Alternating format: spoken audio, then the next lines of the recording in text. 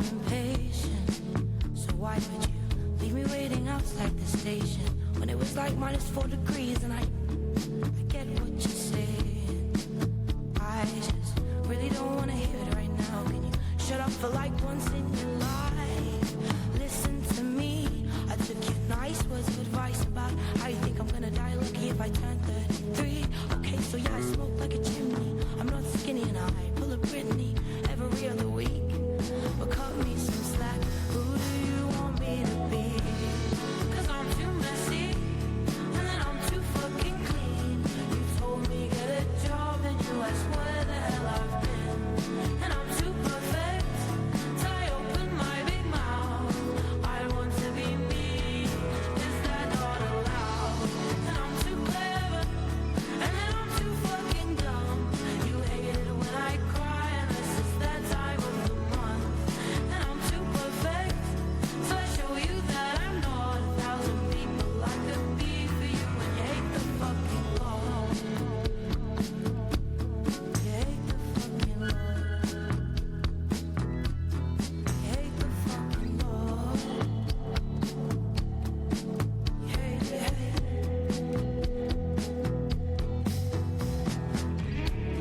It's taking you ages.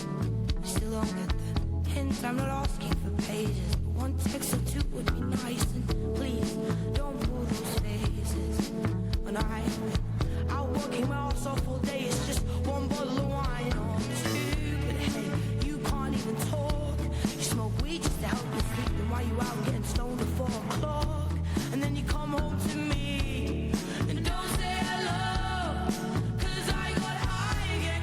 I forgot to fold my clothes.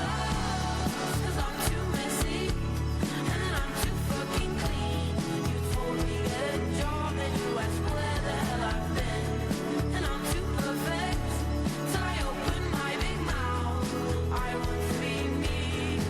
Is that not allowed? And I'm too clever and then I'm too fucking dumb. You hate it when I cry unless it's that time of the month. And I'm too perfect so I show you that I'm not 1,000 people I could be for you. When you hate the fucking law. You hate the fucking. You hate the fucking law.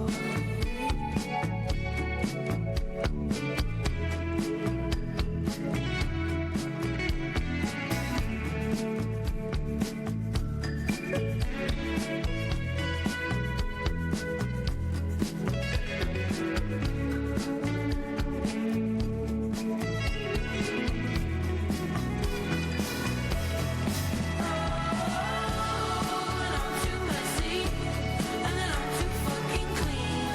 You told me get a job then you asked where the hell I've been. And I'm too perfect till I open my big mouth. I want to be me. Is that not allowed? And I'm too clever and then I'm too fucking dumb. You hate it when I cry unless it's that time of the month. And I'm too perfect so I show you that I'm not 1,000 people I could be for you. And you hate the fucking law. You hate the fucking law. You hate the fucking law. You hate the fucking law. You hate the fucking law.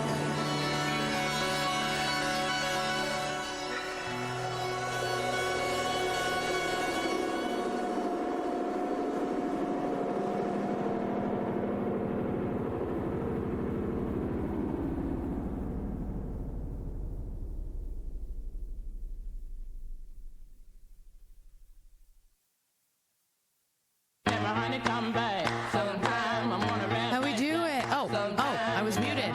Oh, you couldn't hear me. Hashtag muted. Hashtag listening, learning. Time. Oh, your hair looks so good. Thank you. I just colored it and washed it.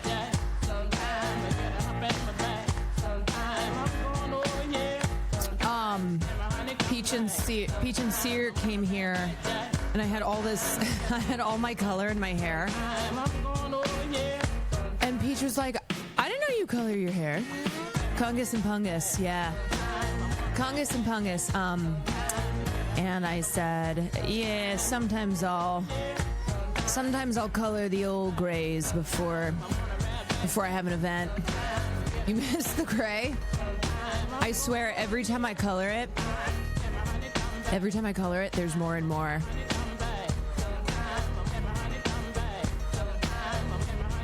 There is more and more. Anyway, hey, y'all. Did Peach have any opinions on your Shanghai photo shoot? Honestly, I didn't even get to talk to them much because they got in and they were so hungry, and so Will took them to go grab some food. But I had hair dye in my hair that needed to stay there for an hour or 45 minutes, and then I had to wash it out. I pull my grays out. I mean, if you only have like one or two, it's fine. I stopped pulling my grays out when I was about 25 or 26 because there were just so many. I want some gray so bad. My mom isn't gray at all, though. Wow, that's genetics. You've got the really. Mine's not even gray. It's like pure white. It's not even gray. It's white. Yeah, that is the Irish genetics. That's me old Irish genetics. I started getting white hairs when I was in junior high. My hair is such a boring brown, it would spice things up. I mean, you can do other things. You don't have to like pray for gray hair. You know? You can there's so many things you can do. Your sisters have them too? Yes. Except for my youngest sister, Cece. She's got a lot more of my dad's genetics.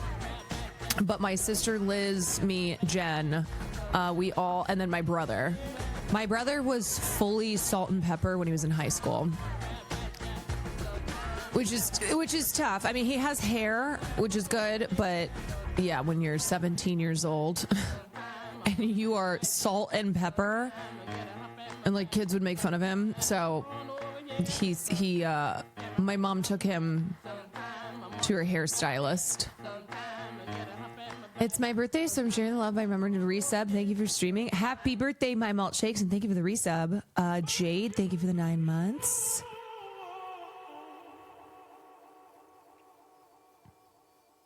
Everybody say happy birthday, chatter. I'm so sorry. I always forget you have a brother. A lot of people do. He's kind of the mystery sibling. My little bro, because in our family, like the women are so dominant. And there's 4 of us girls and then my one bro.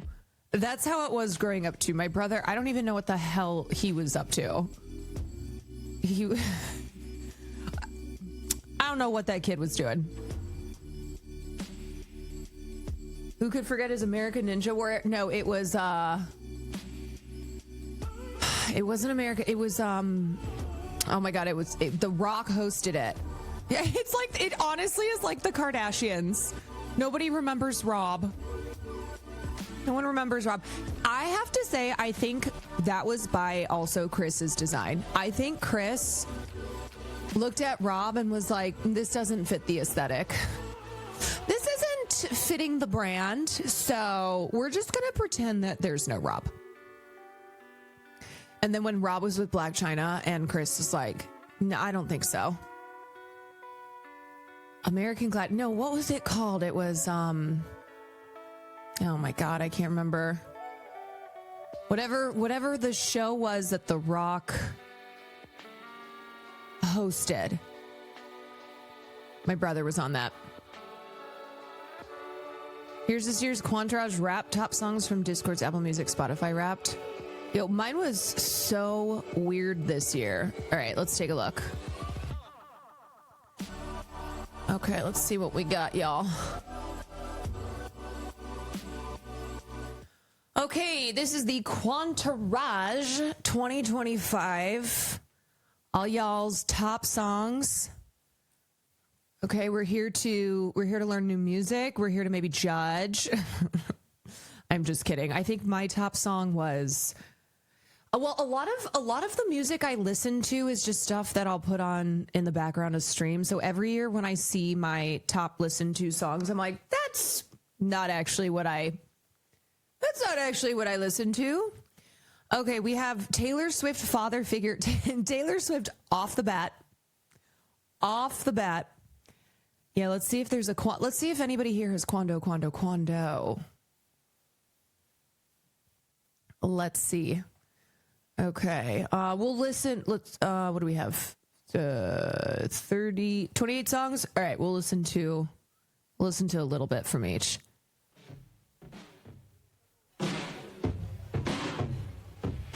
Look at the profile picture of the user who made it. Yeah, no, I see. Young, we were lost in the cold. Pulled up to you in the chat. Okay, we did a whole Taylor Swift listening party, not really a listening party, but we went through a lot of Life of a Showgirl. Not the one I would pick off of the album, but okay.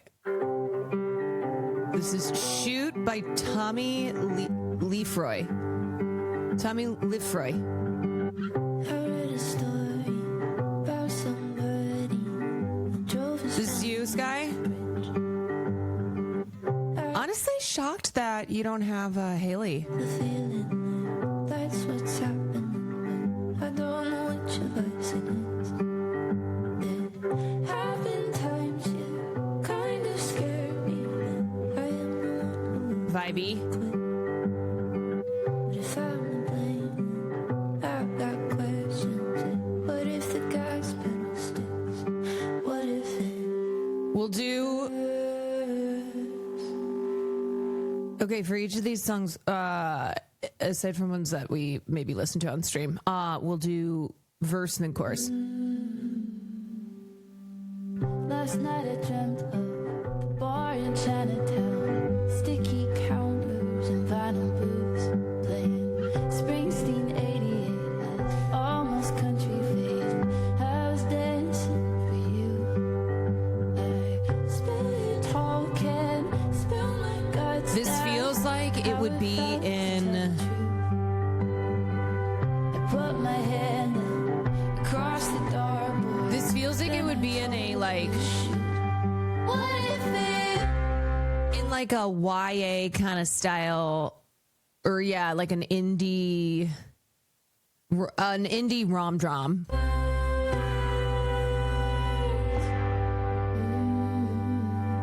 What if it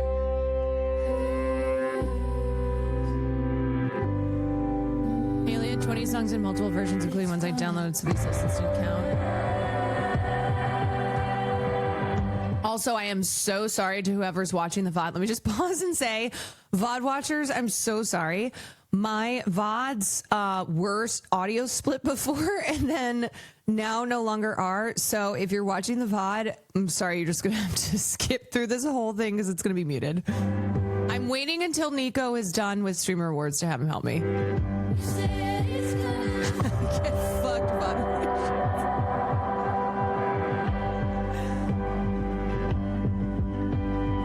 can't go wrong, we'll go wrong, 'cause you did it once, so you stacked up the odds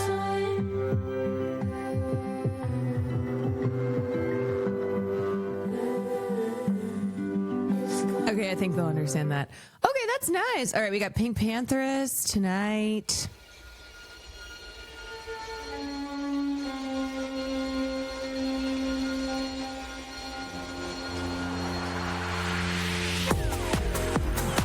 What up, Butter Stains? Thank you.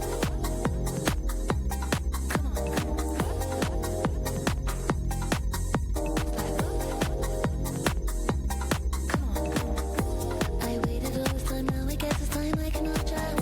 A million things I can say, but baby, always someone got. I leave my bedroom with my boots to serve you up. I do this all because you're my superstar. I look at you and I wonder why it's so complicated.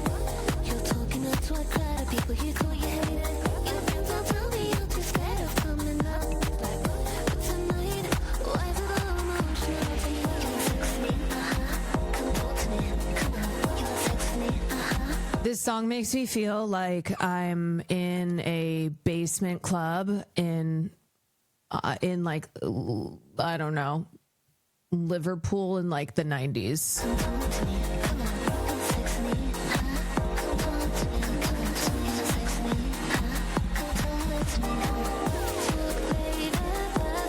Hi, Caroline. You're my top watch streamer, and I've been following for 3 years. I love this community. Hi.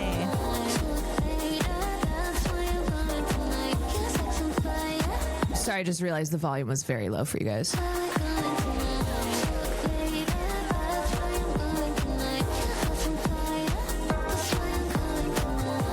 I feel like Pink Panthers is gonna blow up even more next year. I know, like last year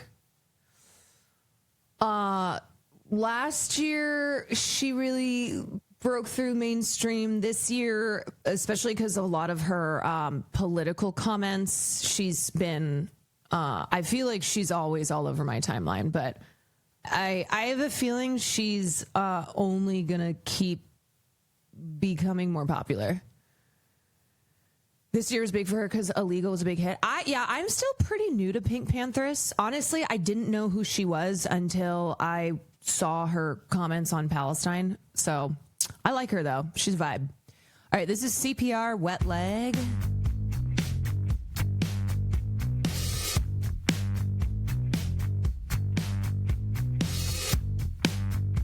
You can listen to her whole discography in an hour. I do love that. I do love when it's not going to take me years to listen to somebody's discography. Ooh.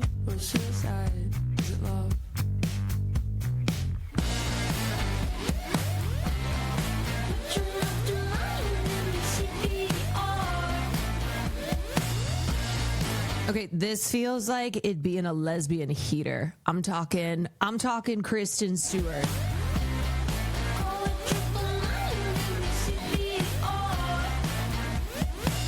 I try to run, head for the hills. If you're a ghost, then oh my God, open your... Okay, I like it too. I like it. Is your playlist public? My top songs of the year, or more where would I hear this reviews?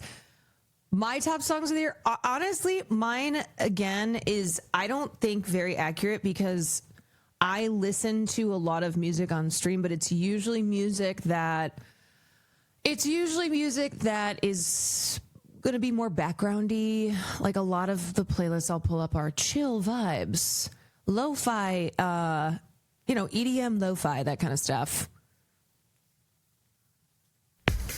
What was my age? Okay, wait, you guys, guess my age. What do y'all think my age was? I will tell you, it's not what you little brats will think it is. Nope. No, see? You're guessing too high. No, I knew you were going to be little brats. You're going to be little brats and pretend like I'm a boomer. Austin was 83. Okay, I will tell you, mine was older than Will's and younger than Austin's, and Will was 21. Gee, mine's the same. I listen to music while I sleep, and my most listened to is whack. Yeah, it's every year I get my Spotify Wrapped. I'm like, this is pretty whack. I did have Fire For You by Cannons on there, which is a banger song. I do listen to that song all the time. March was 18. Oh my God. 18-year-old emo monkey. He's only 18, you sick fuck. Okay, wait, let me scroll through and see if anybody got it. Hold on. Okay. Yes. 26. It was 26. See, that doesn't really, I will admit, is a little young. It's a little young for me. It's surprisingly young, but that's because I listen on stream to a lot of EDM and the kind that I think, like, maybe if I had more Daft Punk on there, they'd put me at older, but yeah. She's only 26, you sick fuck. Quando alone takes you to 80. That's true. Quando alone puts you up in the 80s. It's just impossible to be anything younger. Okay, next up, Honest Mistake by The Bravery.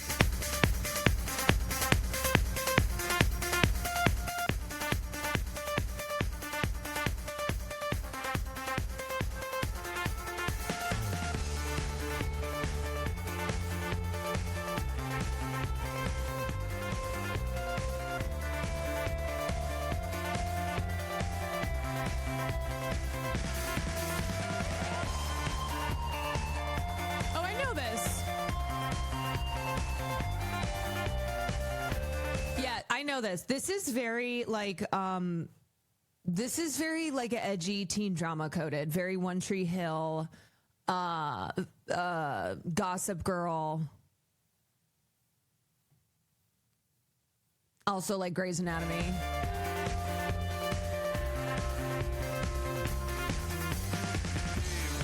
Indie rock.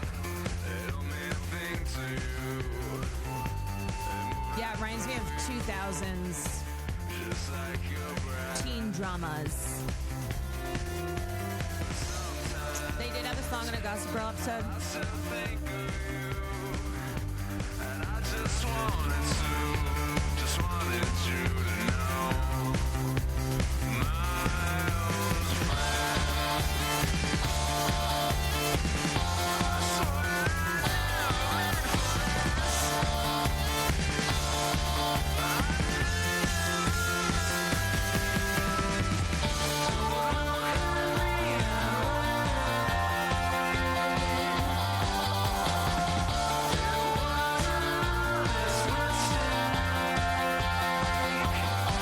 Elena, no, it's Catherine.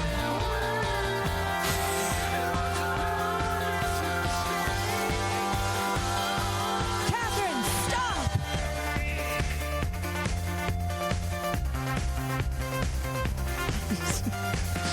Okay, if you know, you know. Alrighty. Catherine, you'll kill him. That's the point.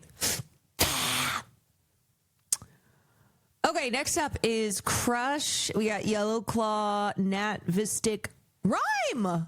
Oh wait, this is our wait. Oh my god, great. Whose song is this?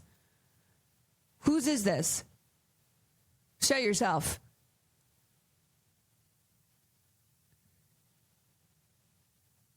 Because Rhyme is our friend. Rhyme is who helps set stuff up for us when we go to Japan.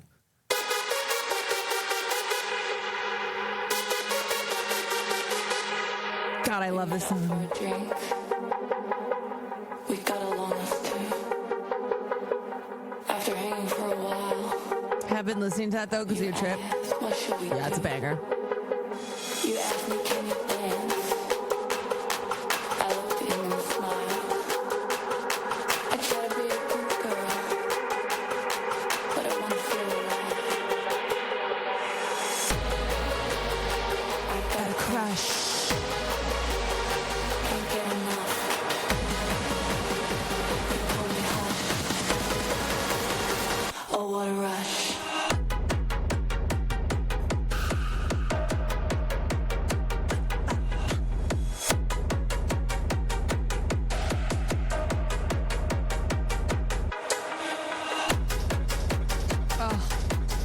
Banger. Add that to your playlist. First time hearing this and I'm in heaven. Yeah, this is like sweaty club, red strobe lights, drank way too much vodka.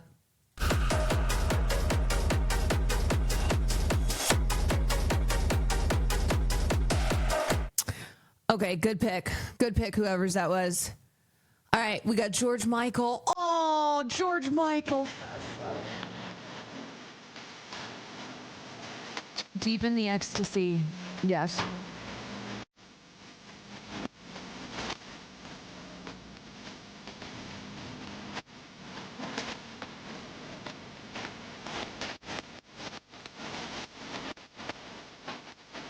Certainly not me. I just listened to us. I just recently finished a 4-hour podcast episode on George Michael. And I was crying at multiple points.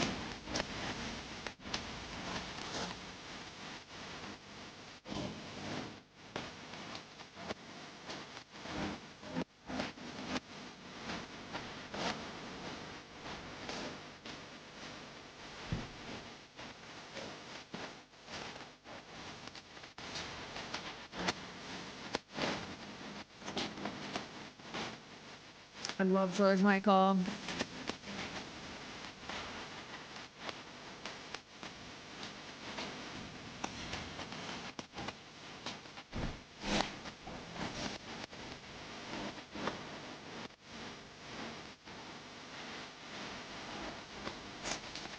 Better be, thank you for 14, man.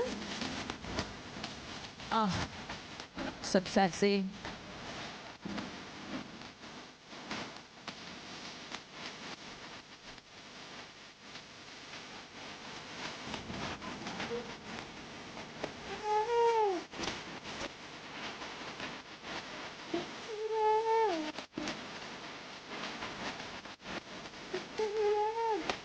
Oh, sex, sex, sex, sex. My mom got a kiss on the cheek from George Michael. She was so in love with him. His death devastated her. He died a day after her birthday. Oh, women fucking loved George Michael. And his death was devastating. I mean, he was only he was like, not, was he even 50? Let's see, 1963. Oh yeah, he was 53. He was 53, still so young. George Michael too, because he came up in the 80s and at a point in time when being gay was, you weren't as safe to be gay as you are today. And just all the times that it was used against him, both in his career and in his personal life. And, he hid the fact that he was gay for a long time. And then his partner, who was a Brazilian dress designer who he had met, it's so sad, ended up being HIV positive and then passed away. And it was just like, oh, he just had so much tragedy in his life, but an incredibly talented, beautiful man. I saw him live at concert at Irvine Meadows. My seat was so close I could see his chest hair. He was Greek. He was so upset that his dad refused to accept him being gay and somebody without his permission out of him. It was awful. Yeah. The Faith album cover is so gay. How could they not tell? Well, I think there were people who knew, but I think there were other people who were just like, no, he's just a pop star. No way. I refuse. It's the 80s. Yeah. It's just the 80s. Okay. Yeah, everybody looks this way. Yeah. Everything's gay without being gay. Okay, next up we have Nirvana. A classic.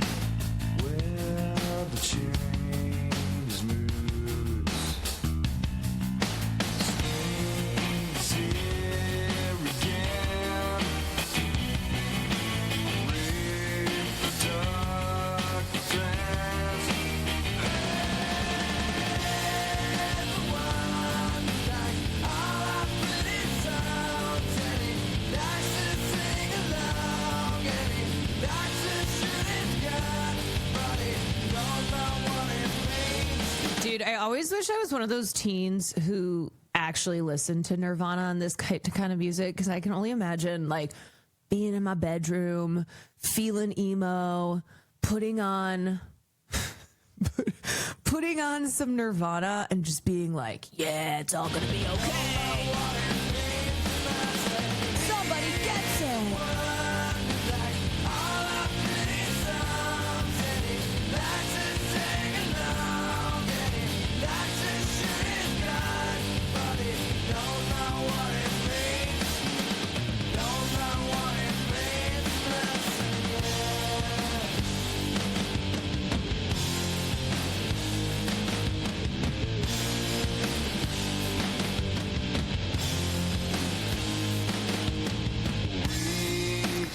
Song is about Republicans and far right people that went to the Nirvana concerts and they fucking hate that. I thought this was about like Kurt's frustration with fans who just didn't fucking get his music, with people who thought it was pretty, or you know, they would bop along to it but didn't understand any meaning to it. Like it's about fans who aren't really fans. So yes, I mean Republicans, sure, but I didn't know it was like I thought it was kind of in general about Nirvana fans who he didn't really consider to be fans, but considered to be like posers. It was both because there were a lot of misogynists at their concerts. Yeah, I could see how Nirvana would draw in the type of people who fucking suck and who Kurt Cobain would hate. And he's like, my music is not for you. This is not for you. And if you're listening to it and think it's for you and you're a fucking piece of shit, it's not. All right, next up, Hold Me Tight, Raji. Raji?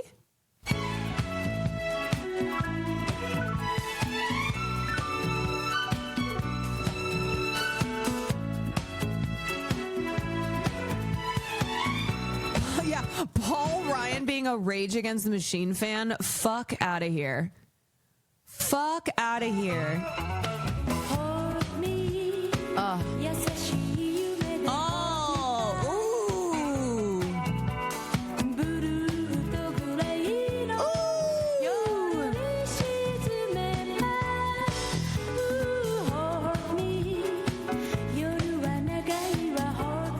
Dana White's a Rage Against the Machine fan.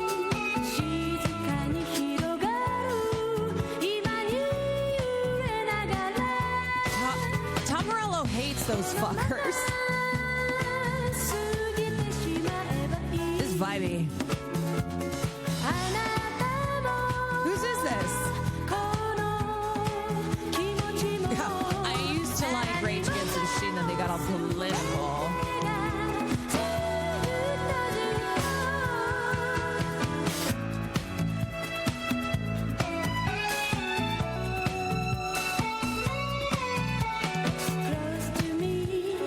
City pop's such a fun genre to explore if you ever have time with gems like this. This is great. I love this. Yeah, if you're just joining us, we are going through. Ashley put together a list of people who submitted their top song of the year, and we're going through and giving a little listen to each. Okay, this is For I Am Death, The Pretty Reckless. Love all the different vibes in this playlist.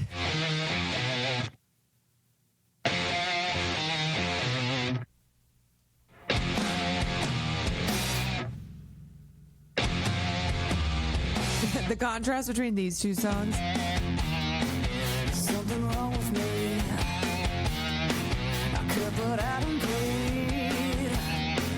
Something wrong with me. Wait. Oh my God. Wait a second. I was like, why do I recognize this name, but I don't know this group? This is Taylor Momsen's band. Oh, you know what? I don't think I've ever really listened to her music. And I always remember being like, when I would see, because I watched Gossip Girl, of course, and I was like, okay, the way Taylor Momsen looks in the show, and then I remember seeing pictures of her with her band, and I was like, damn, that is diametrically opposite. Yeah, Want to Feel Old. This is the little sister from Gossip Girl. She's had this band forever, though. It's been like at least 15 plus years. Wait, this rules. Like a zombie, away from all your freaks. Something wrong with me, something wrong with me. I can feel needles in Yeah, Want to Feel Old. This is Cindy Lou Who. needles in my bones, crawling up my spine, where God only knows. For I am deaf and I can feel. I got my hands upon the wheel. I am not lost, for I have found the only one who put me down. For I am deaf and I won't break. Didn't she quit acting for this? I think so. When will it end, this suffering I break? Cindy Lou It's nice to know you. This is about the Grinch. Yeah, that's Cindy Lou Who, all grown up, singing about the Grinch. Do you remember this video from that era? Hey, Taylor, how was your workout? Fine, thank you. Taylor, right here, look right here. Very nice. Taylor, you two tapes together now? How about Jimmy and me? Right here. Excuse me. Give me one more. Right here. God damn.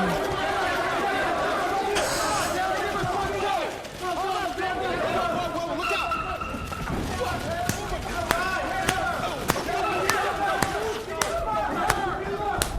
Taylor, right here. Look at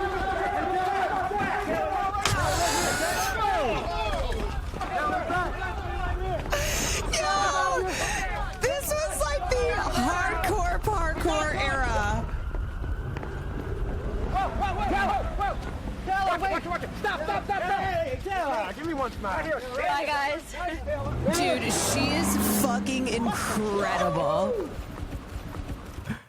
Yeah, I wasn't this like not actually what wasn't this staged, I think. What the hell? My washing machine just sounded like it gave birth.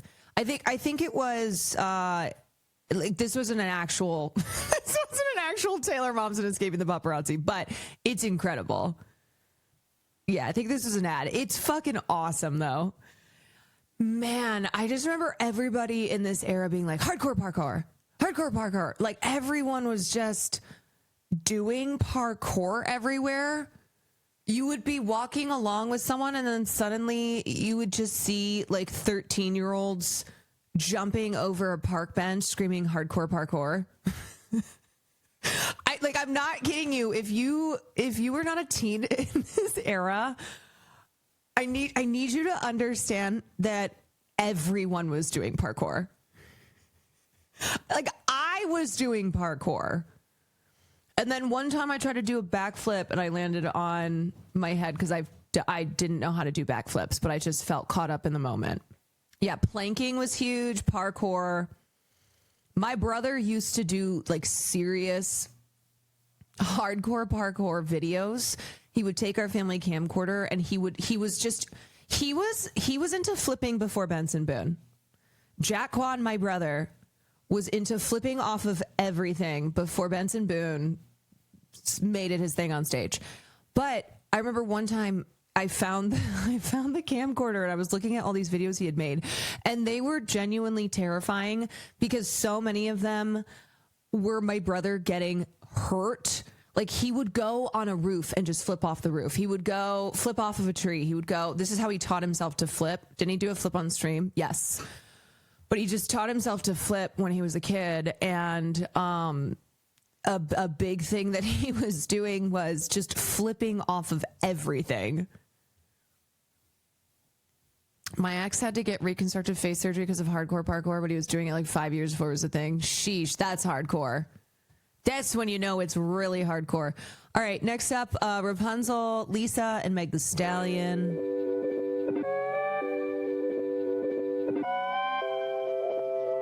But yeah, It's the hot girl back in the day, we were doing coach, hardcore Elisa. parkour. Head down, feeling like Rapunzel.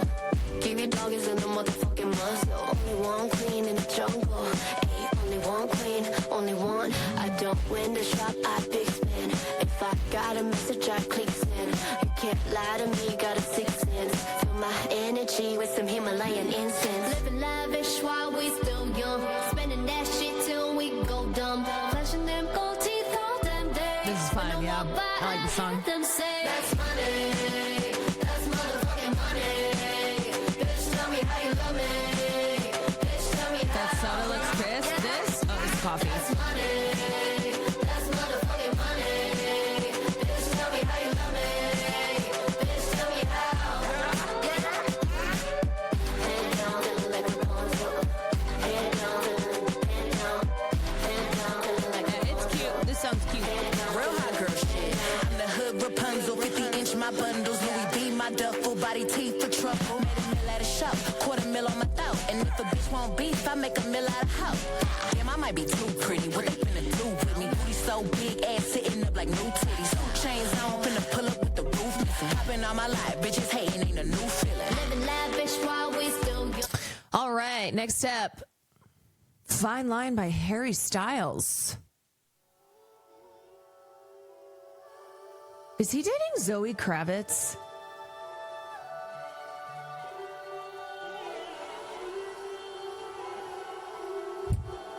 Harry Styles is ready to take Zoe Kravitz's relationship to the next level. Do you remember when, I swear to God, it was all happening at the same time, that everyone was like, oh my God, obsessed with Zoe Kravitz, and then her comment after Chris Rock was slapped at the Oscars, that comment, and there was like one other comment, and I have never seen a 180 so fast. I've never seen a 180 from the public being like, oh my God, obsessed with Zoe Kravitz to, you know what? Fuck Zoe Kravitz.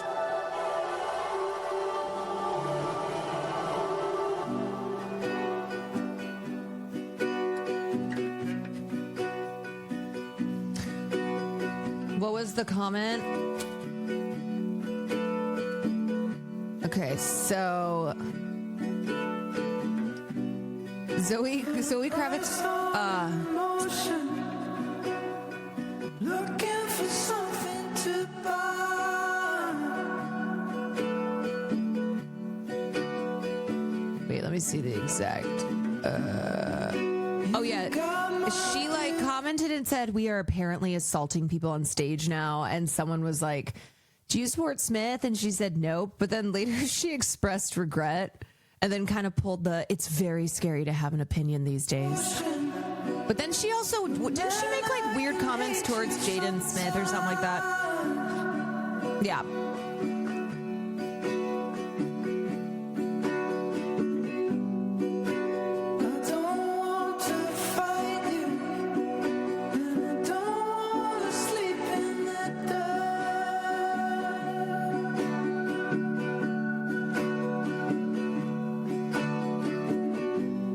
This is pretty.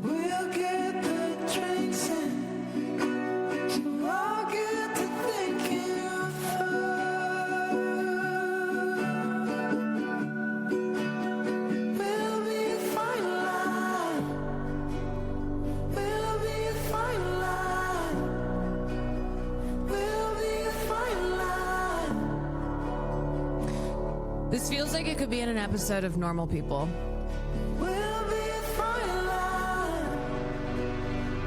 Got a little Bon Iver in it.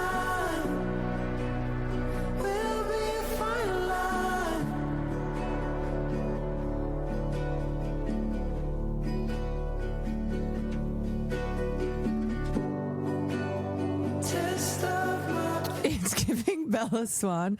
Bella, where you been, Loca? All right, then we got some Kendrick Lamar and SZA Luther.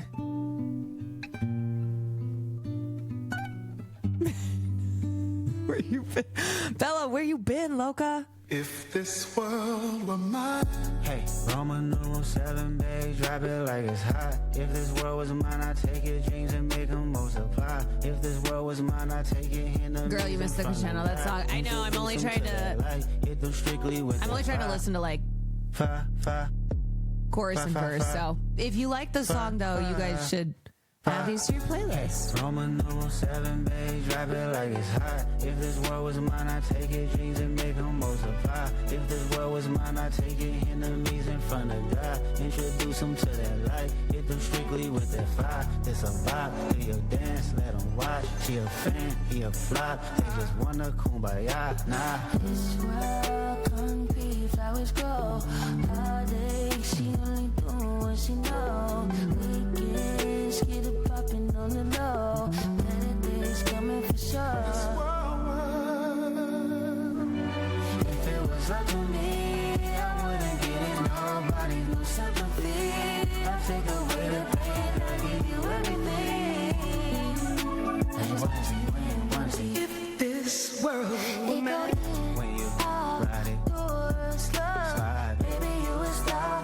Yeah, SZA and Kendrick are such a good combo. They just make a lot of sense together. Okay. All right, okay. Next up, Florence and the Machine. Florence and the Machine. Fucking love this song.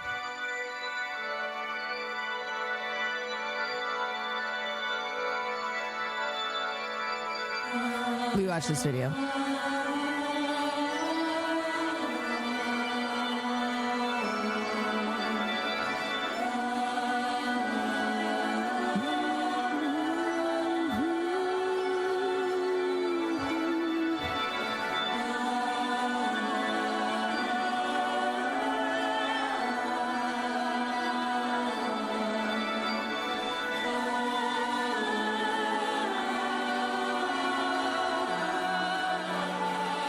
Divine Feminine. Computer and Joy, I think that's 2 months.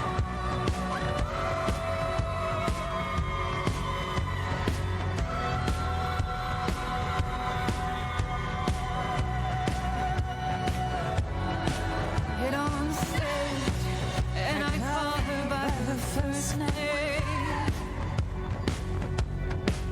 Try to stay away, but I always meet her back at this place. She gives me everything, I feel no pain. I break down, get up, and do it all again. Because it's never enough. She makes me feel love. I can come here and scream as loud as I want. Everybody dance. Everybody sing. Everybody move. Everybody sing. Here I don't have to be quiet.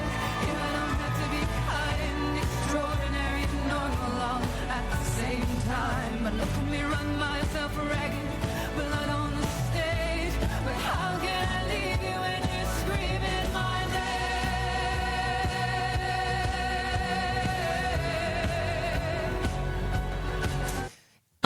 God, I love this song. We should do a community playlist where everyone gives one song their favorite of all time for posterity. That's hard. Do people in here have what they would say is like their favorite song of all time? Because I feel like I can't even pick one. I guess we could just do it like, what, you know, if not your favorite, one of your favorites of all time. I truly don't think that I don't think that I can pick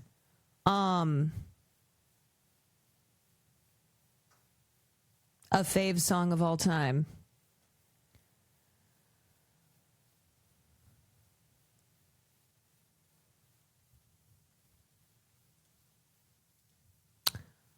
Fellow progressive friends are yelling online about how using Spotify still makes you complicit in all the horrible shit they do. I'm a leftist house nobby head, but I'm struggling to get behind the take because no ethical consumption. There's not really any great Spotify alternatives. What's your take on those kinds of posts?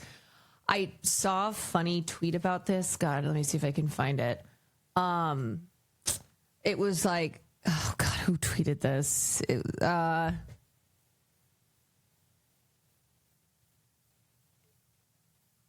They were like, oh yeah, we'll just use ethical. It was like, we'll use ethical site Apple Music. It was let me see. What is Qbuzz?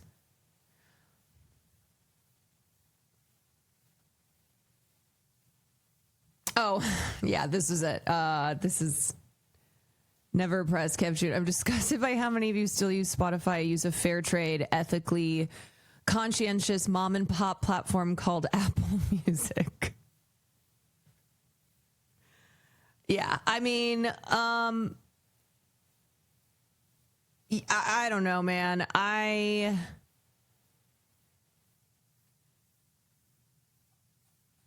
I've never even heard of Qbuzz.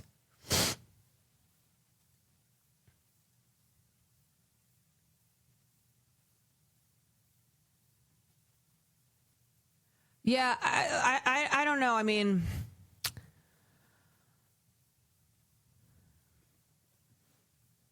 I think as far as the AI thing, I don't know how to I don't know what an alternative of a major music streaming platform that's not got AI on it is.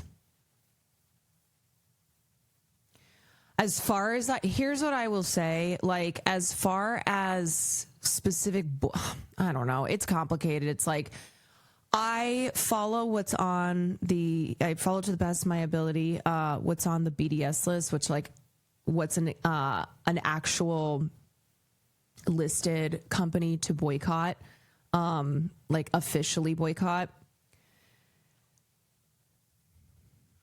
Spotify would be a pressure target for sure if there could be a viable alternative. Yeah, Chatter, I don't really know if I have an answer for you. I think that there are a lot of these sites that we use, that a lot of people use, that it's just going to come down to your personal decision.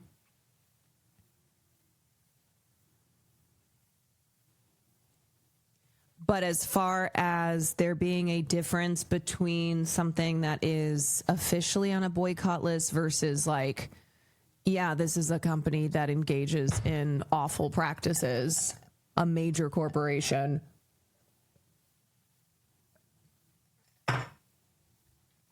You know, that's all. That's pretty much all of them.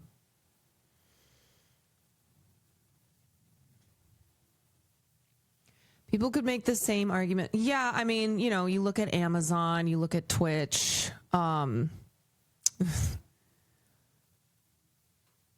Also, that chatter is saying that they're trying to figure out how to respond to people who are being like, you shouldn't use this, you shouldn't use that because of labor violations, because of AI, because of insert thing that pretty much most major corporations do.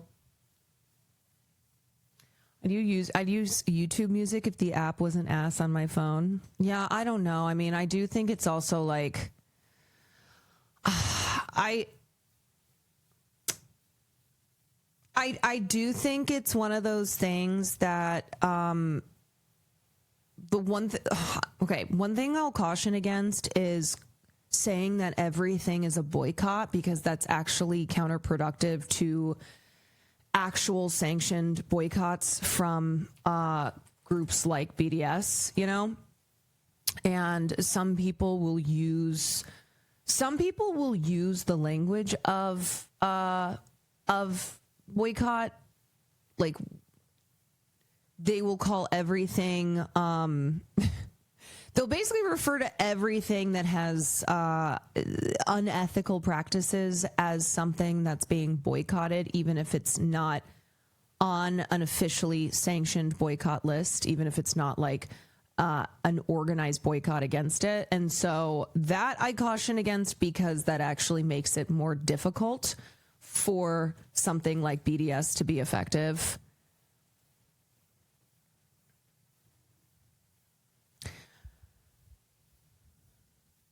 Why is Eurovision being boycotted? We'll talk about that. I wanted to finish this and then we'll talk about, oh my God, wait, how are there more songs now? Oh, y'all adding songs? Y'all adding songs. I see. I think it's better to present people with an alternative and let them try it out. Qobuz has a free trial, etc. for people, for example, so nothing to lose to trying it. What? Okay, I'm just going to Google this because I don't even know what the hell Qobuz?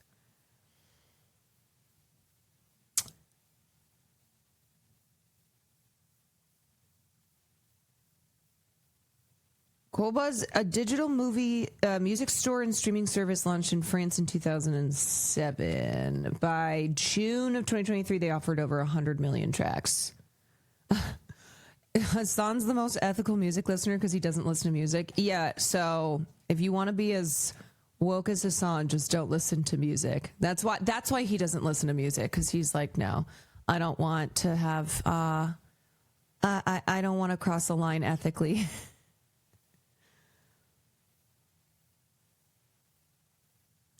BDS isn't the only type of boycott. No, I know. Workers ask people to boycott their employers. Yes, I mean, that's like Starbucks, right? Starbucks has, for a while now, had calls for boycotts because of the major union busting that they engage in.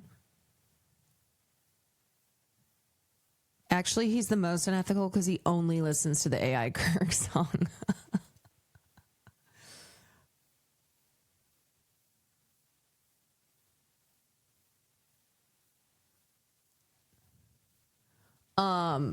Okay.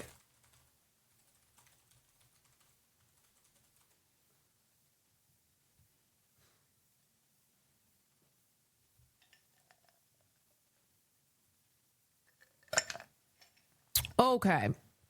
All right.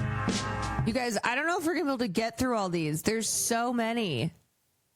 I was trying to I thought we had like 30. Okay, now we're doing much faster. We're not gonna do a full. Sexy to someone is all I love Clara though. Sometimes sexy to someone is all I really want. Nothing more, nothing less of thought. Walking through the park.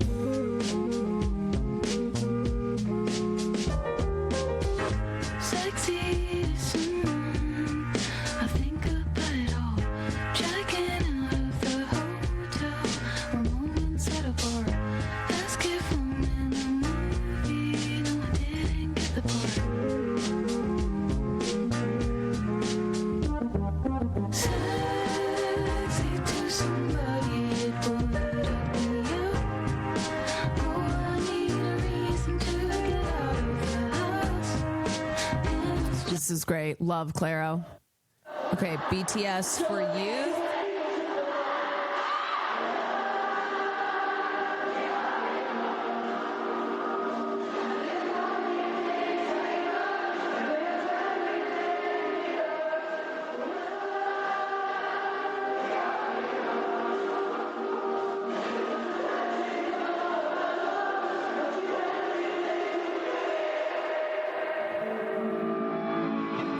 If I never met you,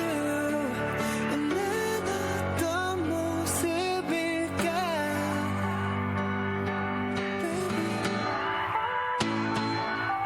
Every time I miss you, John, thank you for 28 months. Mystic Water, thank you for 2 months. 그 말.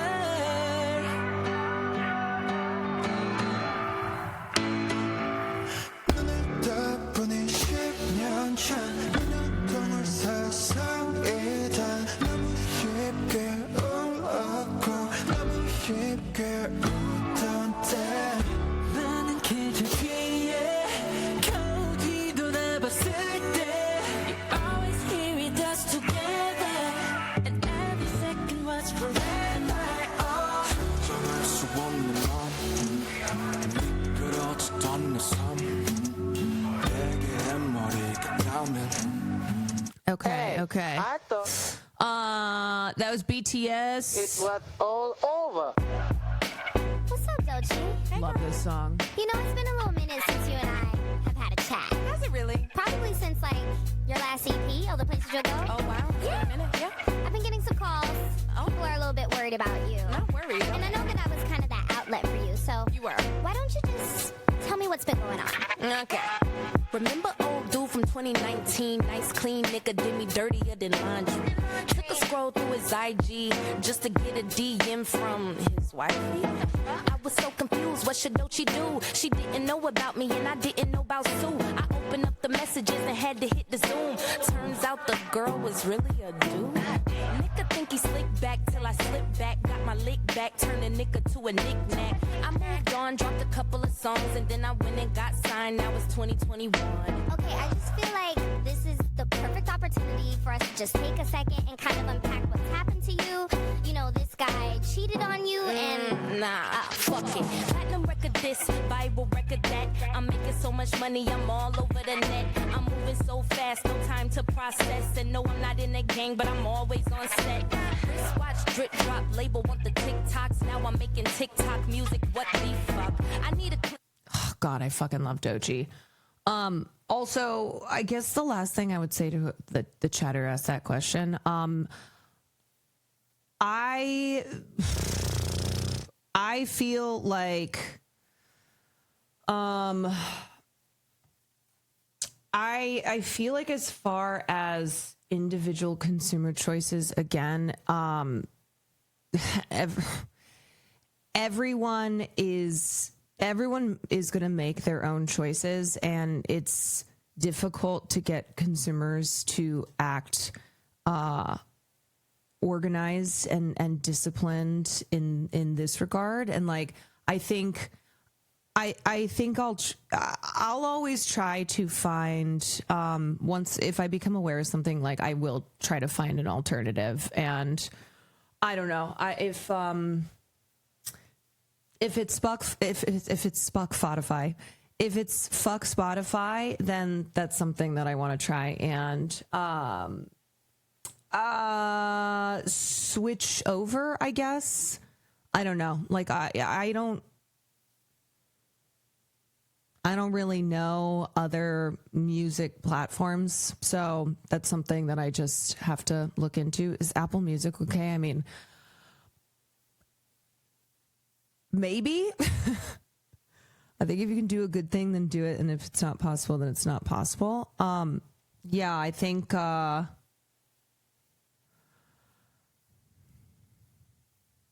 I don't know. I don't know if I have the perfect answer for this topic. And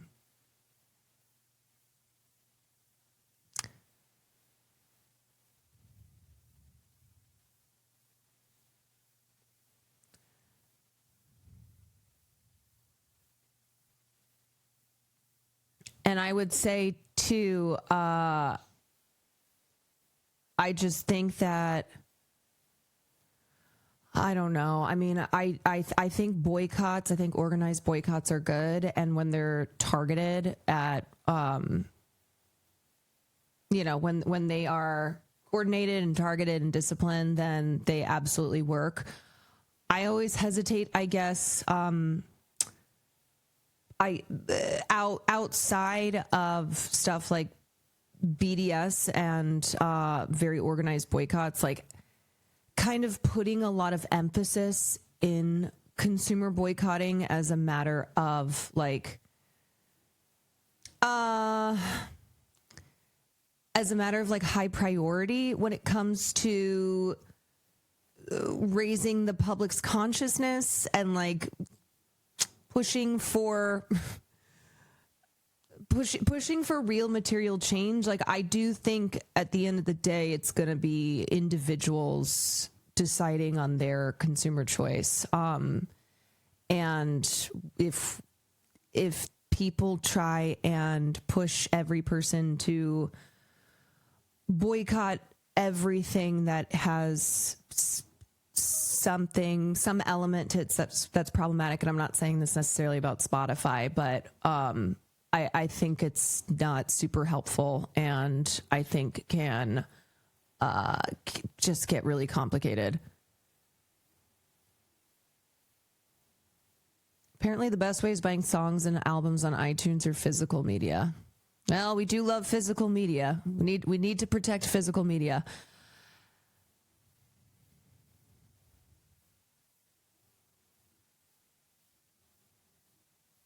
Thank you. I'm sorry for derailing your stream. No. It's all good. I don't think I'm really putting my best foot forward here and answering your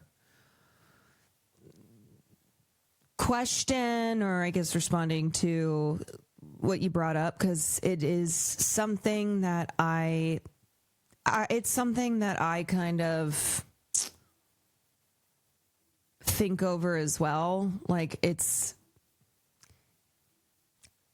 I don't think I have a perfect answer to it, and I think I'm also not I don't think I'm a perfect leftist. I'm sure there are things that I know there are things that I engage with that would probably lose me leftist points, and I try to do my best and try and adhere to organized boycotts.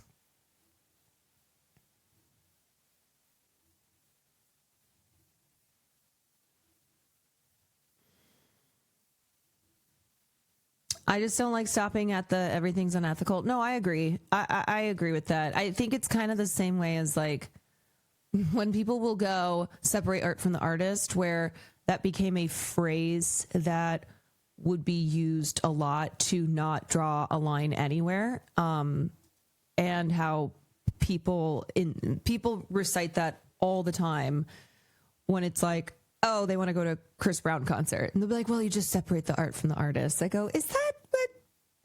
I don't know if that's what that means for when you want to just do something and not feel bad about it.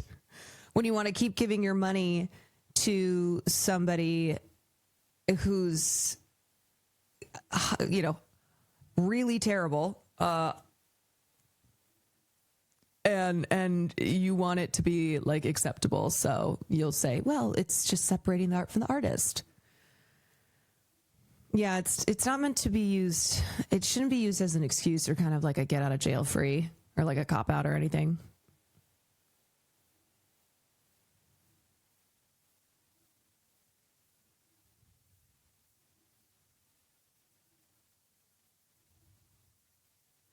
The Spotify boycott's being organized by the Working Families Party. Philip D. reported on it today. That's all I know. All right, I'm going to look into that. Some art has been stolen over time or ideas, but that happens, been happening since the beginning. Yes, that's true.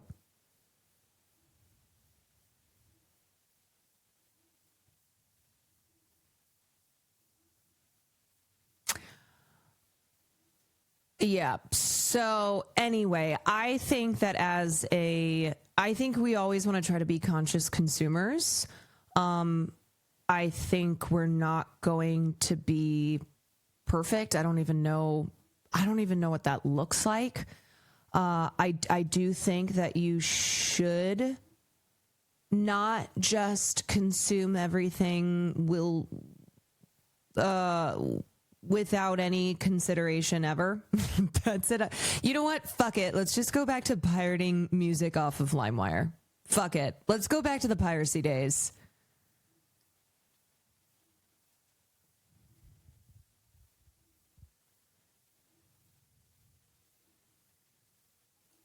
I don't know. Okay, just to conclude, I think I would say you should do your best to be a conscious consumer and not use phrases like separate art from the artist, no ethical consumption under capitalism to kind of just not make any considerations ever. But also recognizing that like this is not the most sound path towards fixing like inequalities in society. It's not the like we're putting all our eggs in this basket type thing and focusing on like individual consumerism. You bought a LimeWire hat? Are you where? And how do I get one of those? I think it's sort of like the veganism thing. In an ideal world, you'd always be able to make the most moral choice, but each individual has their own circumstances that might make that harder or easier, but you can make meaningful steps that aren't all one way or the other, like Meatless Mondays or the like. I'm sorry. I just have to say I hate those words together. Sorry, not to detract from what you were saying, but meatless Mondays. Hey, welcome back to another Meatless Monday. Yeah, no, I know there's the whole veganism argument, and I will say I do think there are certain things that I just have never I just have never really dived into, and I'm like, okay, I don't know if I have it in me right now to dive into the whole veganism argument. Kind of picking my battles at the moment.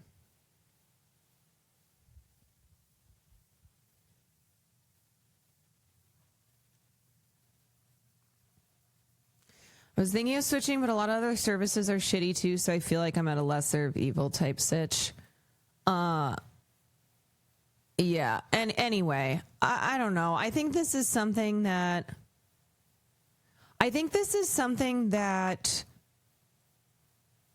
a lot of us probably struggle with or think about, and it's like the way that we induce real political and social change is through collectivism, and that means like not putting so much focus and attention on individual consumer action, which is why hello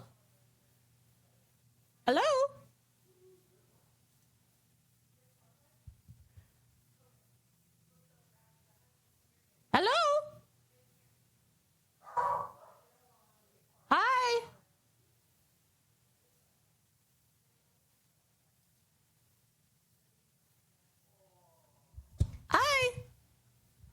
All right. Anyway, I've gotten not distracted because I think it's important, but there's every time I look at this, there's even more songs. Repeating this, my friend has what the fuck? My friend has, can you guys hear that? Early onset arthritis. She has to take animal collagen to slow it down. She's otherwise a vegan. Do you forego the treatment you need, but then literally debilitate as far as not being able to hold up the protest sign? Shit, just... Hi! Hello? How was dinner? Okay. Bye! Okay, anyway... Need a detox, but we ain't got time to stop. The charts need us. Fast forward me, 2023. I'm stacking lots of cheese and making Monty. My grass is really green, and honestly, I can't even fucking cap no more. This is a really dark time for me. I'm going through a lot. By a lot, you mean drugs? I wouldn't. Drugs? No, it's a natural plant. No, I'm not judging. I'm not an addict. I'm just saying. I don't think. You want to talk about it? I mean, fuck. I like pills. I like drugs. I like getting money. I like strippers. God, I could just listen to that song on repeat. Oh, Chapel Roan, good luck, babe. A great one. Non, thank you for the resub. Gotta get you on lo-fi penis music? Oh, I'm already on it. It's cool. You can say that we are nothing, but you know the truth. And guess I'm the fool. With their arms out like an eagle through the caution rail. I don't wanna call you love, but you don't wanna call it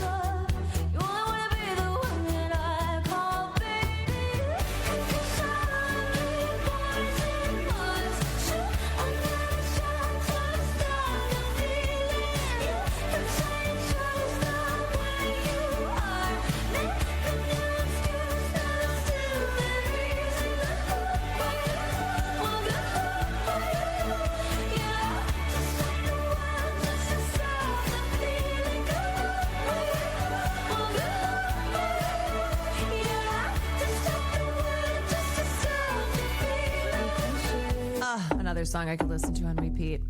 Okay, La Seraphim, Crazy. Act like an angel and dress like crazy. Oh, the girls are calling, calling. Oh, the girls are calling, calling. Oh, the girls are calling, calling. Oh, the girly girls.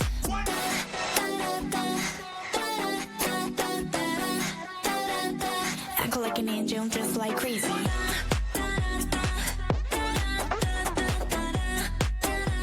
Yeah, 내 심장이 강해. 너 CPR 같이 손대면 like Pikachu. 100만 발트 전개 is pumping. I'm on a break bestie. 미쳤대 candy sassy. 뉴런의 자가를 강신해. 머릿속은 못하겠지. 갈릴레오 스스로 심판의 매일 내 속에서 적당히 미치려 했지. Why can't you stop? 몰라 you can't want to down in the gear. 난 그런 짓들 Crazy, crazy, crazy, crazy, crazy, crazy, crazy. Hi, what's going on? Oh my god, your office looks so good. Really? I have not changed anything. No, you have. Really? I see the difference. Oh. Where's your little buddy?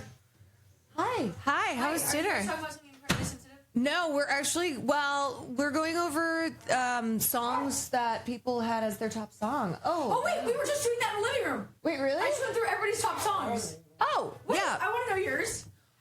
Oh, well, mine are like not. I don't think mine's accurate because a lot of what I listen to is like stuff from the background of stream. Okay, well, Sear just had the same Massive Attack album, like the same album as his top 2 albums. Oh. So I don't think everything's completely accurate. Yeah, no, I don't think Let me it's. see yours. Okay, well, this is the communities. This is people who submitted their top songs, which actually a lot of great music. I know that song. Also, everybody peach jars. If you don't know, If you don't know, now you know. yeah, a lot of good music on it. Wait, scroll up. Oh wow. A real variety. Yeah, a real variety. Well, there were 30 songs on it, and I thought I was going to get through all of them, and then people started adding more. But I'm glad at least that. I'm glad at least. Wait, can I have my top song? Yeah, let me find it. So my top album. Guess what my top album was? Addison Rae.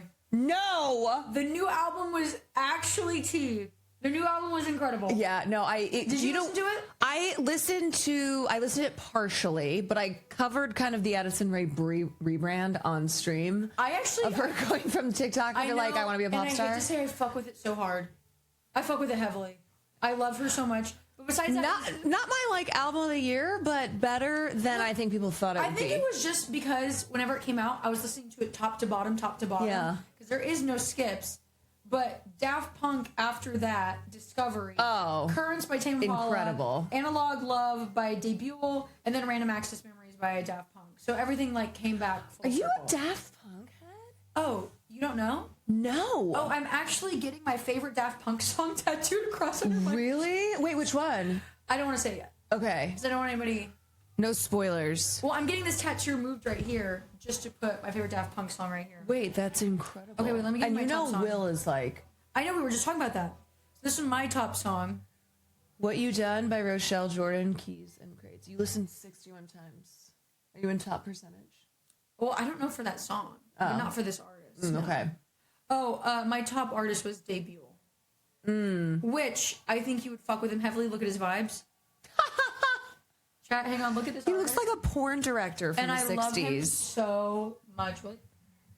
Stop that. Look at him. It will focus.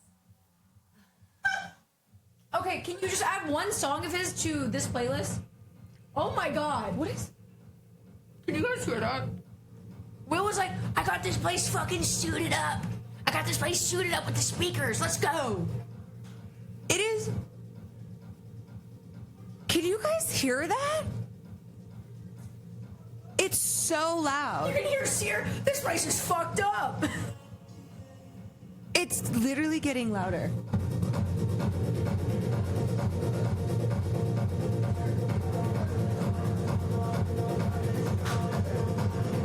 Guys!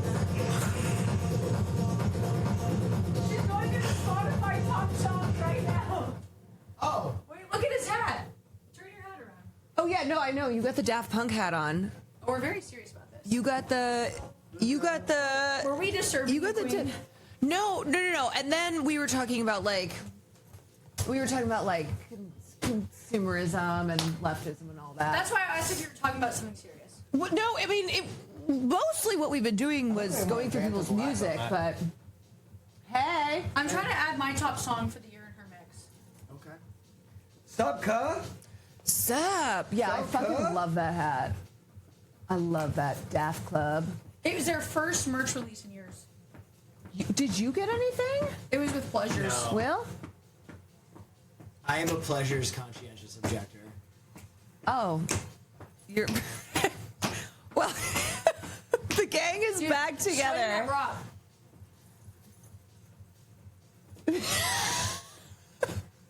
If anybody were to have walked away from the stream and then returned, things have changed. Suck it. Far. Anonymous! He's gonna Anon. I brought you your pin, babes. I brought you your pin. Thank you, Anon. Ultimate wide sexo. Gay son. Oh, this is where it gets good. That's Gay your son. This is your nephew. This is your little. Like an old dog. You drinking? We're cracking news at New York Sake. Wait, seriously, you what your top drinking? song was for the year? What was your top song? It was Angel by Massive Attack. Classic. Wait, did you sing that for one of the concerts? Huh? You didn't sing that for a cutie concert, No. did you?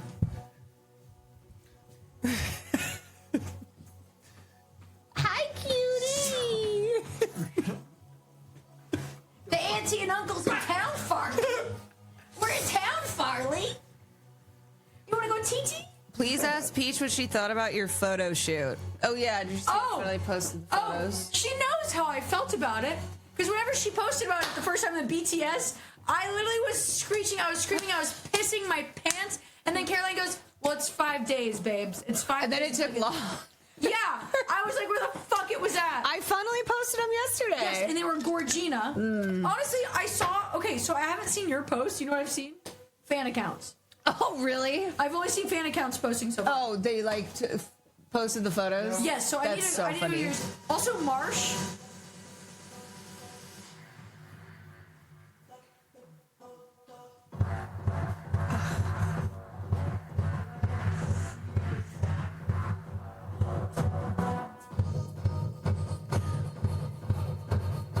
Y'all. Okay, whenever you start talking about something way more serious, I'll come back in.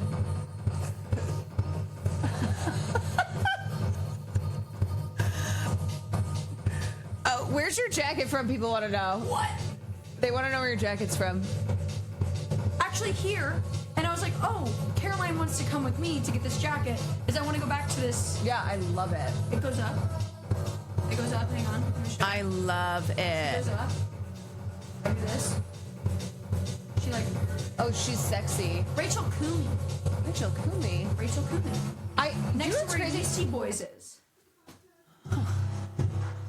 Next to where Yeasty Boys is. Next to where you the bagels. Yes. I'm And the sorry. I'm Alpha trying so hard to concentrate on what you're saying. Will does this all the time because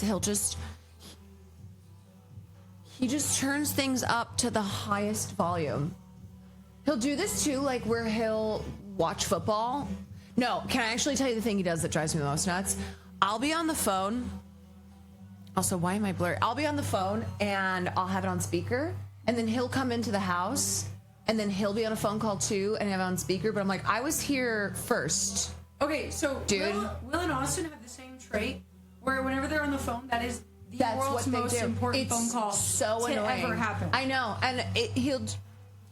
And like living with Austin with that short time, let me tell you, that man was acting like he was the second coming to Obama. Well, that's because he thinks he is. Oh, He's Austin Showbama. He was texting me during dinner, like I was also delivering like national news. Oh, yeah. Very simple thing. No, of course. By the way, do you want to go out to the gay bars tomorrow night with Austin? Yeah, I'm going to Markiplier's. I will be there with Come you. here. Oh, Yes. most excellent. Most excellent. Most excellent. What are you wearing? I don't even have fit for Streamer Awards yet, let alone, I'll find something. Let's take you shopping. You know what? Let's go wanna go tomorrow. Let's go tomorrow. I mean, girly pop, I got my backpack. Yeah, I think we should. You want to do it? I think we should go shopping tomorrow. Yeah. We should go shopping tomorrow. Okay. That was a firm handshake. I am actually pretty proud of my handshakes. Are we talking about shopping tomorrow? Because this bitch, she goes, I just bought all these dresses, blah, blah, blah. She lives in LA. Yeah, you live in LA. Well, I didn't have anything, so at 4 a.m. I just went online and ordered a bunch of dresses, and I was like, surely one of these will work. You live in surely LA. one will work. You have archival I pieces know, but down the street. I can't leave my house. I'm like Cinderella. Oh, is this what you're leaving? This is so loud, you guys. I'm sorry, I can't. Oh yeah, you want to say hi to? Yeah, who could leave this behind? Who? That's Barbara. I remember Barbara. That is Barbara. Yeah, I wouldn't want to leave my house either. The girls are all here, y'all. The girly pops are finally here. Ask her what the song she wanted added is. What was the song again? Oh, and then add Christian to the mix tomorrow night. The girls will be here. Oh, yeah. I can't wait to see Christian. What's your song again? Okay, so I'm like torn between giving you a song, like my top song, or my top artist. Give the song. Okay. What You Done by Rochelle. What You Done by Rochelle Jordan. Keys and Crates. Sexy, sexy cover. Yes, yes. And I actually don't know anything about the artist. Sometimes it happens. Isn't that funny though? Sometimes you'll love a song. So that's what I mean. Is that the artist of my top artist? I'm like, yeah, and you'll be like, I don't. yeah, that's my man. Yeah. That is my man. But I don't know anything about this. Also, I'm obsessed with you just still holding this. What? Why? We got a connection. I do kind of feel like she fits your vibe, you know? Middle fingers up. Oh, and the cigarette Cig in the mouth. Yeah, can I have her? Yeah. Okay. Actually, no, that's Anon gave her to me. That was a gift. I can't. We can share custody though. She's been running home.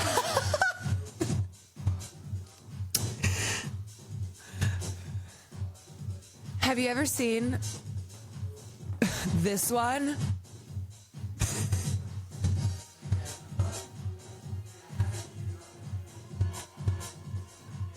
Yeah, we don't even need to listen to the music on Spotify anymore because he could not have gotten out of there fast enough. Oh my god. Okay, y'all. I am gonna try my best to be able to concentrate, considering I can hear through my headphones. Wop Mop, thank you for the 6 months. Pat Gamer, thank you for the gifted. I would like just a drop of her confidence. Don't we all want to be Peach Stars? Okay. There are 57 songs now. I'll listen to a little bit of these.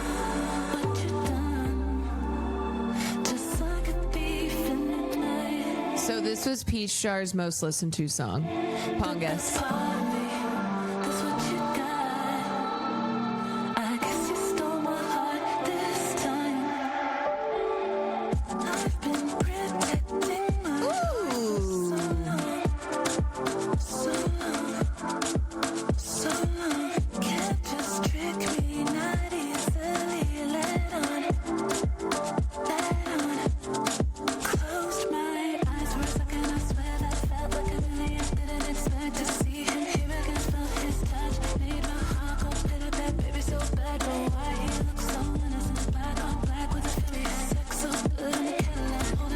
Tweet telling Tectone to shut the fuck up was peak. One thing about Peach Stars is that she is not afraid to tell Tectone to shut the fuck up.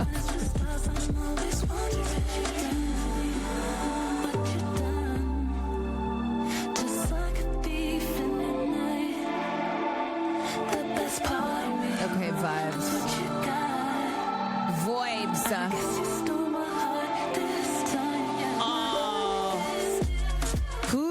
Who put this one on? Anon, was this you?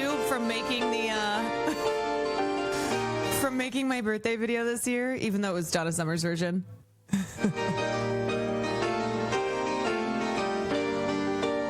Or was this someone else's? Did someone listen to MacArthur Park, Richard Harris's version as their top song? Spring was never waiting for us, girl. Ran one step ahead. Followed in the dance. Bum, bum, ba-da-da.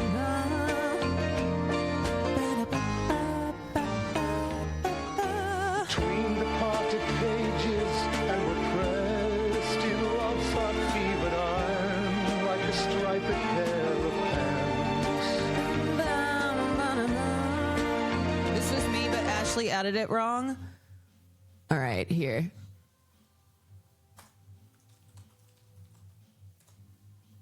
Here's the one that. Here's the one that I love, and this was the one that's in. This is in the birthday video. You know, the candles remind me of cakes, and 1978. Sorry about something that I did. It was something very precious to me, you know. I don't think you understand. I don't think you My very understand. precious love, and I set it out in the rain. It's my phone. It's just like a cake in Paris. So if you love something, never destroy it.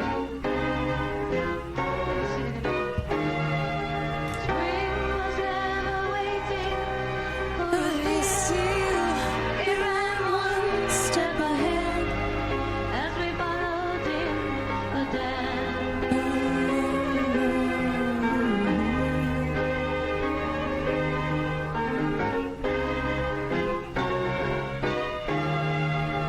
Between the parted pages, we were pressed in love's heartbeat. 24% on my phone. Like a striped pair of pants. God.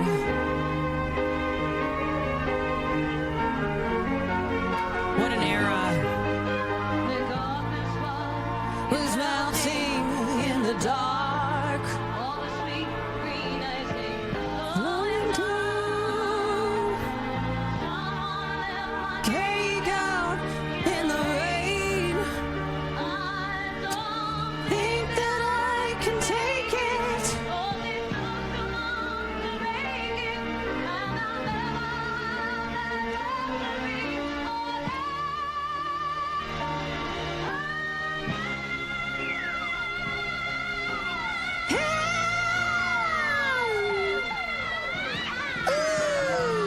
Who is this? Oh, this is Miss Donna Summer. God, I love this song.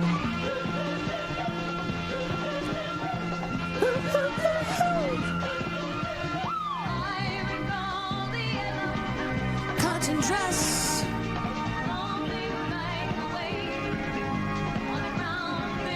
Memories. Thy tender baby.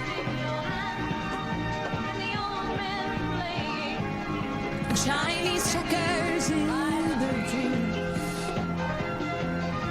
MacArthur Park was melting in the dark.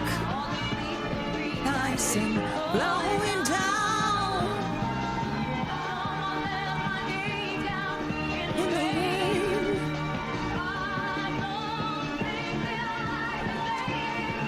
Cause it took so long to bake it.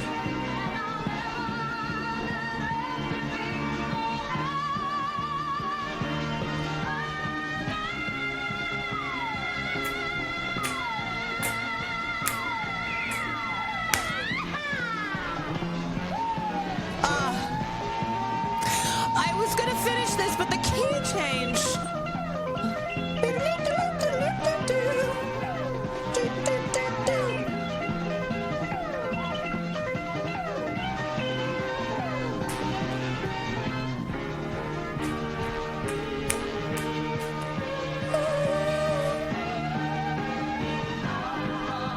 Is melting in the dark, the sweet green ice and flowing down. Someone left the cake out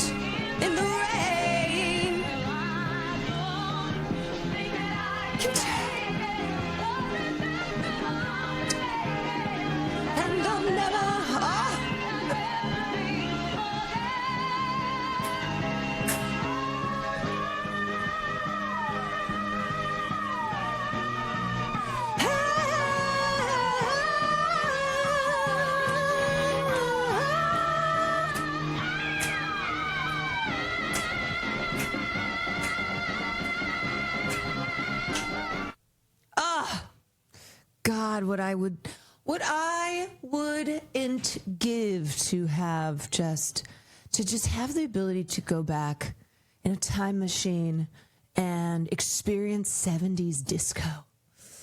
Heavenly. We lost another actor? Oh no, who did we lose? What did we lose? Carrie, why did I say it like that? Carrie Hiroyuki Tagawa dies. Mortal Kombat, Last Emperor, and Man in the High Castle actor was 75.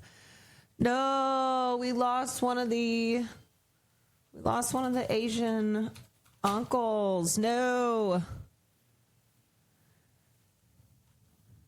He died due to complications from a stroke early this morning, surrounded by his children. He's best known to a broad audience as the evil sorcerer Shang Tsung in the film, TV, and video game iterations of the Mortal Kombat franchise.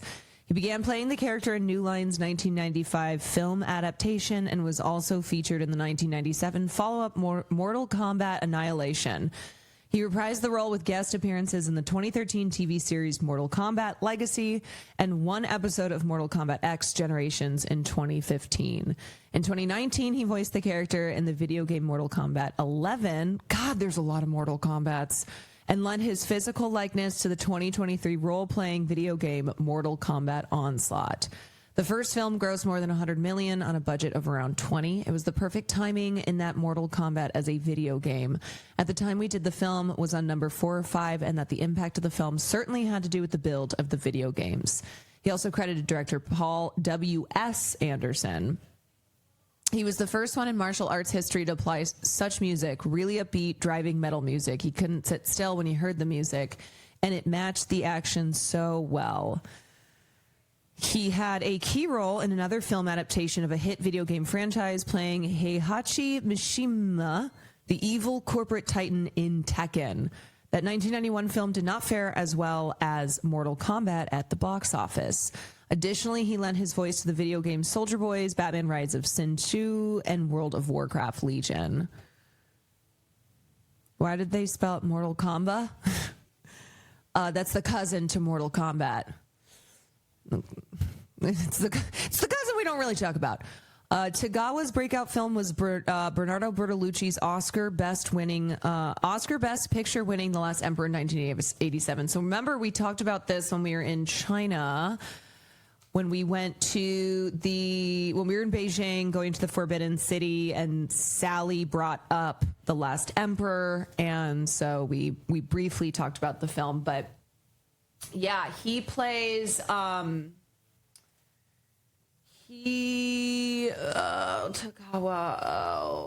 He plays Chang. Yeah, God, I haven't seen this film in so long. What was his character again? He's the chauffeur and then becomes so he's the chauffeur of the young emperor and then kind of becomes his he's like his right-hand man, his confidant. So that was his breakout film. He was cast... Oh, I guess I could have just kept reading here. He was cast as Chang, the Emperor's driver, who plays a small but pivotal part in the story. A string of notable roles followed in big-budget studio pictures, many of which involved the intersection of Asian and Western cultures. License to Kill, Rising Sun, Snow Falling on Cedars, Pearl Harbor, Planet of the Apes, Elektra, Memoirs of a Geisha, and 47 Ronin. Many of these parts utilized the actor's facility with martial arts. I was born in Tokyo and began training in Kendo when I was in junior high school. He recalled in a 2010 interview. Then when I was 5, we moved to Fort Bragg, North Carolina, and that's when I got my first real lesson in how to use the martial arts. Being Japanese and living in the South during the 50s was pretty tough. I can only imagine why being Japanese and living in a place like North Carolina during the 50s was maybe not the easiest upbringing.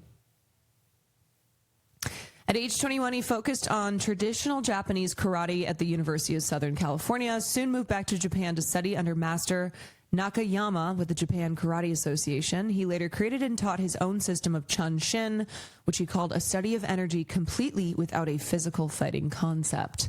Among the big-name directors he worked with were Philip Kaufman, Tim Burton, Michael Bay, Rob Marshall, Ivan Reitman, and John Carpenter. Many will recognize Tagawa from these A-list credits. Others will doubtless have seen him in the more than 150 film, TV, and video game projects in which he appeared. He got his start with an uncredited role in a 1986 box office flop that has become a cult classic, Carpenter's Big Trouble in Little China. The next year, his career really got going with The Last Emperor, but also guest spots on MacGyver, Star Trek The Next Generation, and Miami Vice. In 2015, he had his last major role as one of the lead characters in Amazon's The Man in the High Castle. He played Nobusuke Tagomi, the trade minister of the Pacific States of America in a nation divided between Japanese and Nazi occupation after World War II. Like it.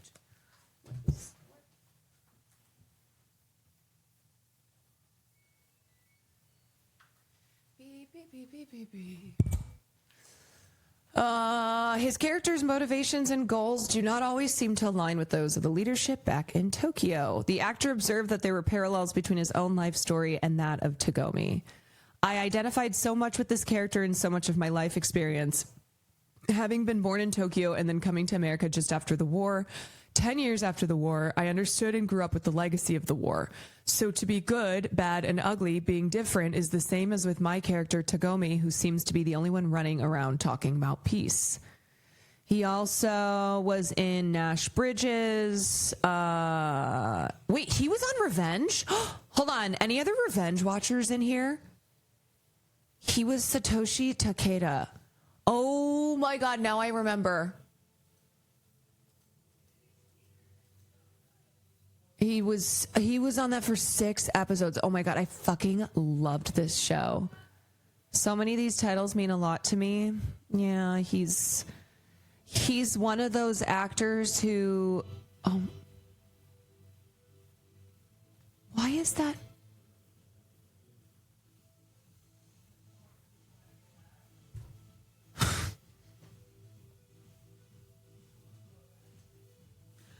Will, why is that like an Interstellar remix right now? Why is that an Interstellar remix blasting through my ears? William, okay. He's one of those actors who had a very long career and he was in a ton of stuff, and I think he's definitely one of those actors where you go, wait, I've seen him in something before. Yeah, he was really in. I'm so sorry. I gotta interrupt. Oh yes. I can interrupt. Farley is out there. No. It's is the humping too loud? Anything too loud for you? Oh yeah, no, it's the humping that I can really hear. Sure. Yes. Sorry, I'm out there alone watching Farley hump a doll while they DJ. Trying to play with him, and he just keeps on humping away. I even show him his toys, and he's just like... What he does is he'll hump twice, and then he'll lay on it with his eyes he lays open. down, and I try to show him a toy, and then he just kind of goes... But that's kind of he almost meditates. He's almost meditating. Criminal in question. He loves you. He follows you around. It's because I got... Oh, look at my nails. He's obsessed with you. They look so fucking good. I'm obsessed. Your Fifth Element nails. They're so good.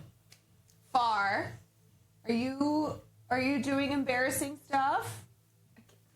Farley, are you doing embarrassing stuff? This dog is not right. Farley, just make sure it's not too much, okay? You know what? Make sure it's... Farley, like auntie, like nephew. Let's Yeah. go. Oh.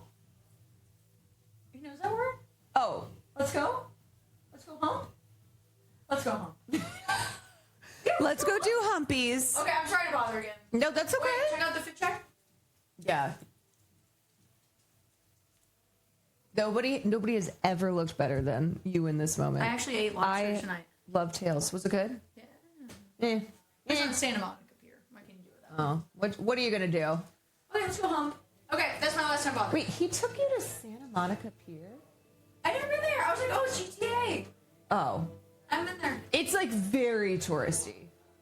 Yeah, everybody had their like DGI. Yeah. Well. Okay, I'm sorry.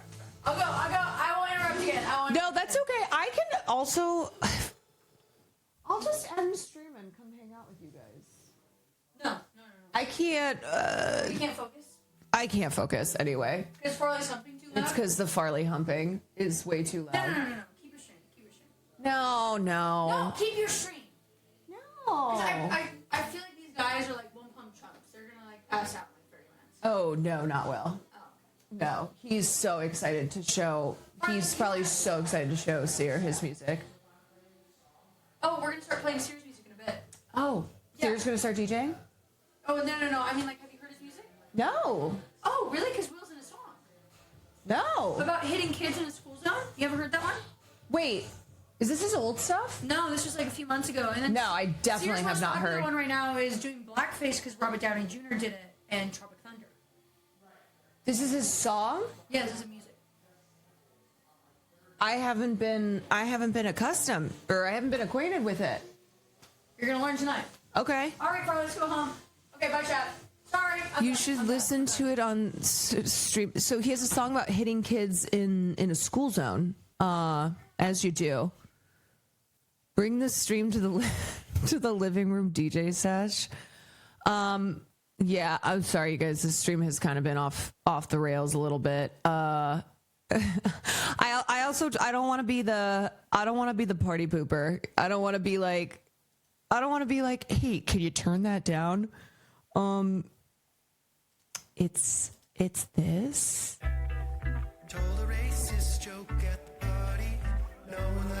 What the fuck is this hair?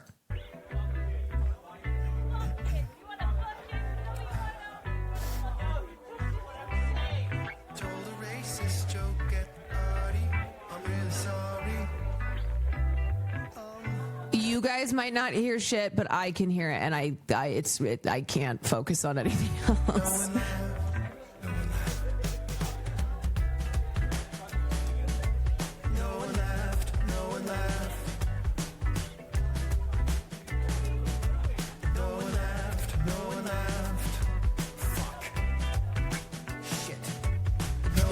No one laughed.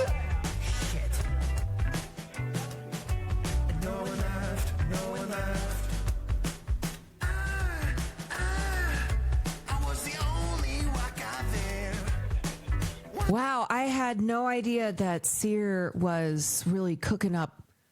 Seer and Finn were cooking up such incredible tracks in the studio. Somebody says this going viral. That wig is struggling.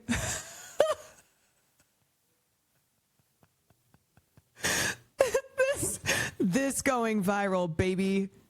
Yeah, we're cooking up some viral tracks. Can't believe how I you know what? I haven't seen Seer in a while, but I didn't know that in the time that I saw him last, he solved racism at a party. I mean, I thought racism had been solved when Kendall Jenner gave that Pepsi to the cop, but I guess Seer came in to finish the job. He's been in the stew. Yeah, he's been in the stew cooking up some real viral bangers, y'all. Casual MJ, thank you for the 9 months. So okay, y'all. You know what? I'm sorry. I feel like this stream has not been good. Have you guys had fun? Has this been good? I'm sorry. I feel like I've been so scattered. Sometimes I have a stream where I'm like, what is happening? What's going on? Is anybody even having a good time? Has this been a vibe? And then, we started talking about like individual consumer habits. I'm like, is this good? Is this a good stream? Oh God. Go hang out with your friends if you want. It's kind of hard because it's like right there. Okay, so here's the time between Thanksgiving, Christmas for fake working. Anyways, that's true. I mean, the one big story that I did want to cover tonight was the boycott against Eurovision, and I was like, oh, that's perfect. We're doing music. We can do the the Eurovision stuff. But you know what I think I'm going to do instead? I think I'll just finish the stream tomorrow morning. I think I'll get up tomorrow, finish the stream in the AM, go try and find stuff for Streamer Awards, because tomorrow night I'm going to, I think Peach wants to do IRL shopping, so I'll go shop with her on stream. Tomorrow night is Markiplier's premiere for Iron Lung, which is I'm very excited to go to. So I'll be at that. Also, I know Will doesn't update his community the way I do. So if you're an F head in here, Will's not going to be live tomorrow. Will is not going to be live tonight. He's not going to be live tomorrow because then he's going to San Diego after the premiere. So he'll be there Friday, Saturday. I doubt he'll be live Sunday because he'll be coming off 24 hours of tag and other things. It's not just a 24-hour tag game. It's like they're getting the shit beat out of them. Will he be at the Streamer Awards? No, he won't be there because he had committed to Wubby's 24-hour tag that they're live streaming, and then I'm sure he'll be dead afterwards. Should we finish stream watching the Iron Lung trailer? Yeah, actually, that's a good idea because I have not. Wait, did we watch this on stream? I can't remember. Is there a new trailer that's been dropped? Because I think we did watch the one that came out 2 years ago when we were talking about Markiplier. I don't know. It's like earlier this year. Is there a new one? Is this the movie for what Markiplier was working as an interim with the Quarter Digital crew? I don't know the answer to that. I just know that Markiplier really loved this game, Iron Lung, and then was like, I'm going to make a movie version of this. And Sam told me that the game, it's very open-ended, and so creates the opportunity for like a lot of added plot elements, and you can kind of take the story in a lot of different directions. So I think he'll go straight to the pod later Sunday. Anyway, so this is a busy weekend. We've got tomorrow night, we've got Markiplier's premiere. Saturday, we've got Streamer Awards.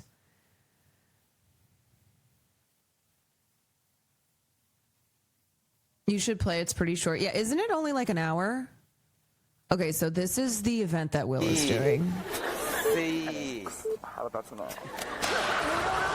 This Saturday, 4 contestants will be locked in a gymnasium. Their objective? Survive for 24 hours. Demons, Onis, jumping out of the stage to tag, to hunt, to punish. If you get tagged, you get punished. Yeah, see what I mean? It's not just tag, it's like torture. Last the entire 24 hours? Or are they gonna go crying home to their mommy? Is there a cash prize? Fuck Blue, no. thank you for What's the 4 on the months. line? Glory! You might be asking, Wubby, why? Because. Itadakimasu. Got that, Peanut? Tune in Saturday, twitch.tv, PayMoneyWubby, noon p.m. PST. Presented by Fansly. Yeah, so this starts at noon on Saturday, and it is literally 24 hours. It's gonna be madness. Absolute madness. So that's what Will is doing this weekend, and that's why he can't go to the Streamer Games or Streamer Awards. Blues 3742, thank you for the 4 months. Okay. Do you know what time you'll go live in the morning? Yeah, I'll probably go live around. Let's see. I'll probably try to go live around 9. I got to see when Peach wants to go. When she wants to go shopping. No cash prize? Oh no. It's for the glory. It's for the title of being the greatest tag player of all time.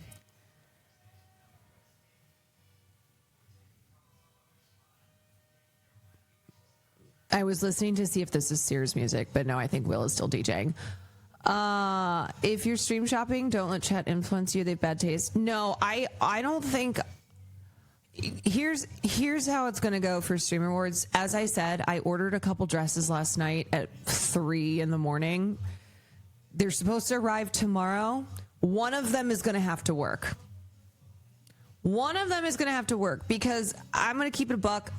One, I don't like shopping on stream for something like a dress for Streamer Awards. It's just too hard. It's too difficult. And then everybody's like, no, this is my favorite one. No, I don't like this one. And also, I don't have it in me. I really don't. Coming back from Asia this last week, I was like, yeah, I don't think it's in the cards for me to go in person and try and find a dress. So sometimes this is what you do. You just order something, you go, it's going to have to work. It's just going to have to. Where the one you got from China, unfortunately, that is being tailored, and so I don't even know when I'm going to get it. Will doesn't have his suit either, so can't wear the cheap how to streamer games. So going as the solo blues brother, that's my backup. If these dresses don't fit, even with me demanding that one of them fits, then I'm just going as the solo blues brother. That's how it's going to be. Have I covered Zootopia? No, I have not covered that yet, but maybe we'll cover Zootopia tomorrow. Okay, so tomorrow I'll finish up the stream and then probably go see wherever Peach wants to go in IRL. Okay. So yeah, sorry y'all, this week and weekend's a little funky with all the various social events and people in town, but anyway, oh yeah, keep adding your songs to the playlist, because I actually do want to listen to them even if I don't do it on stream, because I do like being exposed to new music. Do you know about the Zootopia abortion comic? I know more about Zootopia than I ever thought I would need to, because of Lychee in China and Japan talking all about the Zootopia lore that I had no idea was a thing. Yeah, wait, dude, is Night Rain DLC out now? Because I want back. I want back in. What the hell, it's the end of the year. News stops. Who cares? Who cares about things happening in the world? The most important thing is grinding out the Night Rain DLC. It's out and it's hard. I think the last time we did Night Rain, I think I only ended up beating one of the bosses. A late push for Gamer of the Year. Do you think it's possible? Do you think I can do it? By the way, was this your listening age? No, mine was 26. Clang, clang, clang with the trolley. My listening age 19. Your listening age 93. Yeah, you put on one of those songs and you're going to have to be doing a lot of work to get that down from age 100. Nadra, you were 78? What are you listening to? Yeah, I'm a young 26. I'm a Zoomer. I told y'all. Brazilian jazz. Oh, the Brazilian jazz did you in. What do you think your age would be if all you did was listen to the Charlie Kirk song? I feel like it could be anything.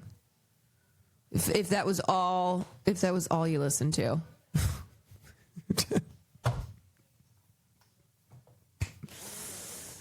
The answer being dead.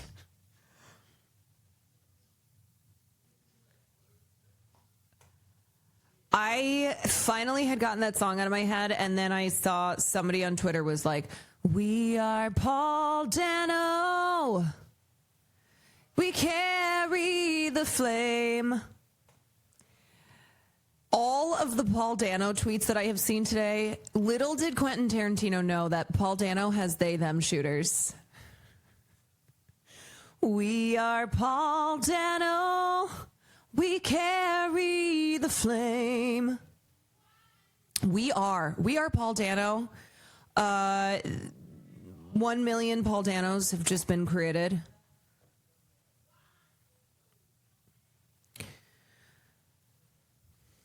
Oh, a Caleb Heron and Paul Dano, actors on actors. Wouldn't even make sense at all, but I love it. Did you see the Alec Baldwin video? Is he singing the Charlie Kirk song? The concept of Alec Baldwin singing... No, he's threatening to kill Quentin Tarantino. Am I about to like Alec Baldwin again? You know, just when you think you're done with him, he reels you back in. I love Paul Dano. And if you don't love Paul Dano... Oh my God! Yo! This is... Okay, you know that you have the craziest take in the world when Alec Baldwin is on the right side of things. You know that you have given like the worst take that you can give when we're all like, yeah, you know what? I'm with Alec Baldwin on this one. I love Paul Dano. Also, I got to be honest. I knew Paul Dano had shooters, me being one of them. I did not count Alec Baldwin in that. And if you don't love Paul Dano...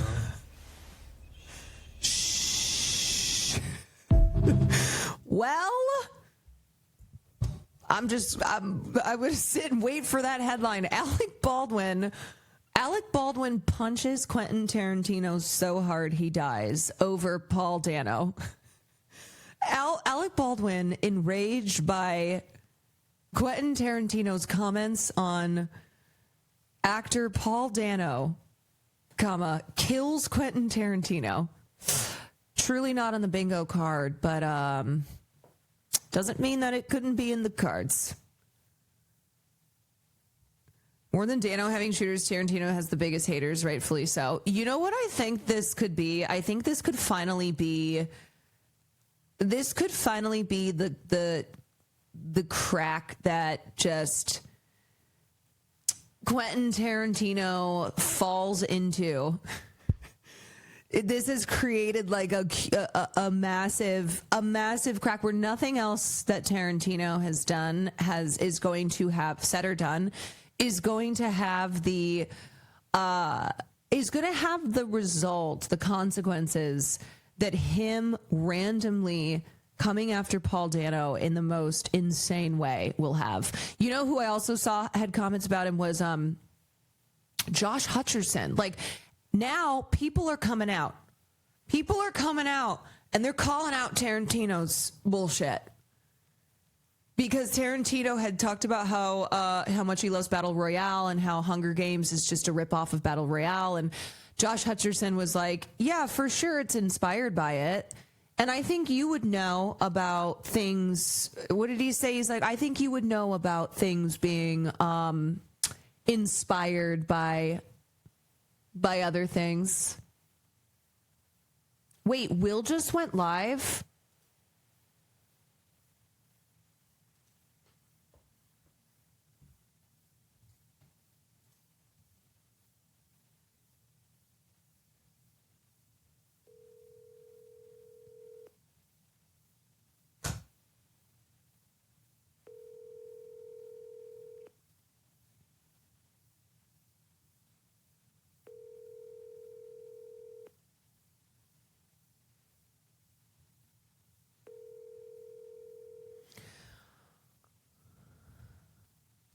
William?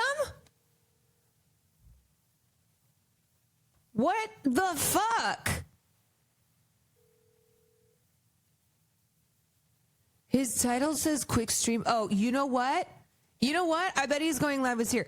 That motherfucker. Did you just go live?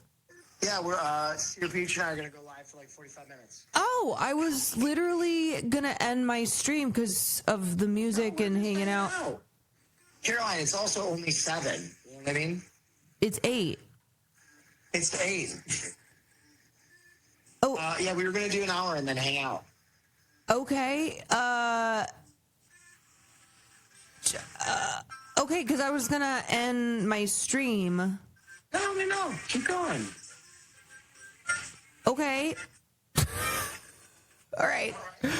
Yeah, no, I was just confused. Okay.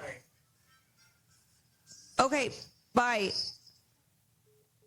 This motherfucker derailed my whole stream because he was cranking the music so loud, and I was like, you know what? That's okay. I don't want to be the person who's like, hey, can you turn it down? You know, we have friends over. It's like, I'll just do a short stream and go join the fun. And then I find out, can you imagine though, if we had not talked about Alec Baldwin wanting to kill Quentin Tarantino, and I would have just ended my stream, then come out to the living room and been like, I guess the party's over. Oh, I guess that's it. Alec Baldwin is he's the hero. He not only is gonna make Quentin Tarantino pay for his comments, he also just saved me from going out into the living room being like, oh, I guess there's no party after all. Yeah, maybe this is Alec Baldwin's PR year.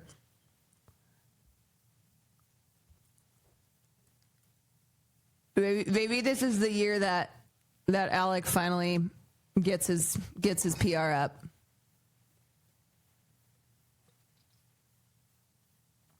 Okay, so this was the exact comments that Josh Hutcherson made. Josh Hutcherson disagrees with Quentin Tarantino, saying the Hunger Games ripped off Battle Royale. There are similar themes for sure, but everyone borrows from everyone, which I just think is such a perfect, I think it's just a perfect response, being like, oh, Quentin, you would know something about that, wouldn't you? Wouldn't you, Quentin? I mean, yeah, like you watch Battle Royale and you watch Hunger Games, and obviously there are similarities. Just the beginning premise of society has reached a point of being so thoroughly fucked that the decision by people in power is to take a group of kids and make them fight to the death. But also Hunger Games and Battle Royale are very different. Like, yes, there are similarities, but there are major differences. And I don't think that Quentin saying that the Hunger Games series ripped off Battle Royale is correct. I think he's just a fucking asshole. And it's also very rich. It's very rich for him to be saying anything in this regard when, like, everyone knows that Quentin Tarantino makes films, and I like Quentin films, not all of them, but the ones I like, I love.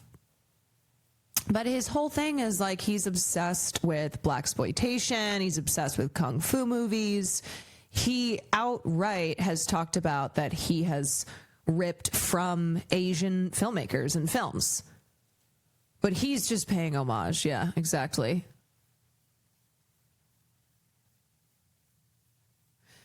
Do you know what it is too? It's like when Quentin has an opinion on something, when Quentin has an opinion on something, he gets like personally. He takes it personally. He takes it personally.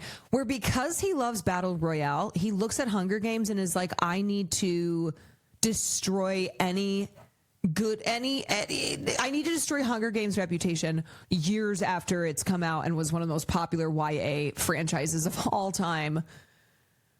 Because it's like he gets so he takes it so personally, even when he has nothing to do with it.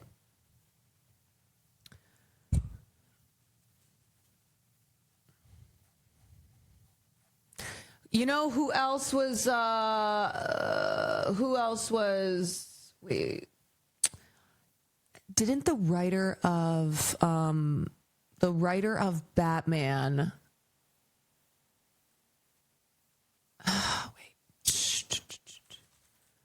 Paul Dano. Matt Reeves. Director. Matt Reeves defends Paul Dano because Paul Dano was in he was in Batman. He plays the Riddler. Riddle me this. Which A-list director thinks Paul Dano is incredible? Not Quentin Tarantino, but there are assuredly quite a few. One of them going public with his praise is Matt Reeves, who directed Dano in the 2022 hit The Batman. Paul is an incredible actor and an incredible person. And that's the thing, too. By all accounts, everything I've heard about Paul Dano is that he's an awesome human being. Like, he has great politics. He's very kind. He's one of those actors that you're not going to see a story of like, Paul Dano was a fucking asshole to me on an airplane. Paul Dano came in and dined at the restaurant that I work at. He took a major shit on the chair, then told me to go fuck myself when I asked if he was going to leave a tip. Yeah, he's just, by all accounts, a really nice person and is very smart. And is he is in Quentin Tarantino's crosshairs, and it is a bridge too far. Lines have been crossed.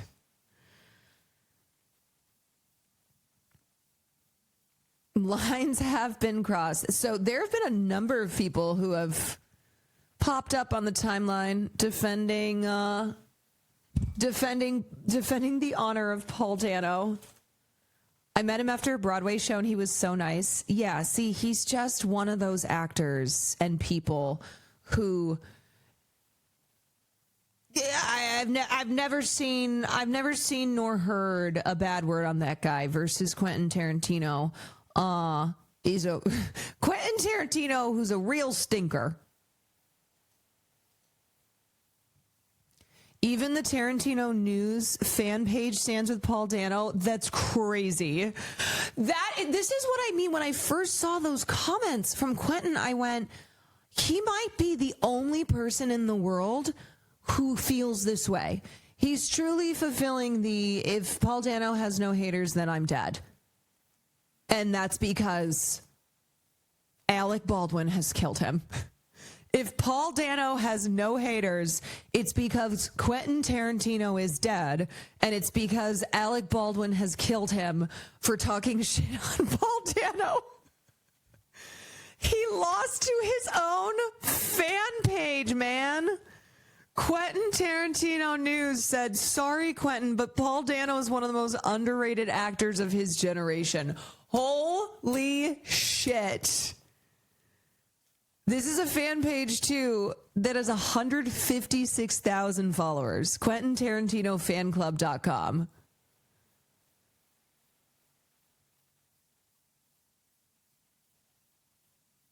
And they took a stand. And they took a stand against their Lord and Savior, Quentin Tarantino. That is unbelievable.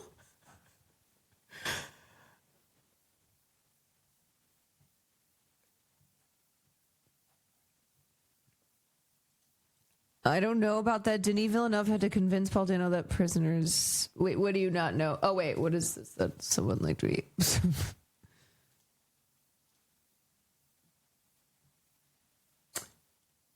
I don't know about Paul Dano being a good actor because Denis Villeneuve was explaining the creative choices with explaining the character that Paul Dano was playing in The Prisoners. I don't understand.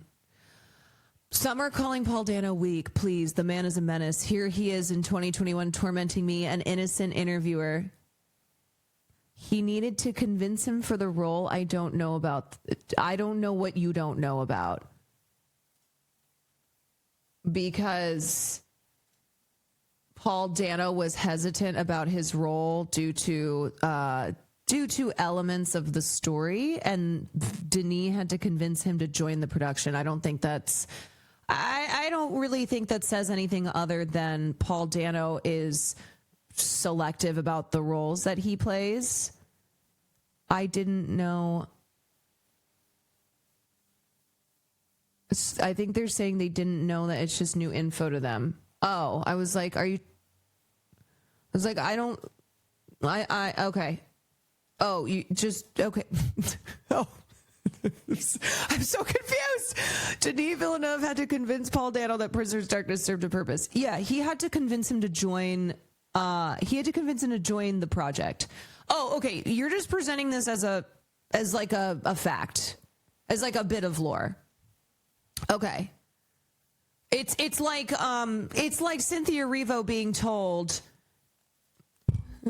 told that people are holding space for the lyrics of Defying Gravity, and she's like, oh, I didn't know that. Like it was something that she was learning from Tracy Gilchrist, who's in queer media. So, okay. I see. I gotcha. I thought that you were saying in relation to, I don't think Paul Dano is actually a good person or a good actor because Denis had to convince him to join Prisoners. I did not know that this was something happening. Oh, I didn't know that. Oh, that's amazing. Yeah, I've seen it. I mean, I've seen a couple posts, so I don't know how widespread it is.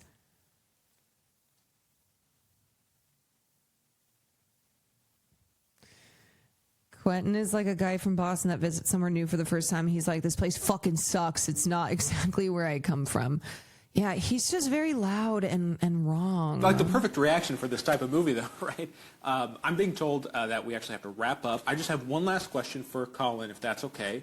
When you started applying to make... Certainly as an actor, Paul? and especially playing... Paul, can you stop? Can you not do that? And don't interrupt me? No, my character takes a great deal of inspiration from the Batman. Yeah. We're almost done. Just don't interrupt. Just don't. Being willing to risk embarrassment? I'm trying to interview everyone. You can't be the center of attention all the time, Paul Dano. You are a nightmare, okay, on the press junket. I hear stories all the time from my colleagues. It comes together somehow. Stop. Well, the Batman it's in theaters. Like the perfect reaction for this. I love him. Do you think you would understand what the queer hold space interviewers implying if you were in Cynthia's shoes? Oh, no, absolutely not. 1,000,000,000% no, I would have had no idea what she was saying. And I probably would have reacted in oh, that's amazing. I love that. I probably would have said the same thing that Cynthia Erivo said.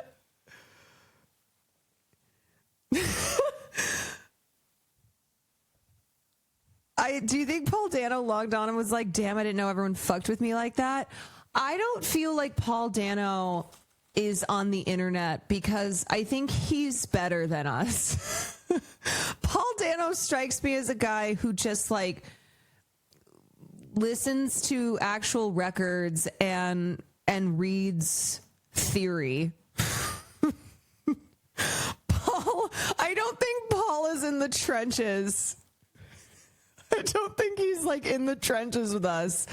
I bet you I'm sure he's aware because I'm sure someone was like, oh, did you see Quentin's talking shit on you? What if he's an LSF Redditor? Okay, that would be crazy. I would I'd probably just kill myself at that point. I'd be like, okay, Paul Dano's an LSF Redditor. I don't know anything in this world. I truly, everything I thought to be true is just upside down.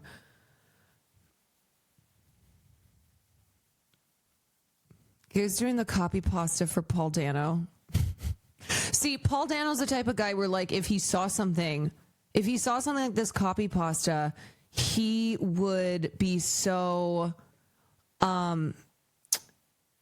he would be so thrown, and I'm sure he'd go, I don't remember that at all, and I deeply, deeply apologize for whoever it was that had that interaction. Like, maybe I was distracted. I don't know. I don't remember doing that or saying that, but I just want to say, you know, I'm so sorry. I'm so sorry. Paul seems like the kind of guy who reads a lot and cooks for his family. Paul just seems like the kind of guy who really, who's really out in the world, you know, who loves to experience, who loves art and who loves to experience, like, the little bits and pieces of life. I cannot see this man on Reddit. I cannot see this man knowing what Paul Dano has they them shooters means. If someone were to tell him and they were like, Paul, did you hear or did you see this? People are saying you have they them shooters. He'd go, oh, that's very nice. It's very kind. And you know the thing too, and now it's like, okay, what should I just start the Paul Dano fan page account? Paul seems like the type of guy who would respond, if he responded to Quentin Tarantino's insane comments, he would be very humble. He would be very kind. Like, he's not going to He's not going to be pulling an Alec Baldwin and be like, shh, Quentin, I know where you live. You got some shit to say about me? Well, it's the last shit you'll ever say.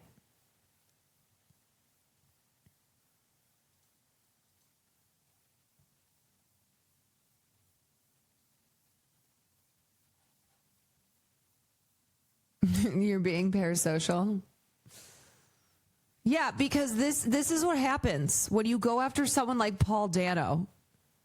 It's the only logical result is to bring the full force, because you know what I think it is. I think it's all been building up. I think the need for Quentin Tarantino to be told by his peers, by the public, by everyone who just can't fucking stand that guy, which is a lot of people, that he just needs to shut the fuck up, you know? He needs to, enough is enough. I am so exhausted. I am exhausted of that motherfucker. He really has just gotten away with a lot for a long time. And even when it's like, yeah, there's the jokes, there's the recycling of clips. By and large, Quentin has just, especially it feels by his peers, by other people in Hollywood, you know, people have just kind of accepted, okay, he's a good director, but yeah, that guy kind of sucks. But it feels like the energy is now here for the fuck Quentin Tarantino era. Okay, when I made Pulp Fiction, all right, the thing is, I knew that Samuel... Oh, Norm Macdonald, oh, God rest his soul. He fucking hated Quentin. Jackson was going to be Jules, okay? This is so good. Sam was Jules, right? But who was going to play the other hitman, Vincent, okay? I mean, I knew that I wanted to rediscover someone, okay? But the thing that people don't know, all right, is that Travolta was not my first choice, okay? Okay, see, now what separates me okay, from like Hollywood directors, okay, is that I have a huge head, all right, okay? Now I don't mean I have a big ego, okay, because I don't, all right? I mean my actual head is huge, all right? I mean I have to sleep sitting up, okay, like the Elephant Man, or I'll die, all right? But okay, get this though, okay? It was my huge head, okay, that thought up who was perfect to play Marcellus's wife, all right? Okay, when I made Pulp Fiction. God, I love when you can tell that somebody truly hates a person that they are that they are parroting. And I think this shows clearly that Norm Macdonald, and of course, why would Norm Macdonald fuck with someone like Quentin Tarantino? Oh, wait, we've got some huge news. Netflix wins the Warner Brothers Discovery bidding war, enters exclusive deal talks.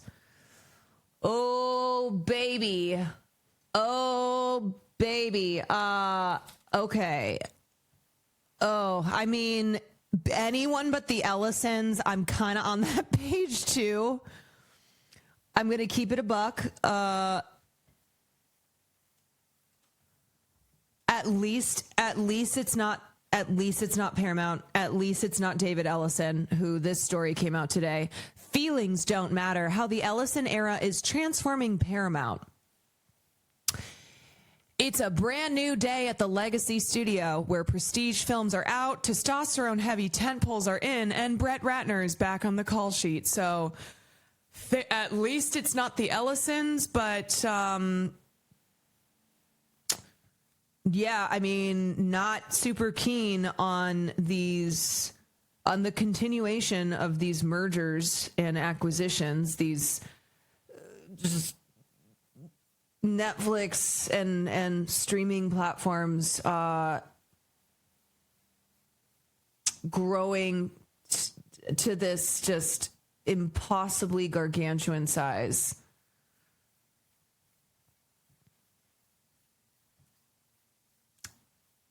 Okay, let's take a look. Warner Brothers Discovery is moving forward with exclusive deal talks with Netflix.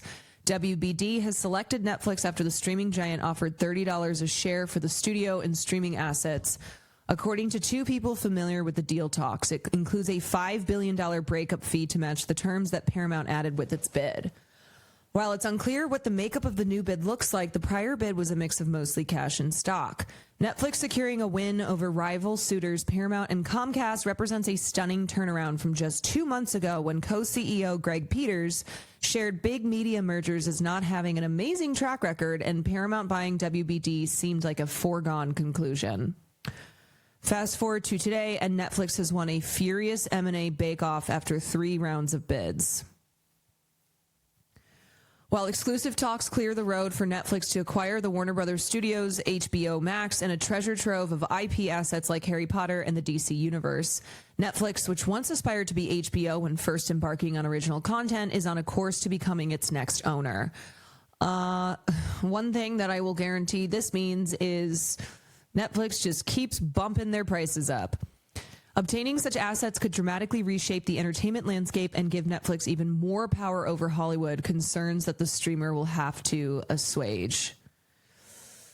Oh, God. We're going to see everything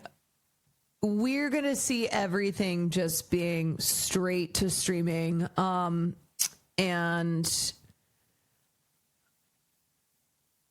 everything is just going to be... Everything is just going to be streamer dominated.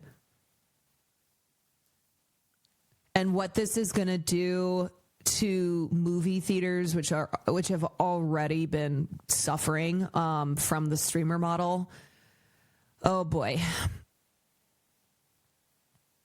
The willingness to include the unusually large breakup fee was likely critical, with questions arising on how Netflix will get a deal with Warner Brothers through regulatory approval. Oh, it's easy. You just give Donald Trump whatever he wants. You just make it clear to old Trumpy that you're on the team. And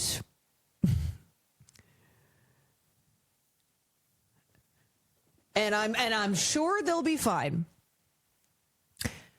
Netflix will get a deal with Warner Brothers, or it would face stiff antitrust scrutiny and opposition from the U.S. Department of Justice.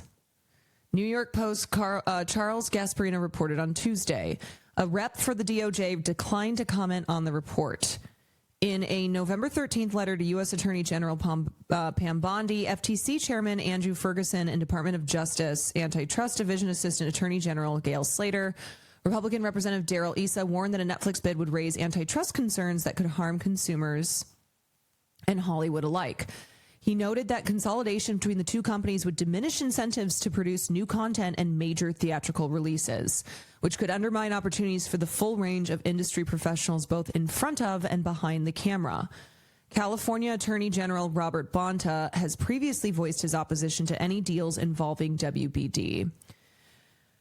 BoJack Horseman was right. The only company is going to be AOL, Time Warner, PepsiCo, Viacom, Halliburton, Skynet, Toyota, Trader Joe's. Yeah, it's just, I'm just, you know what I'm picturing? I'm picturing the monster from No Face from Spirited Away, when it just keeps eating and it can't stop eating and it just becomes more and more monstrous and everything in its path is devoured. Further consolidation in markets that are central to American economic life, whether in the financial, airline, grocery, or broadcasting and entertainment markets, does not serve the American economy, consumers, or competition well. Yeah, for a system that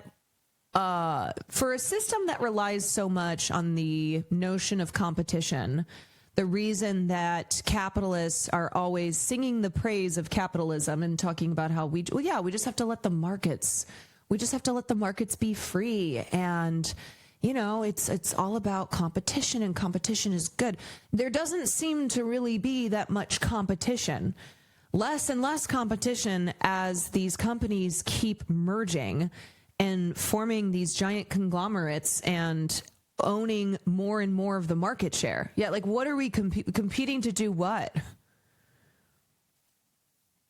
We are committed to protecting consumers in California's economy from consolidation that we find unlawful. The third round of bids came a day after Paramount had issued a letter to Warner Brothers Discovery CEO David Zaslav claiming the bid process had been tainted by management conflict.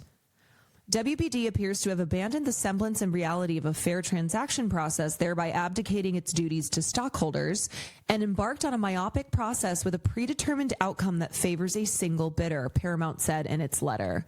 Oh, shut the fuck up.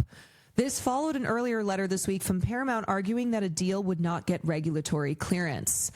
And this was interesting, too, because this came out in Variety. I think this was today. Anonymous A-listers lobby Congress against Netflix WBD acquisition. Streamer would hold a noose around the theatrical marketplace. A consortium of top industry players have sent an open letter full of alarm to Congress, describing a potential economic and institutional meltdown in Hollywood if Netflix succeeds in its effort to acquire Warner Brothers Discovery. The letter was sent via email to members of Congress from both parties on Thursday from an anonymous collective identifying themselves only as concerned feature film producers. Now, the question being, who is legitimately concerned for any studio or streamer to merge with Warner Brothers Discovery and thereby take over more of the market share, and not just it being Netflix? And who's incentivized because of the other bidders who were attempting to buy WBD? You know, this anonymous collective. And it's like, here you have Paramount going, this isn't fair. This isn't right. We think that we think that this means that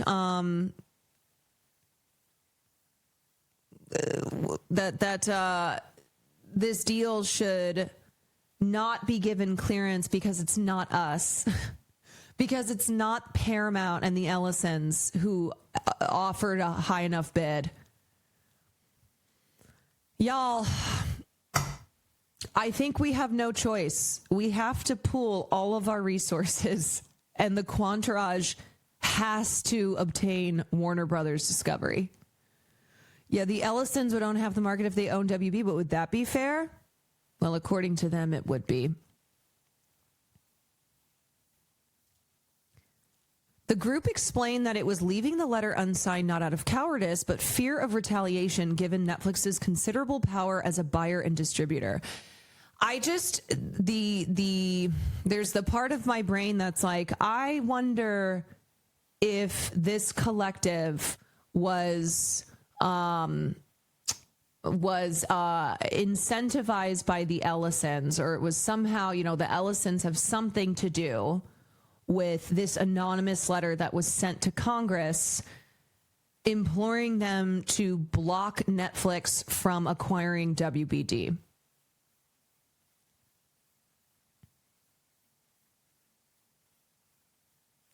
One well-placed source confirmed to Variety that the group includes a number of prominent filmmakers. And it could be a mix. It could legitimately be filmmakers who have already seeing the disastrous decline of theatrical releases and how Netflix just dominates so much of the industry, and how it's resulted in completely upending the it's completely upended the film business model.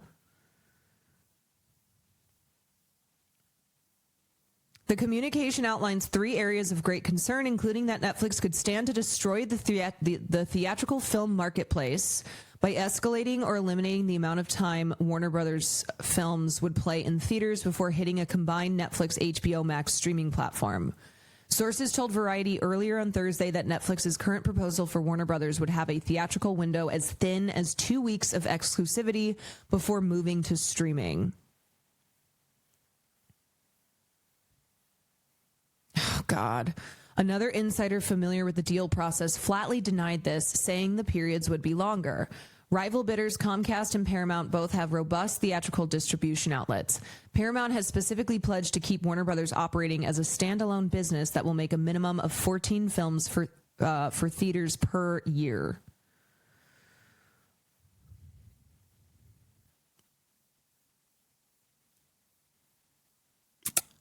Looking at the risks WB took throughout this year, from Mickey 17 to Sinners to Weapons, on down through One Battle, they provided budgets and work for plenty of people who would have never gotten the opportunities this year, and now that's all gone. This is apocalyptic. Yeah, I mean, I concur. I think this is really apocalyptic news. I did the math. If each one of us gives $35 million, we can place a bid. Okay, great. I'll call my financial manager and start liquidating my assets.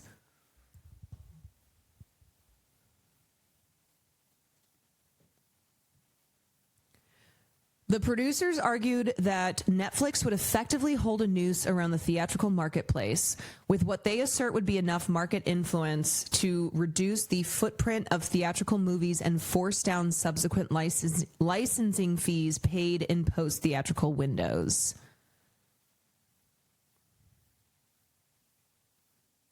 Dude, every Oscars nominated, every Best Picture nominee is just going to be Netflix films. The letter to Congress also references the many times Ted Sarandos, co-CEO of Netflix, has extolled that Netflix's business model has nothing to do with movie theaters, including a quote from a 2023 earnings call where Sarandos said, "Driving folks to a theater is just not our business." Drew, thank you for the Prime. Dr. Slippy Fist, thank you for the 4 months. The note concludes by urging members of the House and Senate to speak out publicly against the acquisition and afford the potential deal the highest level of antitrust scrutiny. Yeah, that seems to be not something that is happening these days. Doesn't really seem to be any level of antitrust scrutiny occurring. The stakes, the letter concludes, represent millions of jobs and a treasured art form.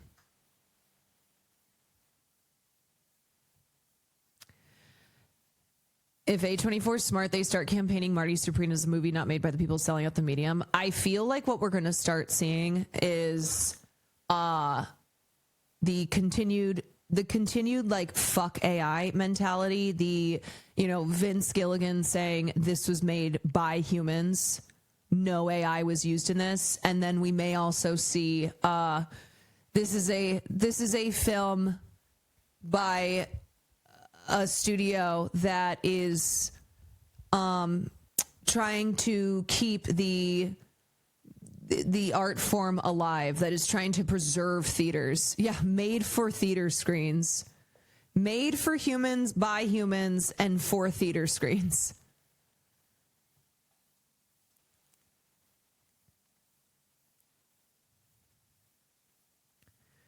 This followed an earlier letter this week from Paramount arguing that a deal would not get regulatory clearance. The second letter in particular signaled that Paramount CEO David Ellison likely sensed the tide shifting in another direction.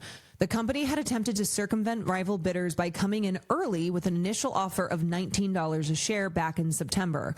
Wall Street and outside observers also sensed the shift, with Netflix shares down 5% on Wednesday on concern that a deal could actually happen. Paramount, which was intent on buying all of Warner Brothers Discovery, could take its own offer to shareholders, although the amount of its third round bid is unclear.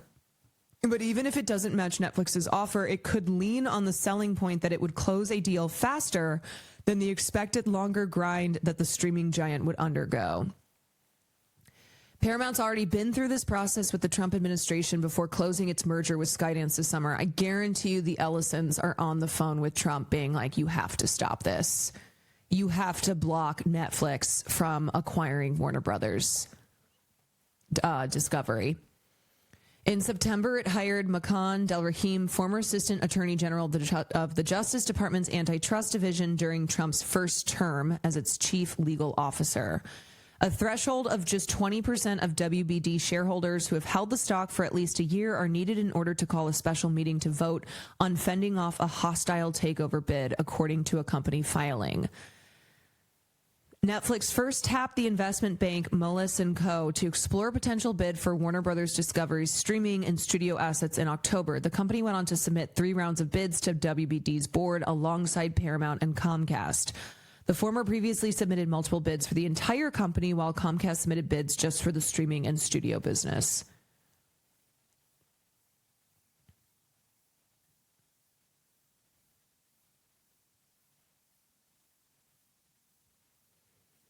Oh, God.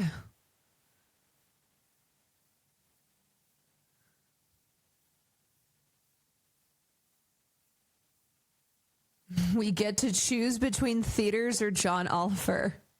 Why not both? Why not both? I mean, this is just depressing, y'all. This is real fucking depressing.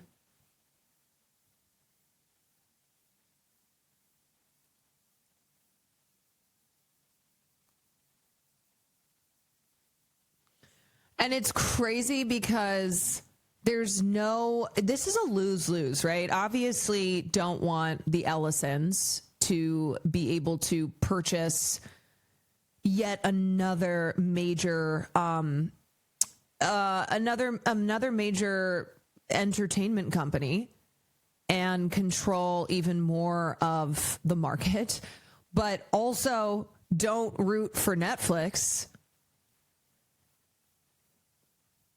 There's just no winning here. You know? Okay, what's this? If Netflix wins the bidding battle to control HBO Max and the Warner Brothers studio, Trump's DOJ antitrust chief Gail Slater and her senior staff are working on plans to launch a sweeping multi-year investigation into Netflix's allegedly monopolistic control of streaming market. According to people with direct knowledge of the matter, the Trump administration is said to be unmoved by Netflix's recent lobbying effort to argue the deal doesn't violate antitrust. I mean, that's just fucking rich. This feels like it's coming down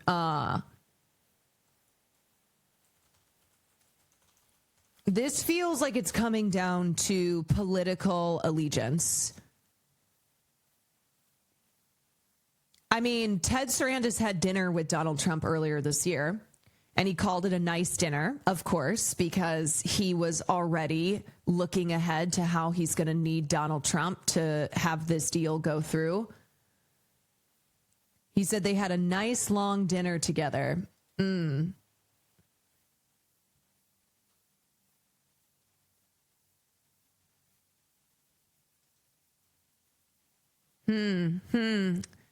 Yeah, the signs were there. When we've seen more and more CEOs bending the knee in media and in entertainment, it's because it's a quid pro quo. It's I'm not your enemy as long as you're not mine.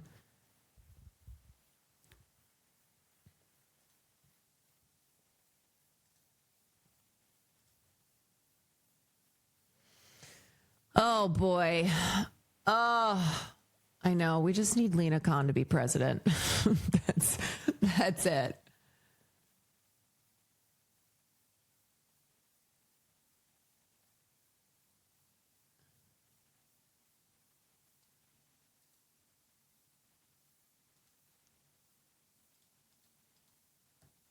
Inshallah. All right. Let me see what else. Anything else on this deal that I can find?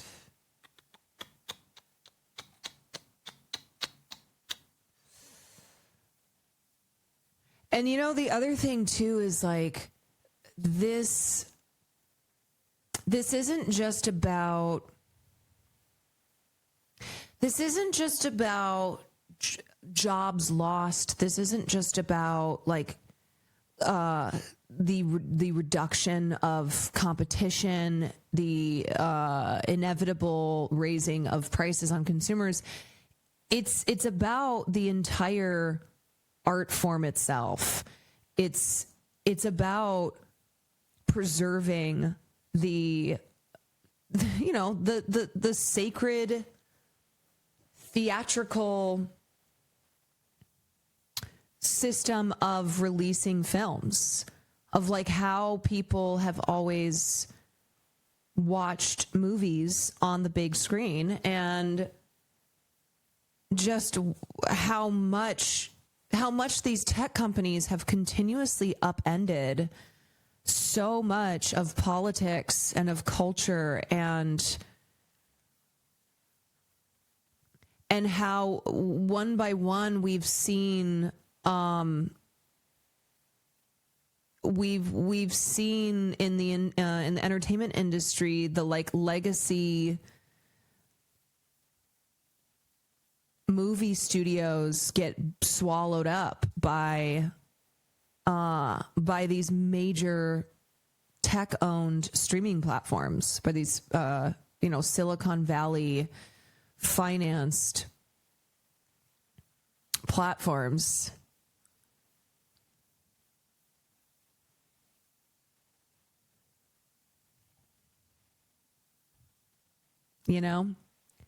Everything is now just going to be whatever streaming platform.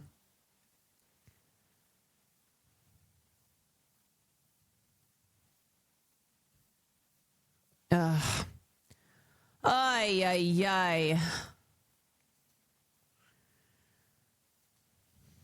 You hate to see it. Comcast seems like the best spot for WB, but Netflix would not be great. It would be better than Paramount. Right. It's like both devils, don't want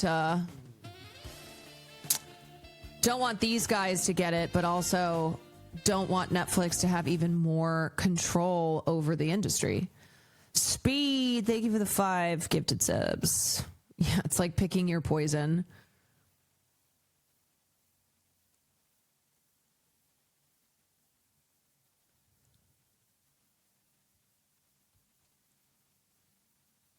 Ugh. Even before the Ellisons took over, there were signs that the studio was changing. Paramount was among the first to kill its DEI policies, and after the Ellison era began, it became the first to publicly push back against the growing anti-Israel sentiment in Hollywood. Ellison also has been willing to empower once-canceled male execs, as well as those who are eager to assert their influence after being denied top jobs at other companies. There's an arrogance at the film studio that's caught the town by surprise, says one source who's in business with Paramount. Careful to note that co-movie studio chairman and TV chief Dana Goldberg, a Skydance alum, and Paramount president Jeff Shell do not share this style. Ay, ay, ay. Sources who know Ellison say that he's personally never presented as a bully, but Father Larry is a self-avowed uber alpha personality who has a multi-billion-dollar stake in the Paramount purchase and is one of Donald Trump's closest tech world confidants. I have always said David Ellison sucks, but he's just a Nepo baby. He's just a rich kid whose father put him in a position of power. And ultimately, it is Larry Ellison who is the main driver. He is the mastermind. It doesn't matter that this fucker's in his 80s. Like, until the day he dies. That's who's running the show. Trump has publicly praised the Skydance Paramount marriage, and David Ellison, pointing to right-leaning changes at CBS News, is reportedly also looking favorably upon Ellison's bid to gobble up Warner Brothers over rivals Comcast and Netflix. Paramount, for its part, has called the bidding a tilted and unfair process, claiming that Netflix has received preferential treatment. No, they just had a higher bid. On November 25th, Paramount confirmed a deal to distribute Rush Hour 4 from disgraced director Brett Ratner, who was banished from Hollywood in 2017 after a Los Angeles Times report in which 6 women accused him of sexual misconduct. The agreement came after a request from Trump to Larry. While the Rush Hour 4 news jolted many on the lot, sources say that even before Trump's request, there were already conversations within Paramount about whether to distribute the orphaned project.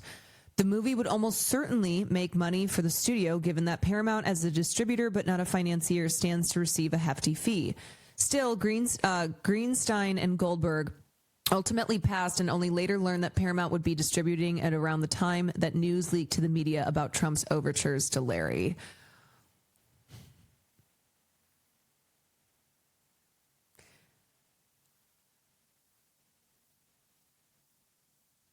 There are examples of that same distressed asset philosophy at the C-suite level. Shell, the president of Paramount, exited as chairman of NBC Universal after a female colleague, a CNBC reporter, filed a sexual harassment campaign against him following a nearly decade-long affair.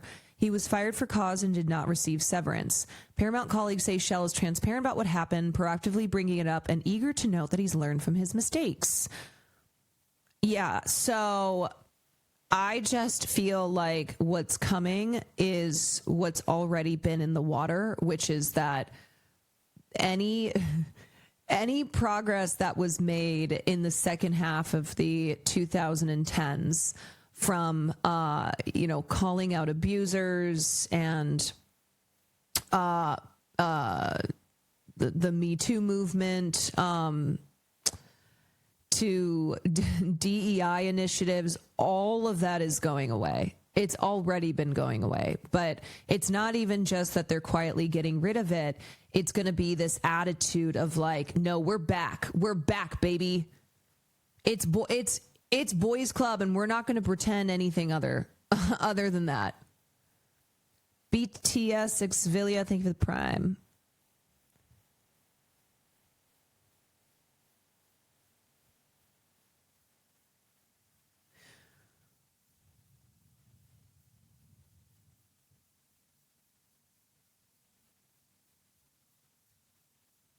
Paramount insiders debunk the notion that this new team is making flyover state films, but readily admit that they're building a slate focused on areas it sees as underserved by Hollywood, a move that mirrors Ellison's work to reshape CBS News.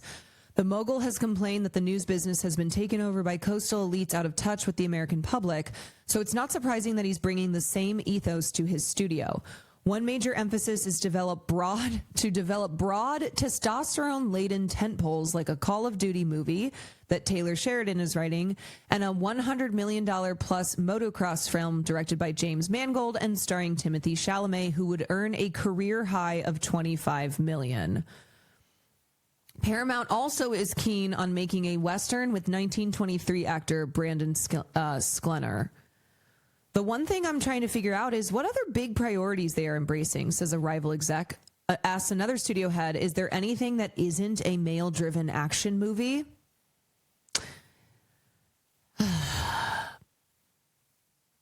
Paramount insists there is. They're like, yeah, we're going to do more than that.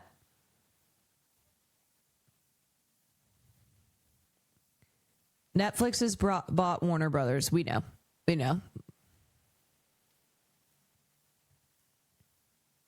There appears to be little appetite for risky, critical darling, or awards bait fare. Paramount's small internal awards team was laid off in October. Those sources say they will remain on through the end of Oscar season. The studio already pulled back dramatically on awards plans for the Channing Tatum, Kirsten Dunst feature, Roofman. They have no interest in anything but down-the-middle IP. It's all about commerciality, says one industry source.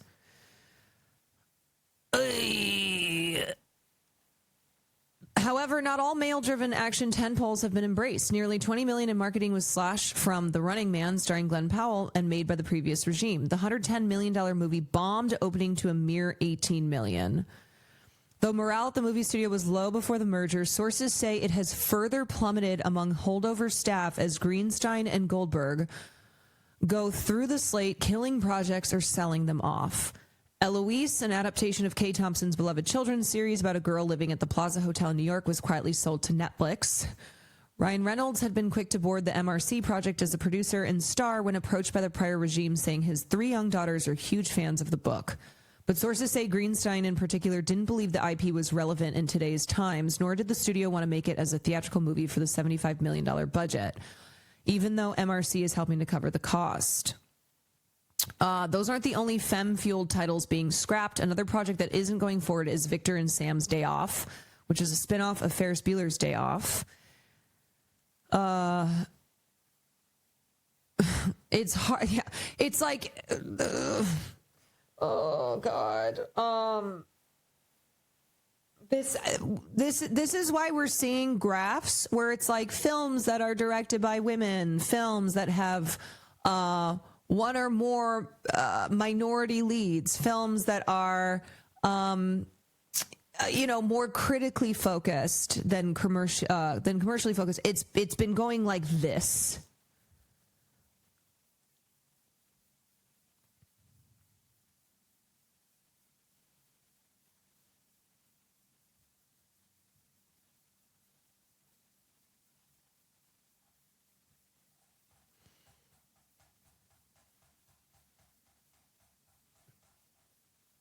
More films like Rush Hour 4 directed by Brett Ratner. Hell yeah. See, this is why cancel culture it's not real. The only...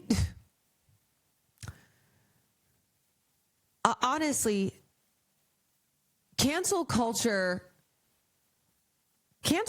is real when it's the right canceling, when it's the right doing the canceling.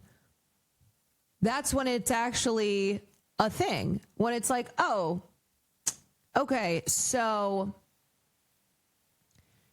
when it's a trans professor who fails a student because they can't write worth shit, and then pressure is put on the administration of the university to enact consequences upon this professor, yeah, that happens.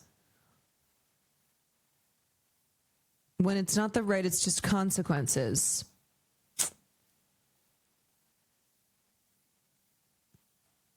Oh my God, it fucking sucks, man. All right.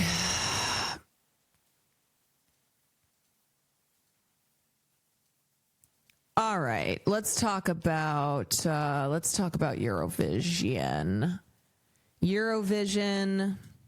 Since I was going to stop streaming, but then the party ended. So let's talk about Eurovision. Good morning, Caroline. Good morning, Overpink. Okay, so yet again, Israel has been cleared to compete in Eurovision. Doesn't matter what they do. I thought this was for morning. Well, I was going to end stream and then stream in the morning, but that's because I thought Will and Peach and Sear were out in the living room. But then Will went live. So the stream party continues. Okay, 4 countries to boycott Eurovision 2026 as Israel cleared to compete. Ireland, Spain, Slovenia, and the Netherlands pull out after decision not to hold vote on Israel's participation. Israel was given the all clear to compete in the 2026 song contest despite calls by several participating broadcasters for its exclusion over the genocide in Gaza. No vote on Israel's participation was held on Thursday at the General Assembly of the European Broadcasting Union, the body that organizes the competition. Instead, participating broadcasters voted only to introduce new rules designed to stop governments and third parties from disproportionately promoting songs to influence voters. Yeah, I'm glad that's what they decided to vote on.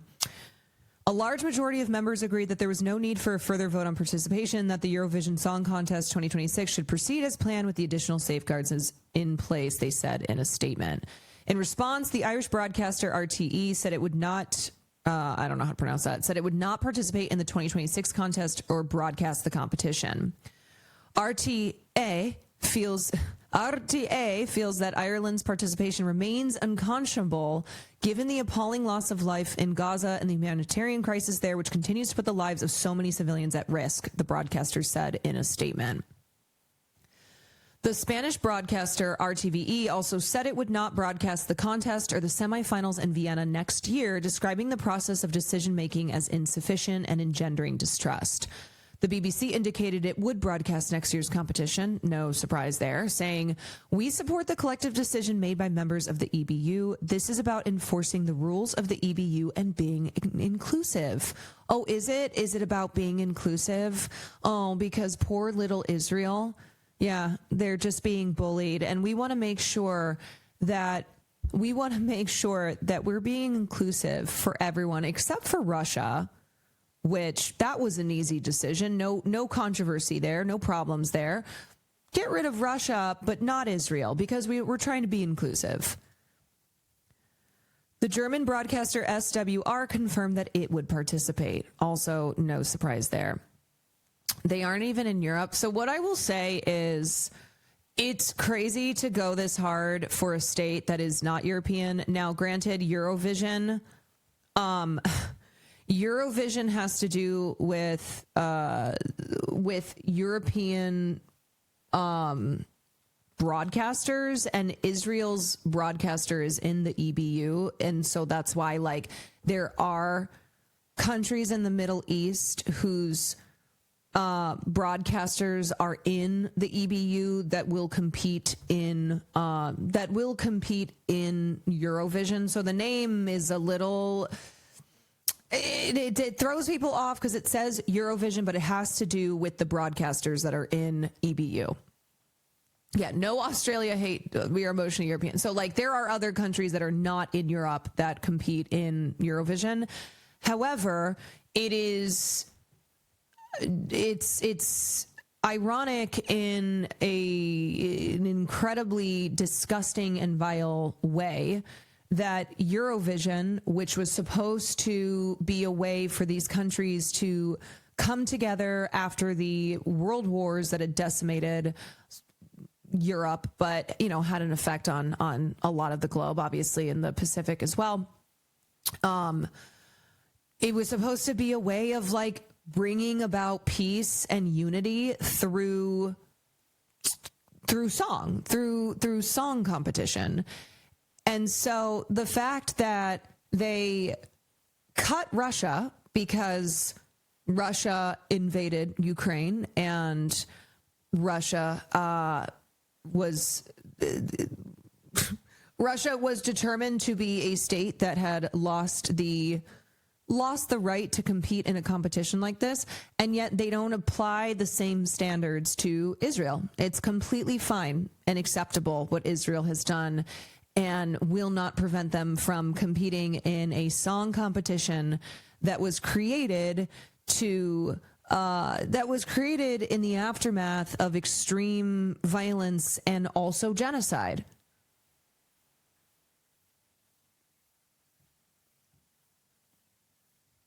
The Spanish national broadcaster, along with 7 other countries, had formally requested a secret ballot at a summit of broadcasters in Geneva on Thursday.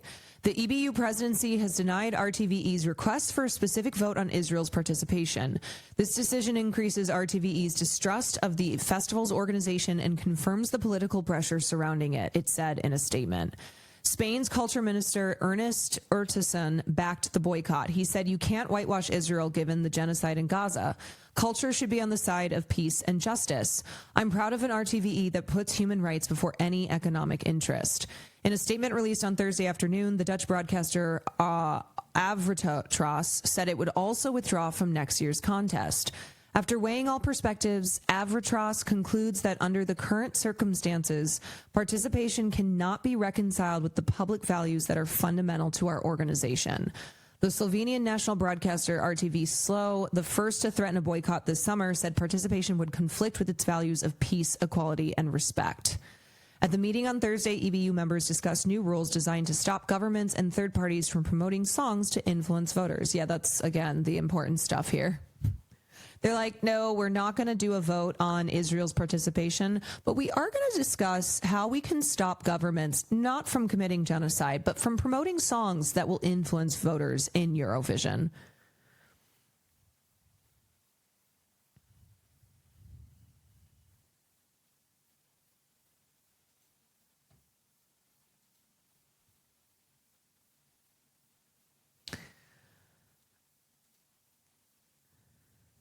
All right, let's watch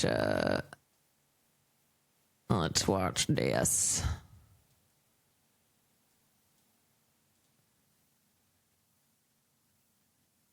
Doreen Baloot is a campaigner with the boycott, divestment, and sanctions movement in the Netherlands, and she joins us now live from Amsterdam. Thank you very much for being with us here on Al Jazeera. You've been campaigning for Israel to be banned from Eurovision for years now. How do you feel about this outcome today?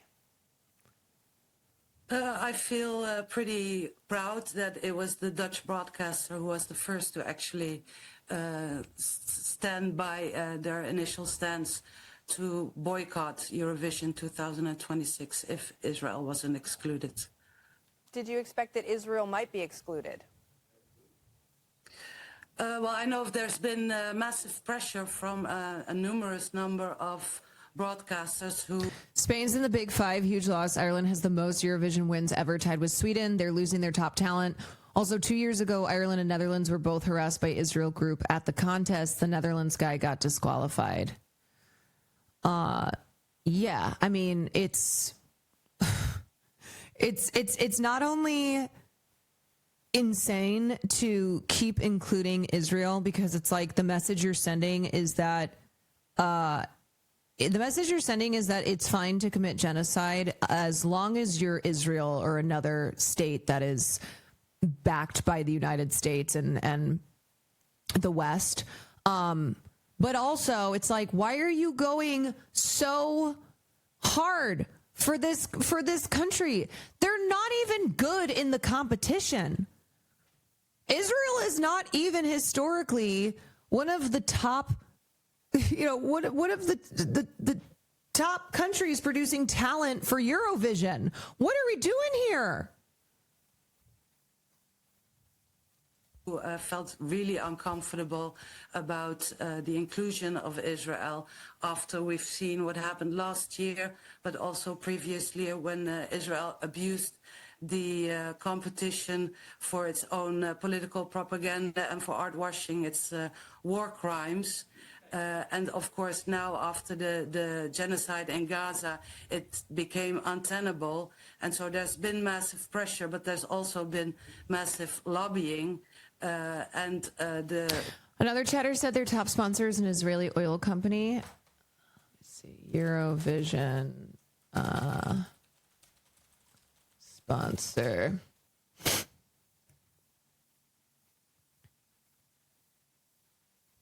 I think they're referring to Moroccan Oil, which is the main sponsor of the Eurovision Song Contest. It is an Israeli cosmetics company and has been the main sponsor of Eurovision following the 2019 contest.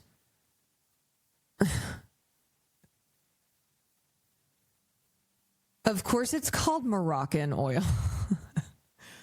Wait, is that? I think I recognize that Moroccan Oil. Yeah, that's like the blue and brown bottle. In 2024, the EBU extended their partnership with Moroccan Oil for the 2025 edition of the contest, despite major backlash and Eurovision being run nearly into the ground. The owner's a Canadian, too. Oh my God, of course. Of fucking course. Of course it's called Moroccan Oil, and the founder is Canadian.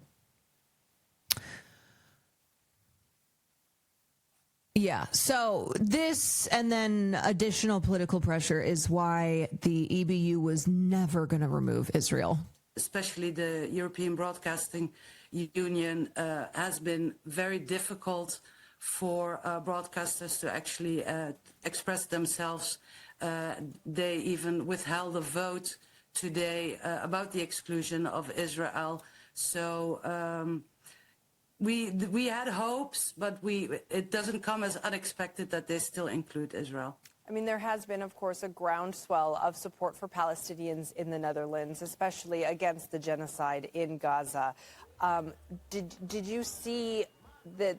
Did you expect that there would be any chance that the Netherlands would stay in the competition, given that they had been saying ahead of time that they would withdraw if Israel was allowed to compete?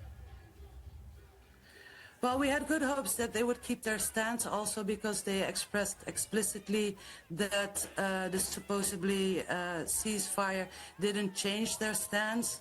And so, well, they kept their back straight and they did what they said.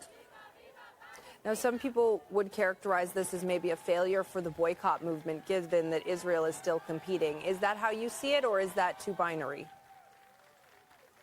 I think that's too binary. What it mostly does, it exposes the racism and the colonial mindset of the European Broadcasting Union, its double standards, and its failure to basically hold Israel to account and thus making other states complicit. Yeah, that's a good point. An important note is that with Spain and the other countries gone, the financial burden will be redistributed among the other countries. So some smaller countries might drop out now as a domino effect. Yes, because a significant part of the costs for Eurovision is the fee that participating countries have to pay to the EBU. When countries withdraw or boycott, they don't pay the fees. So this, we could see more countries dropping out, smaller ones that just don't have the financial resources and go, you know what, yeah, fuck this, and potential. I don't know. I mean, it would have to reach a point that Eurovision is like seriously at risk of not being able to happen for, I think, there to be a vote on Israel's participation. Now, we've seen that Spain, Ireland, and Slovenia have all also withdrawn. Imagine it's just Germany and Israel in the competition. It's just Israel competing against itself, and they still lose. What impact do you think this will have on the upcoming contest?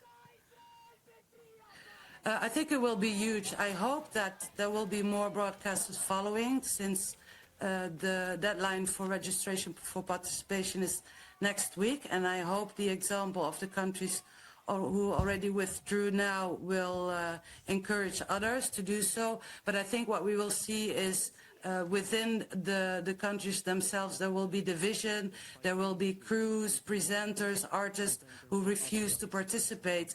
And so the EBU is basically causing division amongst the whole Eurovision community. Yes, which again is the...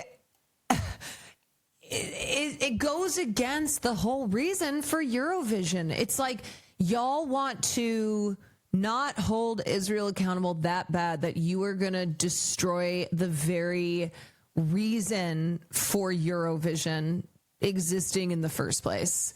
Like, this is just going to result in division and strife, and it will not be about... It will not be about peace. It will not be about unity through unity through music.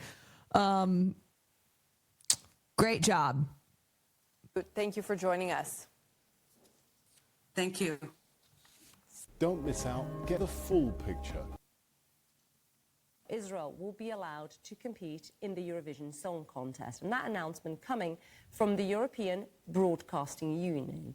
Organisers ultimately decided to not hold a vote on Israel's participation. This, despite calls for exclusion over the war in Gaza and boycott threats. While the EBU seeks to put music ahead of politics, this is not the first time, of course, world events have become a divisive issue for the competition.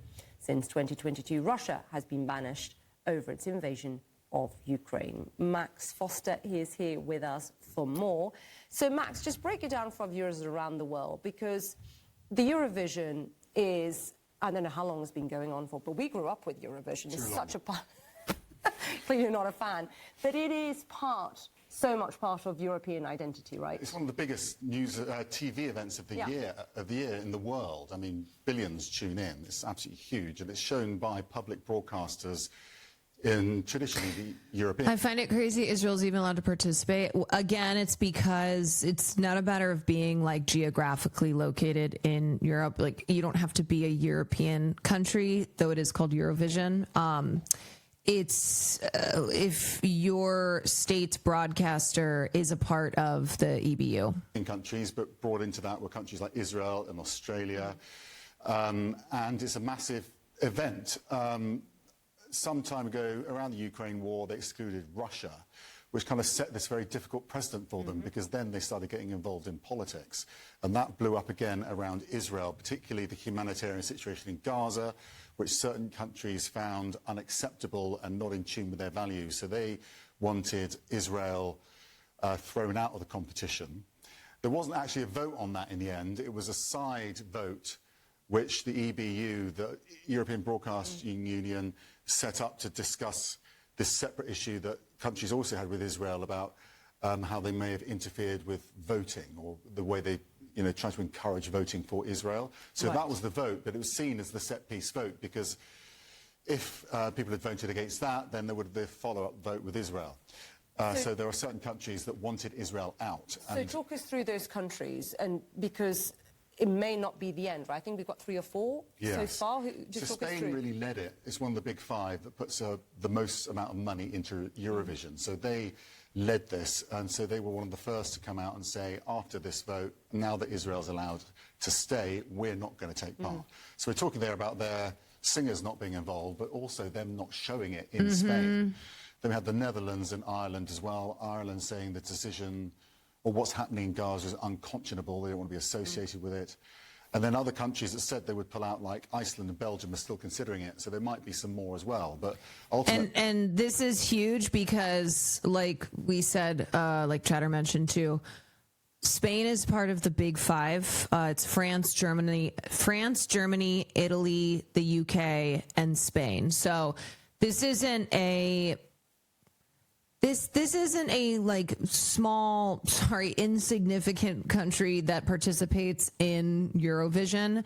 This is one of the Big 5s, and this is one of the Big 5. So that is enormous viewership. That is significant financial contributions. That is just the legacy of Spain in Eurovision. So it's a huge deal that Spain has dropped. It's utter chaos. Because they've got in this bind, and now they're in a situation where we don't know how many people are going to be able to see it, where it'll be shown.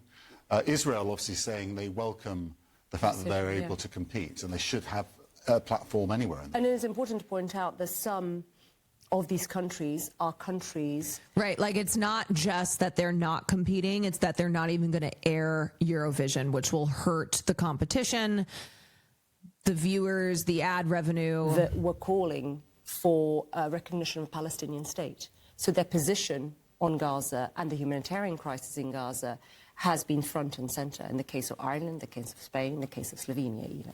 Yeah, I guess the debate is a bit like sport. Should politics be kept out of it? Yeah. But as I say, the fact that they excluded Russia before Yeah. Gave, you know, countries like Spain the argument to say, well, it is partly political, actually. But, you know, I could say it's very much politics is involved in Eurovision. When we vote, I mean, I can tell you as Portuguese, you do not vote for Spain. Yeah.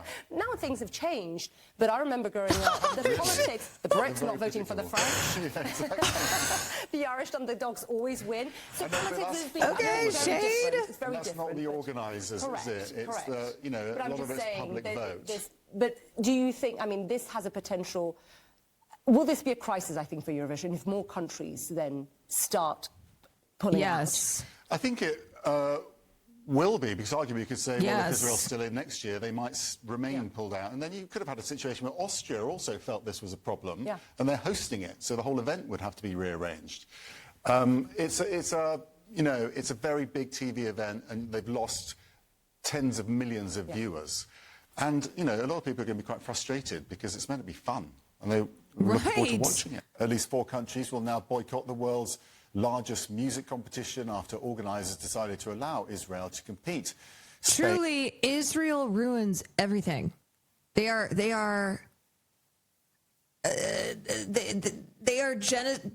genociders in every aspect of the word, right? They kill vibes. They're vibe killers. In Ireland, Slovenia and the Netherlands all say they will not take part in next They're year's vibe Eurovision terrorists. Song Contest in protest of Israel's actions in Gaza. They're also the Slovenia's worst national tourists by all broadcaster accounts. says their decision Yes. is on behalf of the 20,000 children who've been killed. Israel is slamming the boycott as a disgrace. So what we don't know is how many countries will boycott Eurovision 2026. Joining me now is Barbara Barrero Leon. She's a lecturer in film and visual culture at the University of Aberdeen and a Eurovision expert. Thank you so much for joining us. I mean, the vote was slightly complicated, wasn't it? But it's being seen as a vote on Israel's you know, ability to be part of this competition. And the boycotts from those countries isn't a complete surprise because they suggested that would be the case, right? Yeah, that's right.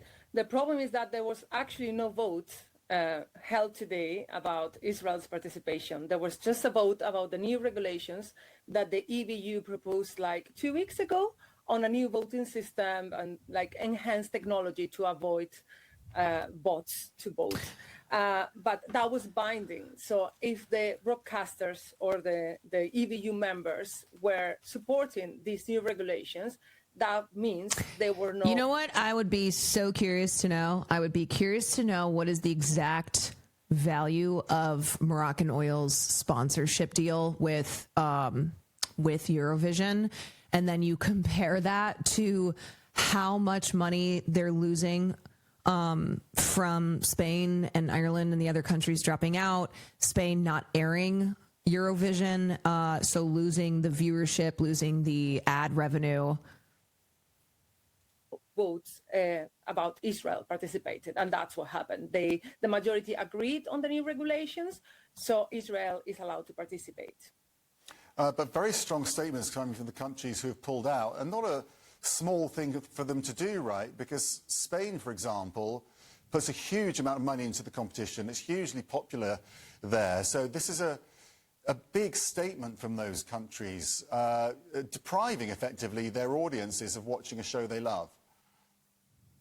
Yeah, so Spain is one of the big 5. We have the Netherlands as well, which is contributing as the 6th largest amount of money every year. And also we have Ireland, who won 7 times in the history of the contest. It is one of these historical countries that is not participating next year.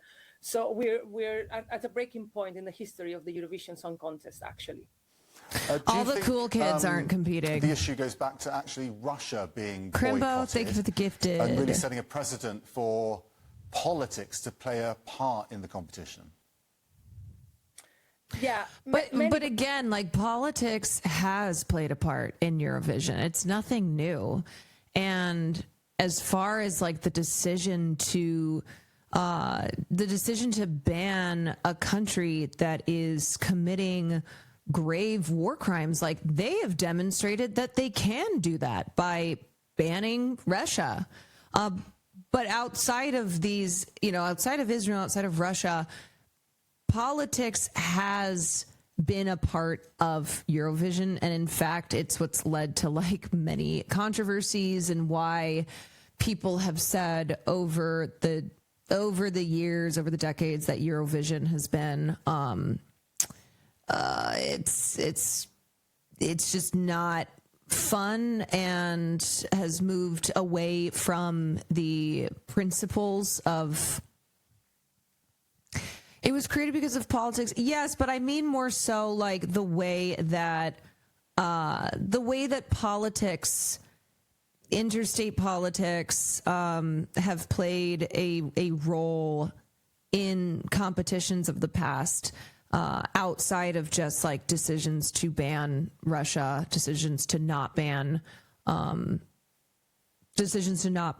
Israel. So. I'm just trying to say that, like, this is nothing new as far as politics being involved in Eurovision. Broadcasters are calling out the fact that Russia and then Belarus were not allowed to participate and were dismissed from the contest. However, the EBU has been saying that there are two different situations where the Russian broadcaster, were using their media for political agenda. They are now saying that the Israel broadcaster is not doing so, but that's their own way of thinking. But it's, a lot of the fans would think it's a shame because it's one of the events, a bit like a lot of sporting events, where it's not about politics, it's actually about unity and putting politics aside for a moment just to enjoy the music. What's your view on that? Do you think they made a mistake by allowing politics to get involved? I'm sorry, these fucking cat ears or whatever this is with the Israeli flag. They're always part of the competition anyway. The way that we use flags, we talk about countries and non-national broadcasters is part of the politics side of things. However, this is a completely different situation, and the fan community itself is speaking against. Yeah, we did see that last year when they edited the footage to the Cheers. Fact that there was no democratic vote or transparent vote, that's the main problem here. So I stand by the fan community as well, and I think another agreement needs. Why is this guy so committed to acting like on saying politics has never been a part of Eurovision before? Because can we get a line from you in a bit, like voice, not Coke? My brain first read it as like Coke, not voice. I was like, oh shit, okay, oh my god. Yeah, whatever you guys need. Got you, whatever you need. Anyway, the reason that he's, I think, doing this is because it's this idea that only in trying to prevent Israel from participating in Eurovision, in boycotting Israel, like that's politics, but nothing else is. And so that's why, like, this is a problem, because this is supposed to be a fun show. It's supposed to be inclusive. It's supposed to be putting politics aside for, for the sake of art and people having a good time.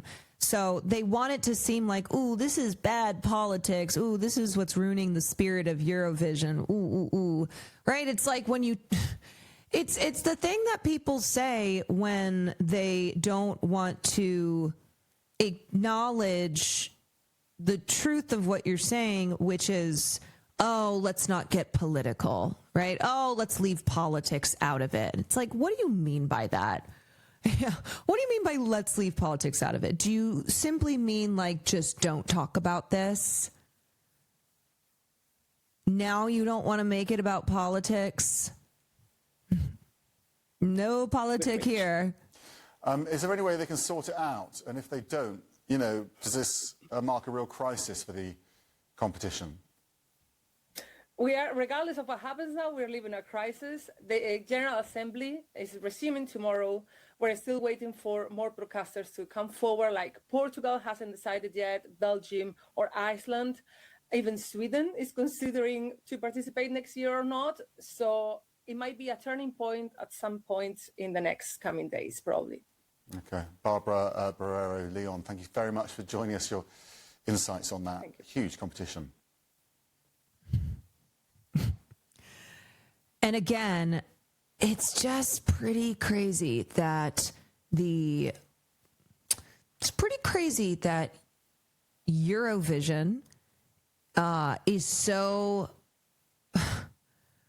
at the will of Israel that they will forego actual European nations who have said we are not going to participate in this if you do not if you don't stop Israel from competing, or at the very fucking least have a vote on their participation. But these are European countries that are now no longer going to participate in lieu of Israel, that isn't even located in Europe, which, as I explained, it doesn't matter. Like, as far as who gets to participate in Eurovision, it's countries outside of Europe. But just the idea, just the concept of going, yeah, we would rather lose 5 European nations, one of whom is in the Big Five, another that frequently has talent that has its participant in, either winning the competition or making it towards the end, another that is one of the biggest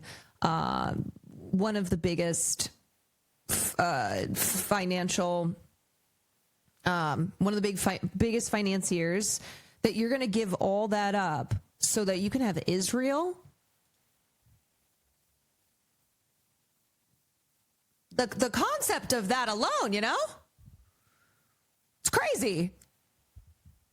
5 dropped out. Yes. Yeah.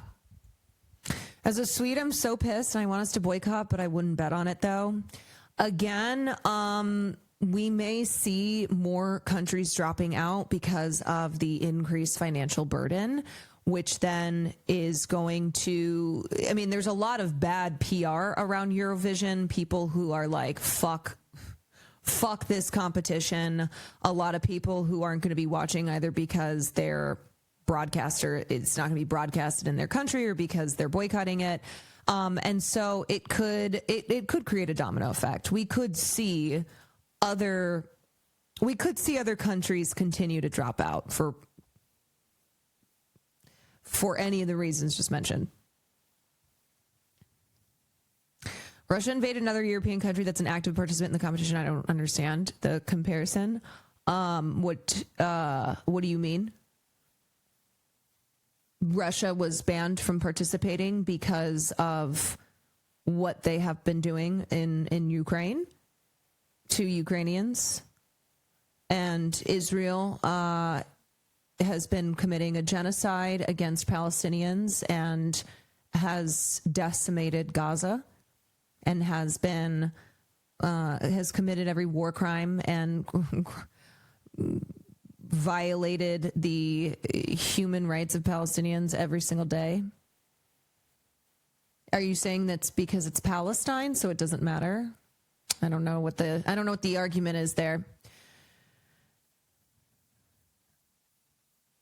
I think it's important to mention Israel for many decades conflating Zionism with Judaism. It's only a big fucking deal because it's just seen as anti-Semitic. It's a unique situation. Well, it's the same line of anti-Semitism being used to try and quell the noise around the boycotting Israel in Eurovision.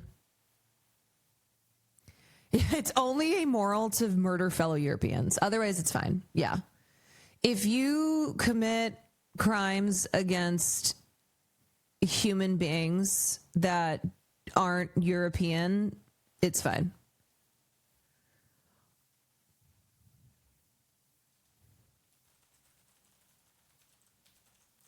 No big deal. Yeah, I don't think Palestine not being a part of the European Broadcasting Union is a legitimate reason at all for Israel to not be banned from Eurovision. Let the U.S. participate in Eurovision in place of Israel? I think not. Actually, no. Why would that make any sense? And what's the difference?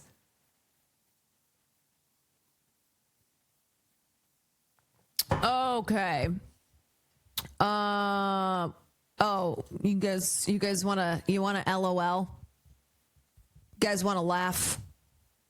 You need something to chuckle over? I'll give you something. I'll give you a good hearty laugh. Are you ready for this? So the real Abby Lee, this is Abby Lee Miller, who is from Dance Moms. Does not look like this, by the way. Abby Lee Miller, who's from Dance Moms, posted a photo with Neil Patrick Harris and face-tuned the ever-living fuck out of him. Also her, but his is so funny. What's wrong with his face? Abby Lee photoshopped him. Let me show you what Abby Lee looks like, because I didn't even recognize her. Here's Abby Lee. Facetune loves to see Abby Lee coming. Facetune loves to see her come in. She just blurred his. That's who is that? Who is that? Okay, so anyway, yeah, I'll get to the second part of this. The boys. Okay, hold on. I'll get to the second part of this. So this is Abby Lee. Okay, so she posts this photo.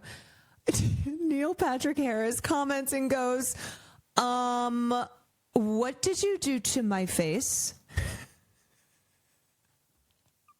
Oh, I love this so much, because there have been times that somebody has posted a photo of me, like a friend, and has facetuned the shit out of us. And I so badly want to be like, who is that? What did you do to me? So, got to take a page out of Neil Patrick Harris's book. And when someone facetunes you this extremely and this hilariously, you just got to be like, hey, what did you do to me? What did you do to me? Same, it's so rude. I remember one time a friend posted a photo.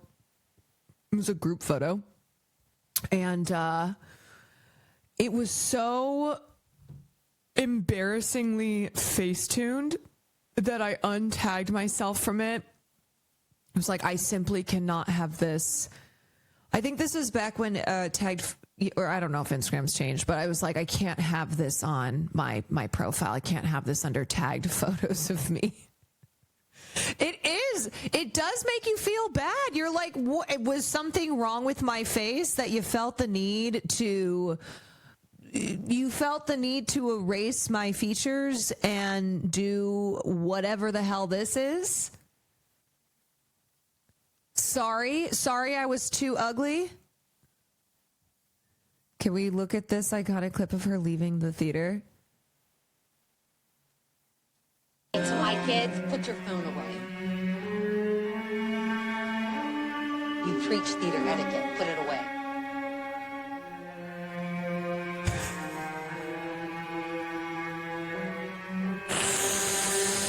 Oh my God. Where are you going? I don't know. I think I'm going to go to Baskin Robbins. She's right there. She was truly gagged. She's dude. It's truly gagged. Dude, the slow reverse. It's so dramatic. And then the camera operators went sprinting after her. She's Look at right her. There she We're goes. gonna have to speed up a little. There she goes. She's zooming, dude.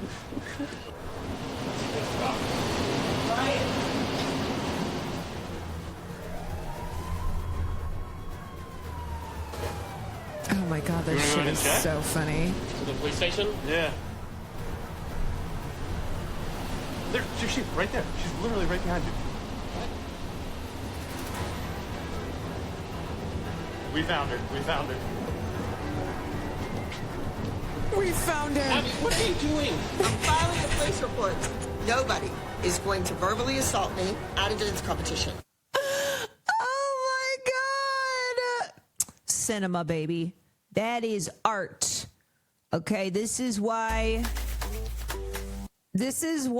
we gotta fight back against AI, because we lose out on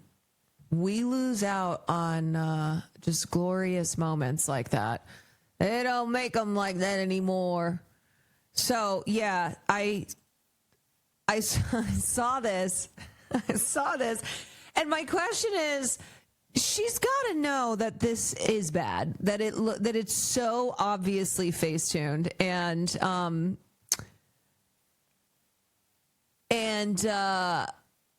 that is not Neil Patrick Harris. No, girl, she's too far gone.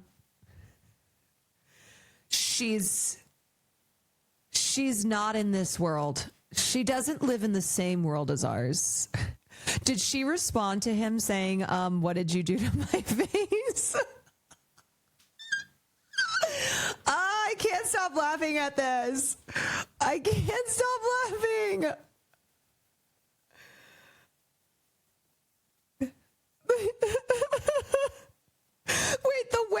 Hold on a second. The way that it's only him. She didn't even bother. Wait, what? What? What? Why did she only do it to Neil Patrick Harris? She left James Corden and Bobby Cannavale alone. She was like, no, only NPH. Only NPH. James Corden is perfect as he is. Wait, also, she didn't FaceTime herself in this. Unless she did, it's just not as obvious. It's so shady. What did I say? FaceTime? I don't know. Facetune. Facetune, FaceTime, Facebook. Never change. I couldn't even if I tried. I could not if I tried. This is the kind of stuff where I go, I'm never leaving the internet. I simply can't. I simply can't, because it means that I will miss out on when Abby Lee Miller hilariously Facetunes. Now I'm going to say FaceTime. Hilariously Facetunes Neil Patrick Harris. Also, what show? What is this? What is this that, like, Bobby Cannavale, James Corden? Also, James Corden looks so scary there. Maybe she went no amount of Facetune can do anything. Nothing. Are they in a play together? James Corden's in a play. Yeah, like what event had this lineup?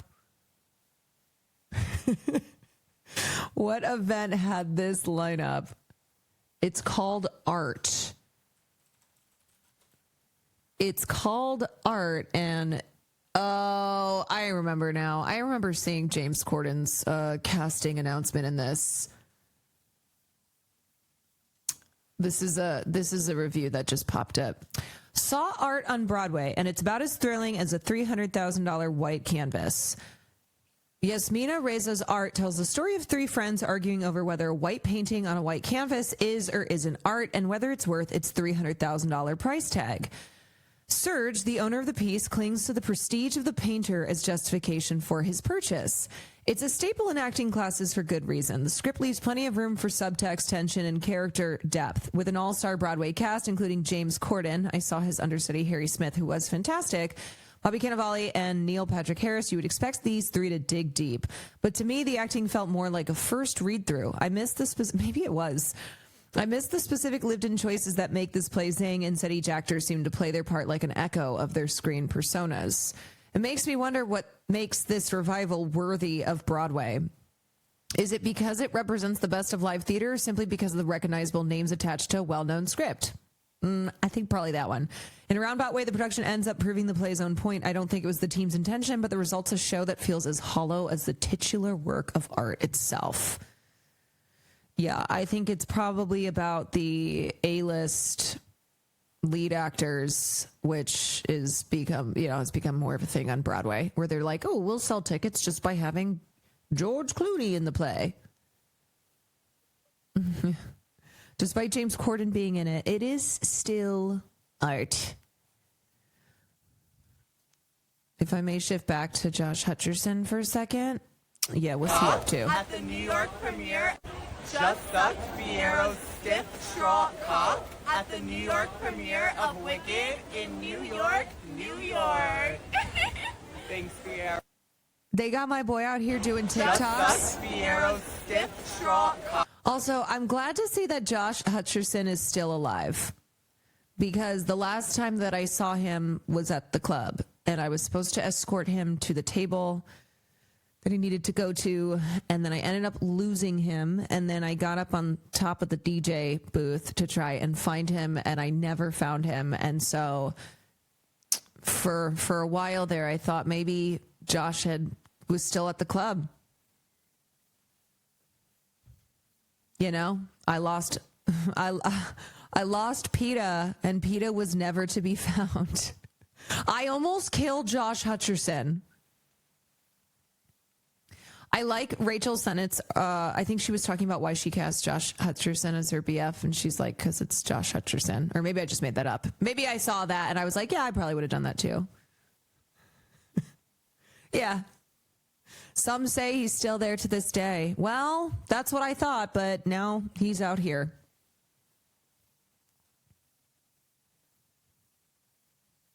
He used his superior cake decorating skills to hide. He blended in with the couch. He blended in with the leather couch. He painted himself into the couch. Okay, so I wasn't making it up. I was like, I swear I saw something along those lines. Rachel Sennett on casting Josh Hutcherson in her upcoming HBO series, I Love L.A. I grew up watching him in Bridge to Terabithia and The Hunger Games, and there's something about him. But also for audiences, I think you see him and you feel like he's your boyfriend a little. You're like, oh, I know him. He's been my boyfriend for years because you've seen him in stuff. He's everybody's boyfriend. We are all dating Josh Hutcherson. In case you didn't know. If you thought you were single, nope, you're dating Josh Hutcherson. He's everybody's boyfriend. Imitation Bread, thank you for the 10 months. He is truly the nation's boyfriend. He is. Yeah, I still gotta watch I Love LA, but I am going to, for the sole purpose of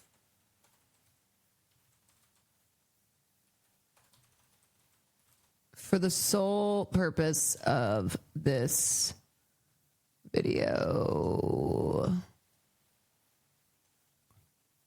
It's changed my life. What? It's LA. I'm addicted. Come on, it's LA. What? It's LA.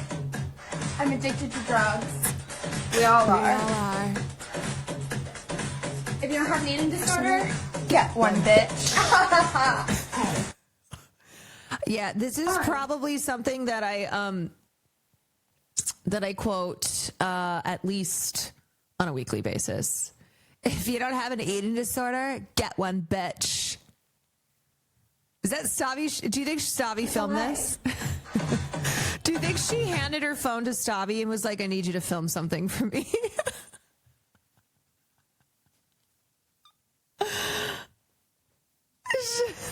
concept of Stabby filming this video. What? It's LA. It's LA. I'm addicted to drugs. We all are. You can see his shadow. If you don't have an eating disorder, get one, bitch. Yeah, they dated. They aren't dating anymore. He broke up with her, but they did date. It's been kind of wild to see the success, the rise of like the Cumtown, you know, the Cumtown boys. What's the other one? Not what's the one I'm forgetting about? It was Cumtown and what was the other like dirtbag leftist? Chapo. Yeah, sorry, couldn't think of it. Like Chapo, Cumtown, and then the Red Scare girlies who are just palling around with people like Nick Fuentes, and finally Dasha getting fired from Gersh. Thank God. Oh, there are good things in this world. Yeah, but seeing how it's like, oh yeah, you thought you were cool and edgy, and you took it a little bit too far. You flew too close to the edgelord son, and you're just a Nazi. You're just like a Groyper wannabe.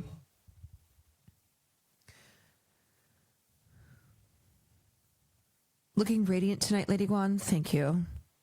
Yeah, Dasha, who I didn't know dated Adam Friedland. Wild. Apparently they were engaged at one point too, which is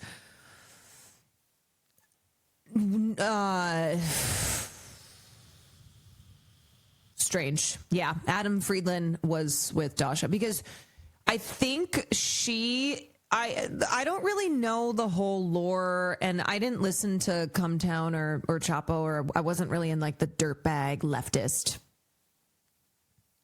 circles. But it kind of seems like Dasha, I think, wanted to just be famous at any cost and any way she could. And I think she was kind of evaluating the best way to get there. And she was hanging around and kind of trying to, I think, go the way of she just wanted to be like a famous actress, but then was like, okay, how do I get there?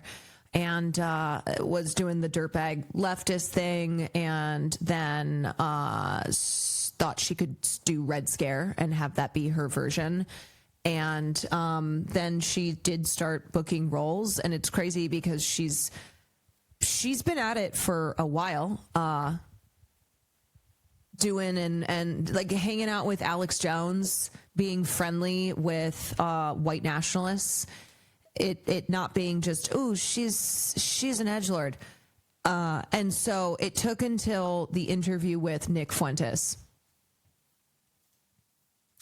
that finally got her agency to drop her, and she lost out. She lost out on a role in a film. She's kind of just a dumb person, wanted to be famous, blah, blah, New York hipster Catholic. Yeah, she's just another, like, she's just another, like, wanted to be famous no matter what. Presented herself as like this cool edgy chick who could talk politics, and I think she just I think she thought she could keep doing what she did and not only not face consequences for it, but like have it assist her in her pursuits of fame.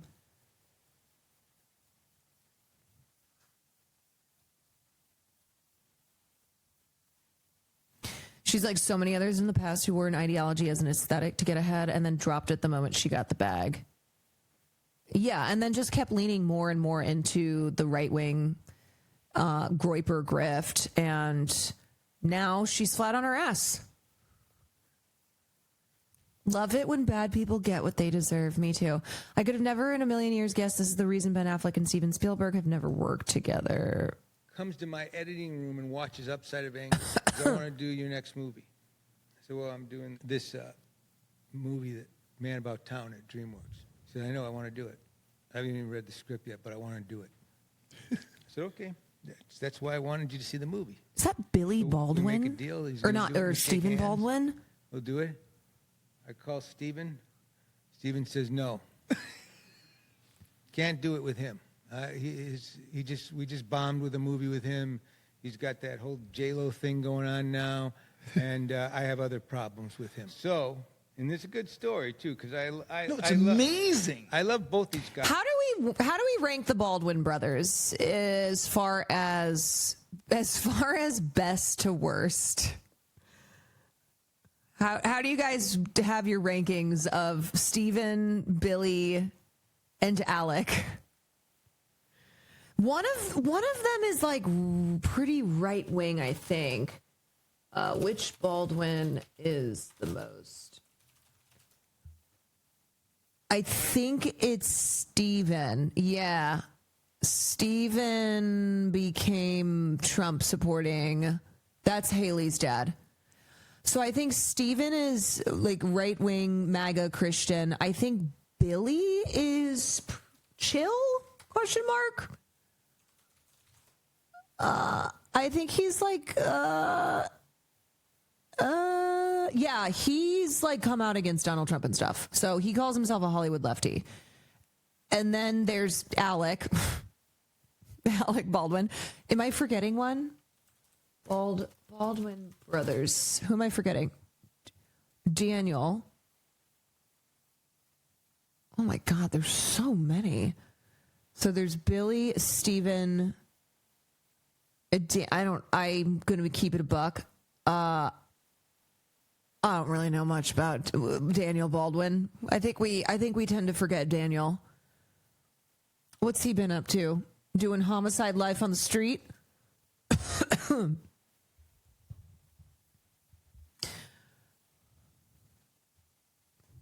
I think Alec is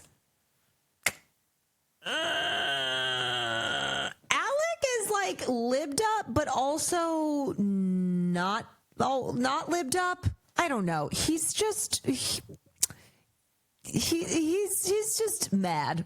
That's what he is. He's lived up in the sense that, like, yeah, he hates Donald Trump and was playing Donald Trump on SNL, but I feel like he's done and said some stuff too that's maybe not so lived up. I really think he's just an asshole. That I think his political positions are overshadowed by the fact that he is such an ass.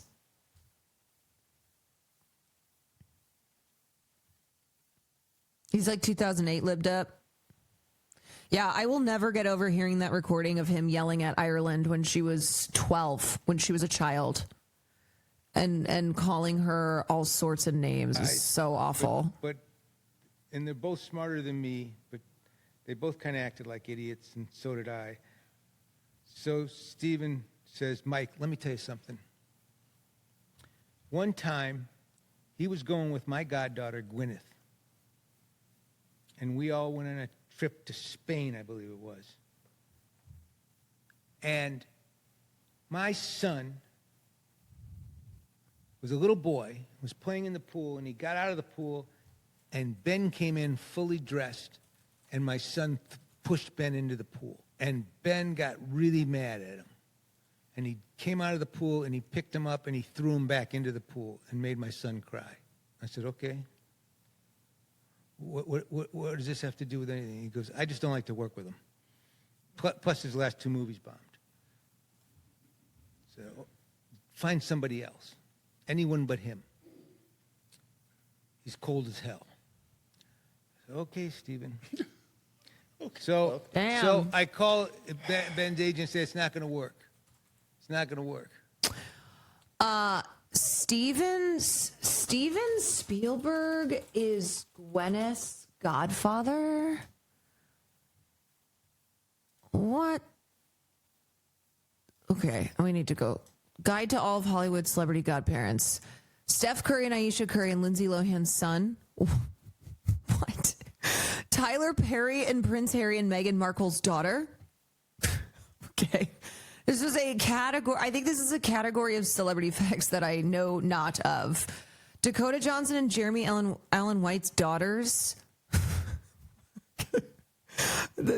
Okay. Bryan Cranston and Aaron Paul's. I knew this one. This makes sense. Vin Diesel and Paul Walker's daughter. Elizabeth Taylor and Paris Jackson. Man, that's so crazy. Sometimes you forget about people. Like, you think, how could Elizabeth Taylor have lived at the same time as Paris Jackson? Macaulay Culkin and Paris Jackson also. Okay. She's got a bunch of godparents. Jennifer Aniston and Courtney Cox's daughter. Mariska Hargitay and Christopher Maloney's daughter. That's so cute. Tim McGraw and Garrett Hedlund and Emma Roberts' son. Okay. Norman Lear and Katie Seagal. Steven Spielberg and Drew Barrymore and Gwyneth Paltrow. So Drew Barrymore and Gwyneth Paltrow both have Steven Spielberg as their godfather. Huh. Imagine Steven Spielberg being your godfather. Cadavra, thank you for the 29 months. Jelmer, thank you for the 18 months. Jacqueline Bisset and Angelina Jolie. BJ Novak and Mindy Kaling's daughter. I remember that. Okay. Meryl Streep and Billy Lord. Oh, my God. Meryl Streep is your godmother. Please. Marissa Tomei and Zoe Kravitz. Eva Longoria and David and Victoria Beckham's children. Okay. Elton John and David and Victoria Beckham's sons. Okay. Ted Danson and Mary Steenburgen and Laura Dern's daughter. That would be fun. That would be a fun group to be a part of. Cicely Tyson and Lenny Kravitz. Dolly Parton and Miley Cyrus. I did know that one. Joan Collins and Cara Delevingne. Kim Kardashian and Khloe Kardashian. Okay, who gives a shit? They're sisters. Quincy Jones and Nicole Richie. Henry Winkler and Bryce Dallas Howard. I would love for Henry Winkler to be my godfather. Are you kidding? Victor Garber and Jennifer Garner's daughter, Violet. Zach Braff and Donald Faison's children. Jessica Simpson, Donald Faison's daughter. Casey Cobb and Jessica Simpson's daughter. Lady Gaga and Elton John's sons. Cameron Diaz and Drew Barrymore's daughter. Kathy Lee Gifford. Jeez, this is really how Hollywood works. Nick Jonas and Kevin Jonas. David Beckham and Liv Tyler's son. Taylor Swift and Leo Newman. Okay. Jessica Alba and Jamie King's. God, this is... All right, whatever. That's enough. That's enough knowledge we have of celebrities and their famous godparents. So, context here is that Steven Spielberg is Gwyneth Paltrow's godfather. He goes, did Steven Spielberg tell you I threw his kid in the water? Is that what happened? Is that why I'm not on your movie? He would do it just like that. He just what he said. I said, no, no, he didn't say. Yes, he did. He told you I threw his kid in the water. That's why I'm not on the movie. So I call Steven back. I go, listen,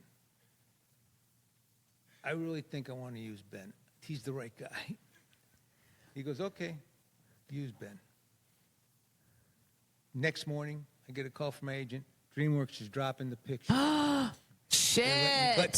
So Ben, his career goes so cold, and then it goes like that. Like that. Takes off. Right? He wins the Oscar for Argo. About 3 years later, he beats Spielberg. Ooh. And he's at the Academy Award, and they're hugging. And I text him. I'm watching it on there. I go, Ben, tonight you could throw Spielberg's whole family in the pool and get away with it. About an hour later, phone rings, it's Affleck at the Academy. He goes, that made me laugh so hard. I said, well, just when I saw him hugging you, you know, and I told Steven that story too. He goes, yeah, I think that night. Hysterical. But it shows, it just, that was like my one moment of dealing with those super hot shots. Damn. And they Can were, I be your like, godmother? Great Of guys, course. yet at the same time assholes. They were just For like a season. They were like what? For a moment. They were like everybody else. Well, that's kind of cool. They could get over it. Yeah, Steven Spielberg is a genius and a great guy, but he can be an asshole. And Ben Affleck is a great guy, and he could be a bigger asshole. You know, but by the same token. So essentially, TLDR is that Steven Spielberg and Ben Affleck have never worked together. Steven has worked with, they both have worked with a lot of the top talent in the industry, but they've never collaborated. And apparently they almost did, but Steven vetoed his involvement and apparently has had this kind of hate boner for him, having to do with Gwyneth Paltrow, having to do with this story about like him throwing his son in the water, whatever it was. Yeah, he's essentially talking about why Steven Spielberg and Ben Affleck haven't worked together and how they almost did, but Spielberg was so adamant in his son had it coming, was so adamant in preventing that. Wasn't there Director of the Year controversy over Argo? So the controversy was that Ben Affleck was not nominated for the role of having directed Argo, even though leading up to, so a lot of people called it a snub.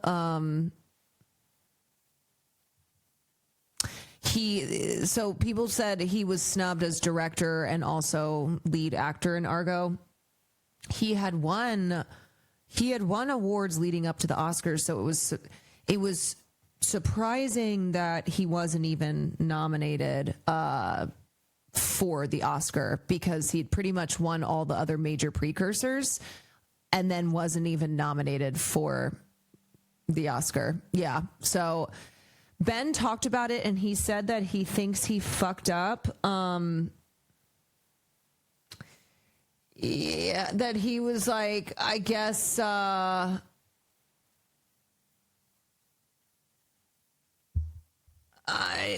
don't know, that he thought he had schmoozed the right people, and he felt like he must have fucked it up because it was all these handshakes, all these people who were like guaranteeing that his name would be one of the ones called out when they announced the nominations. And he was just like, fuck this shit. I'm never doing this again. I feel like these people all lied to me.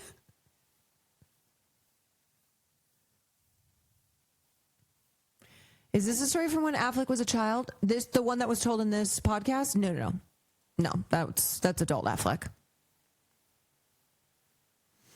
Is Argo a good movie? Okay, so I watched Argo when it came out, and Argo came out like over a decade ago. I feel like it's probably one that I should reevaluate just with the just with the understanding and the politics that I have now.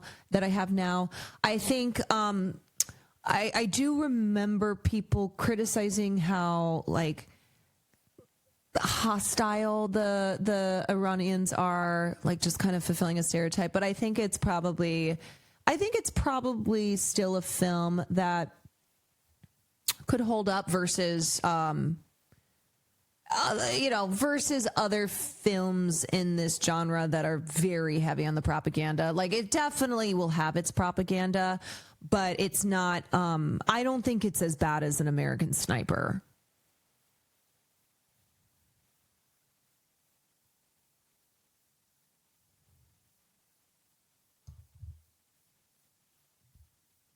But yeah, I think you're kind of hard pressed to find a film in this in this genre that's not going to have like CIA propaganda in it, especially knowing the fact that a lot of times with these movies where if they need to like borrow something from the Department of Defense, if they need to shoot on location, if they need equipment, et cetera, then they have to essentially strike a deal with the military.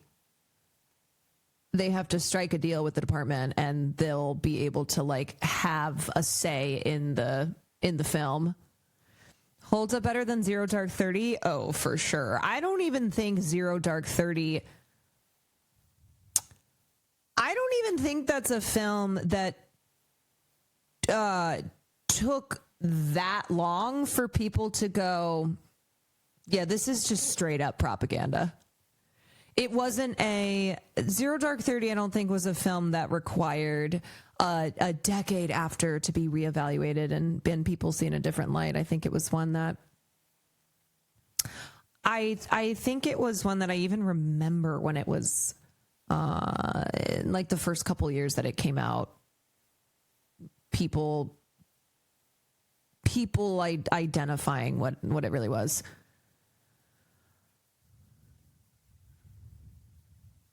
Whatever happened to Catherine Bigelow? What did happen to Catherine Bigelow? What's she working on? Let's see. She has a new film called House of Dynamite, which is about nuclear war. Catherine Bigelow, House of Dynamite. Is this a Netflix film?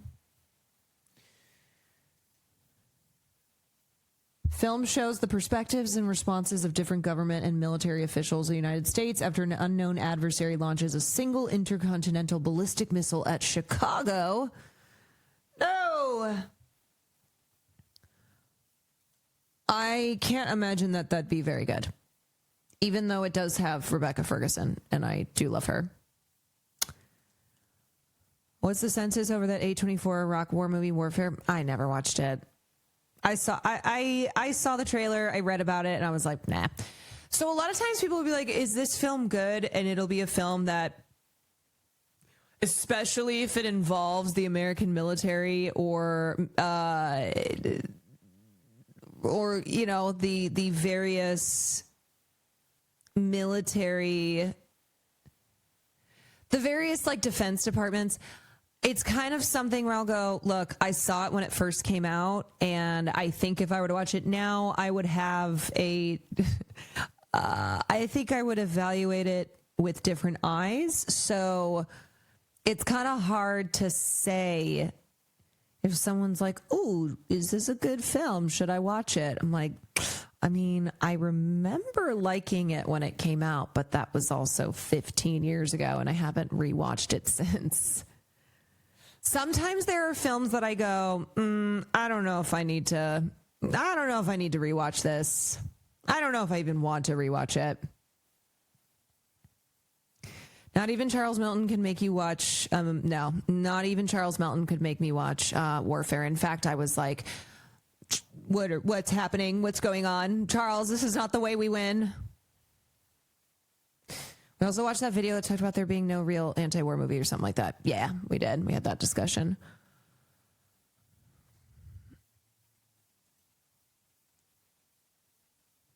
Warfare had a lot of great young actors in it, and I think they did that on purpose to be like, hey, come watch this movie. Look, it's got all your faves in it. All these young, hot guys that we're all obsessed with, right? And everyone went, no. No thanks. You shall not trick us with this. They've been trying to gay bait the promotion. Yeah, we're like, we're not falling for this. I don't think so. Okay, I don't know what I don't know what. And then I freaked it.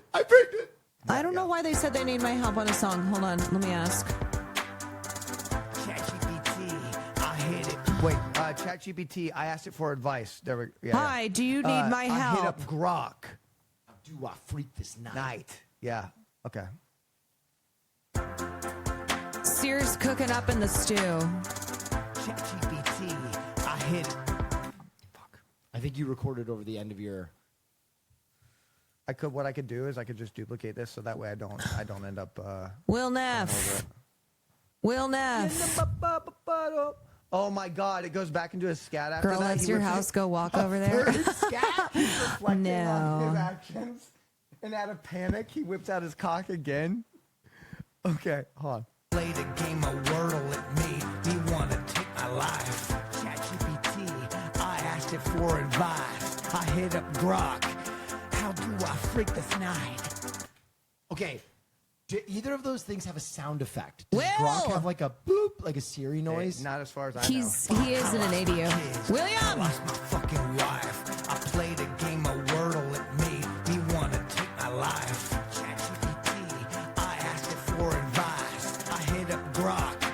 How do I freak Give me this one sec. night? I'm not going to go all the way over there. I'm just Something's wrong Drag with the it up, mic 'cause- there. Yeah, no, drag it up. It has effects on that. It has effects. Oh, on there the were last- effects. on I your- don't think we're cutting up anything here. Let me see. Played a game of Wordle at me. He wanna take my life. ChatGPT. What happened there? Something happened there. I was maybe far away from the mic. Maybe that's what it was. It was a skill issue. Played a game of Wordle at me. He wanna take my life. ChatGPT. I asked it for advice. I hit up Grok. How do I Okay, freak this Peaches. night? Peach is not in the house, so I don't know. There's a noise. I don't know if she's still in there. I hit up Grok. How do I freak this night? Yes, and then apparently. Also, I love that this man was like, yeah, we're just going to go live and stream for 45 minutes. Wait, she's on screen right now? I don't see her. Yes. Go to YouTube. It's like a. Oh, is she sitting there in the back? Are you okay with me showing everything on your screen? Oh my God, this poor girl. Grandma dicks. This poor girl sitting there in the back. All right. Yeah, 3 hours ago. Quick stream. I'm like, I imagine I had ended my stream when I did. This is better. And then I would have been sitting there in the back too. GPT search sound. Farley farted on her? Oh, poor baby. You could really add something to their song? Okay. All right. I'm going to go rescue Peach. You guys. I'm going to go rescue her from these white boys making music so she doesn't have to be there by herself. You see Kaylee Spaney's and Talks to be in Alex Garland's Elden Ring. Yes, I did. I did see that. Okay. I'm sorry this has been a light on gaming week because we just have stuff going on. All these damn social events. But I'm going to send you guys to the boys, and then I'm going to go over there and see what the hell is going on. So, anywho, tomorrow, well, I probably won't stream in the morning now since we did another 2.5 hours on stream and I covered Eurovision. But I think we'll still maybe shopping IRL with Peach if she wants to. And then otherwise, Friday night I have that premiere. Saturday I may have to end up streaming a little bit, but stay tuned. But Saturday night is the Streamer Awards, so I definitely won't be live at night. But potentially in the morning I might have to do something. Anywho. Okay, you guys. Thanks for hanging. I hate gaming frogs. I do. This is to intentionally spite y'all. What are the boys up to? We're going to go figure out. So I will send you over there, and then I'll be over there in just a moment. Bye. All right, I'm on that track, right? Yes. Okay. So that goes right. Oh my God, Will. Yes. Even Farley is over here? All right. Yeah. Caroline, we have to play you our full song. Okay. All right, take a listen to this. Waiting for this. And so you're going to add such a valuable part to this, and I need you to hear the story that we've constructed. Yes. All right? Just kind of hear it. It speaks for itself, really. Yeah. Okay, here we go. This goes out to anybody who's ever taken their dick out unsolicited at the club. Put him out here. mazel tov. Is that, I actually is mazel that tov the that. part of the song? I'm putting him out here. Shit. We're never gonna sell this song Oh now. my god. You got there. I'm sorry. Is that an expensive thing? No. Yeah. Well, They yes. were only my dead grandmother's. Oh my god, it's Crystal. always the dead grandmas. Don't let him in here. Just kidding. She didn't drink. Bar. You have a broom? He should not be let back in It's here. in the house. Hang on, can we clean this up first? I'm sorry. God Oh, damn it. you. I'm Right, never right. that guy. Right? It's because. Is it because you don't want to show me the song? No. We want to show you the song. I never. I got it. Never that. There's a lot of Yeah, little no. Be shards, careful. Be though. careful. Be careful. Because little shards, they Careful. have little splinters. Carl, was like, baby, you stay. Even like over here. Okay, well, I'll go get a broom. God damn it. God damn it, Will. I'm sorry. You're doing great. Well, no way you're using a card to do this. No, but no, that's Over actually here. smart though. That's also how you get bee stings out of your skin, is you use a card. This over here. At least we can always talk about the memory where I destroyed Caroline's dead grandmother's glass. Fuck. There's another shard over there in the wires. There's a couple. I'm sorry, Will. Oh, there's a rug.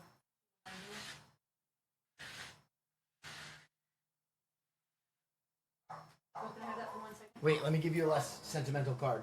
I've already done it. Here, go. What is this? My back isn't. Oh yeah, wow, that's for cool.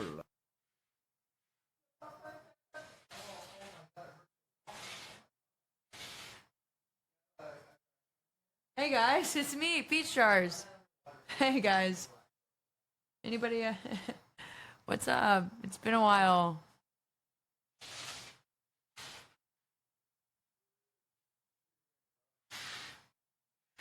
Hey guys. Hey guys, it's me. I'm using Heartfire Hero to clean up the glass right now. By the way, if you were wondering.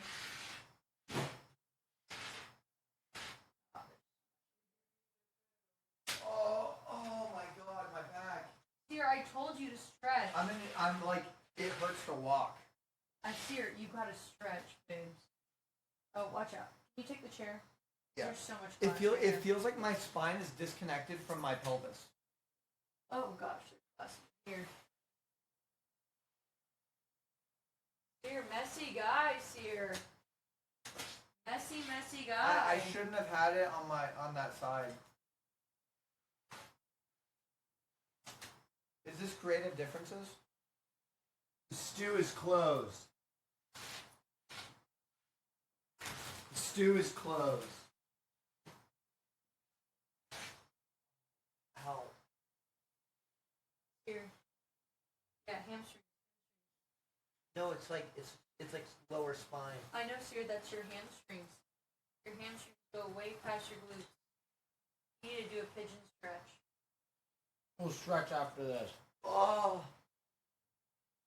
Oh my god.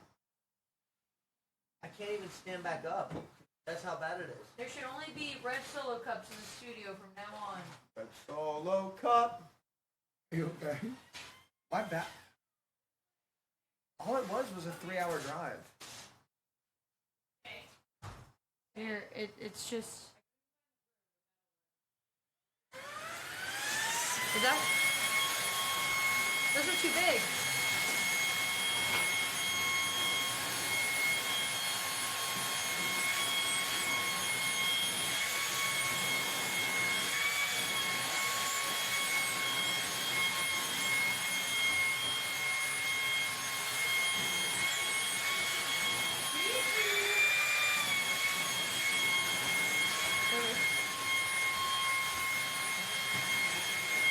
Okay, all good.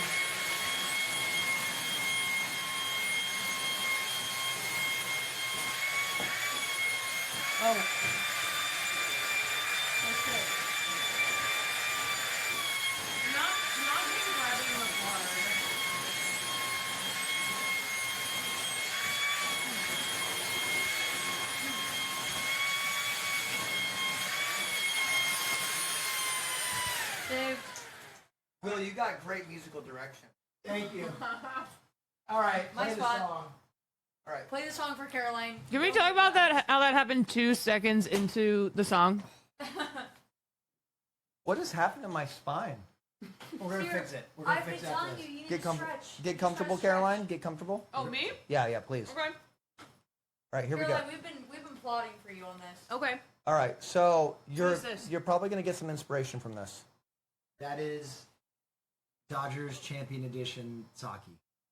And nobody liked it. All right, so listen to the whole thing. You ready? Imagine Lonely Island. This goes out to anybody who's ever taken their dick out unsolicited at the club and nobody liked it. No one. I took my dick out in the club on a Friday. I took my dick out in the club on a Friday. My dick size is fucking mighty. I took my dick out in the club on a Friday. And I think she's looking right at my dick now. Sulima papayo, umaya ya moro. Krata poya maye, umaya ao.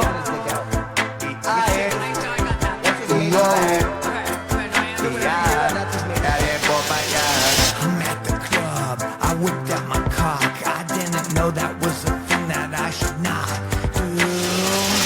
Sulima papayo, umaya ya moro. Krata poya maye, umaya ao.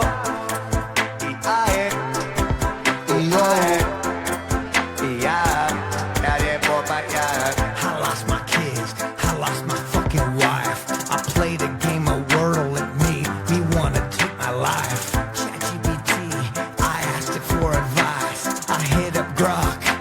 How do I freak this night?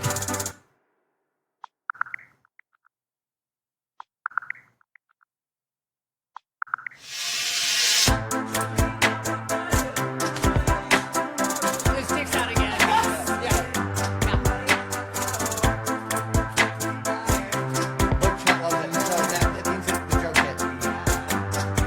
So he's like, we imagine it. He's the only guy at the club. Yes. He should not be there. He's Yeah. whipping out his cock. He lost his wife. He lost his kids. He Yes. hit up ChatGPT and Croc for advice. And now this is you. I don't know how I'm Okay, even needed. no, No, I See, think it's perfect. No, Caroline, I thought that you should be the girl at the club. Right. And you see a guy across the way with his cock out, and you're like, ew, what the fuck? But they want you to be ChatGPT. Yes, you are ChatGPT giving him the advice to whoop it out. You at don't the want me to do a like. Why is this man's dick out? I don't know why his dick out. Yeah, well, yeah, that too. But I think we need you to be ChatGPT. Wait, she could be ChatGPT, and then we could do some several lines that are like background. They're like, what is that guy's cock out? And then the guy's cock's out. Yeah. Wait. Pass me the phone. I have an idea. I have an idea. Pass you the phone. Okay. Okay. Okay. So we need it to sound like ChatGPT speak. So I'm going to use ChatGPT.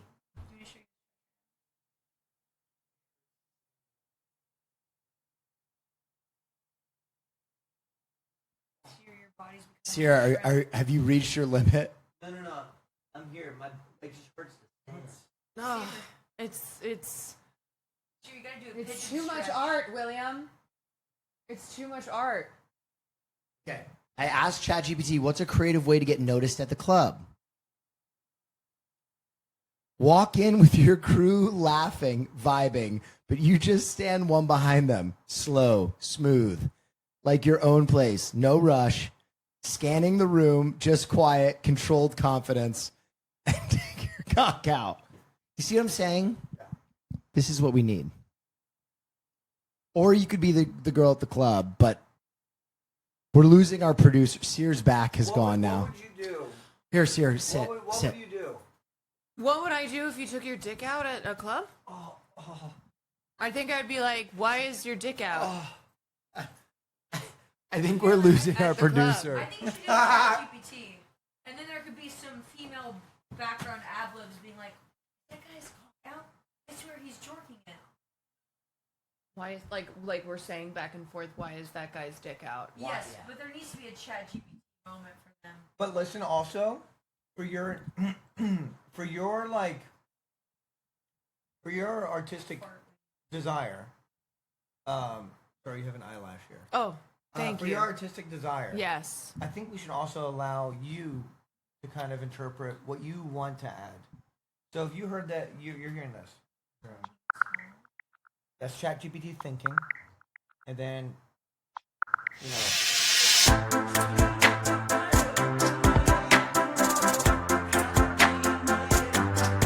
That's good sketch, though, isn't it? I mean, Austin's rolling over in his grave. Do you feel anything when you hear this?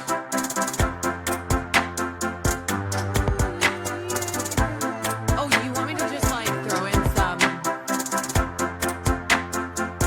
And is the intention like I'm telling you to keep your dick out, or I'm telling you to put it away? Well, this is the fun part of it because we're in the writer's studio at this point. Yeah. We're in the writer's studio Uh-huh. at this point. Mhm. So, what do we feel like the story needs to go? He lost his wife, blah blah. He's at the club. If a girl were to be saying something, Yeah. would you rather be the girl at the club saying something, or would you rather be a ChatGPT saying like, "Oh"? I mean, I saw. Okay. Here's the thing. I think it's established what ChatGPT has said. I don't think we need to establish that further. If that makes sense. Yeah. What do you need ChatGPT to be saying? well, We're overthinking. I think we just gotta let it flow. Yeah. That's why I think that because we've been in the stew for a minute with this track, so we're like locked into the song. Okay. Yeah. So I think you just need to hear it a little bit more to like to kind of feel what you need to add. Listen again. Listen again. And I'm saying you can add anything. Like, listen. This goes out to anybody who's ever taken their dick out unsolicited at the club. Like what? That's like 5 people. Like, That's how many people is probably that? more than you think. Actually. Really? Yeah. No, I think there's probably. Okay, so quite a few. wait. We can use that. You're not the only one. As, Like, as you know- somebody who worked in clubs, I have definitely seen dicks.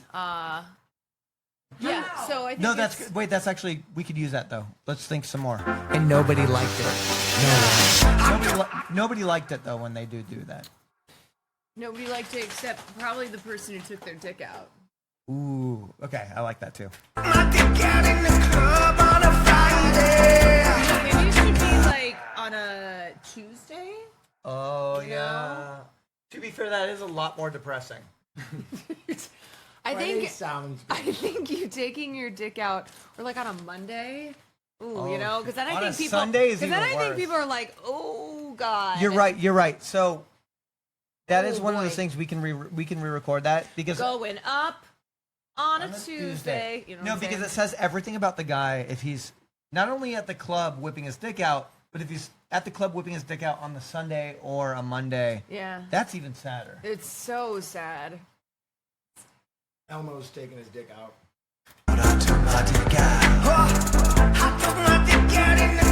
Yeah, we could change that. That could be changed.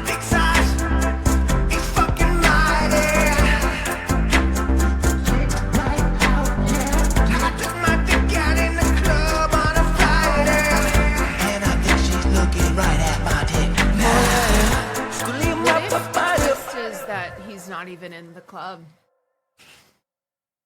That could actually be good. What if we throw a twist there? You're doing too much. Nursing home. No, he's at the club. What if the We're club? having creative. What if the Listen, club is his mind Listen, prison? Toots, we have an A+ track here, top of the charts. We brought you in to do vocals. You don't want to be the woman that passed on indecent exposure. You got a lot of pressure on you right now. Okay? Oh, I'm sorry. I'm sorry. I'm not allowed to give creative. We brought you in here to be a vocalist. Okay. We've given you gold. Now sing on it. Oh. Now, listen. I think that how you feel is important to how you are on the track, and so Yeah, I mean, I was just kind of trying to get a sense of it, but I guess think we need to this is listen for a little the. bit more. Feelings This is the never shit made you a run good here. song. How do you feel about that? Oh yeah, wow.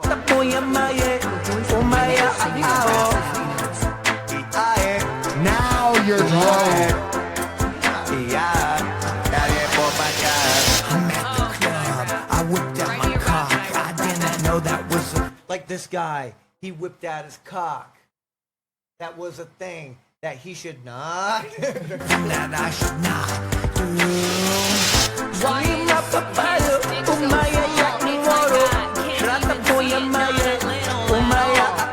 Yeah, no, okay, that's You know what fair. I'm saying? No, that's good. You feel me? Will, how's your creative direction feeling on this one? Right. I need a better flow though. Okay. I need a better flow. Let's listen to a little I bit need more. some.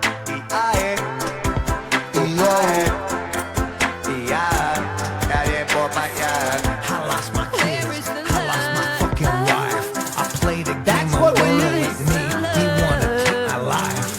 But it has ChatGPT. I looked for advice. I hit up Grok. Where is the How do I love? freak this night? Okay, wait. I just thought of something. So something about this guy. He asked Grok. Yeah. You took off his pants, but where's the cock? You know what I mean? Like something like that. So there's a good punchline somewhere Yeah. in there. And I don't even think he took his pants off. I think he just put it through the dick hole. Yeah, so he's a pathetic man. This is Yeah. a pathetic man. No, I'm. And you're doing the autismo leaning back and forth, which means you're cooking. I Yes. firmly picked up on this as being a pathetic Yes. loser. He's not, this is not a good guy.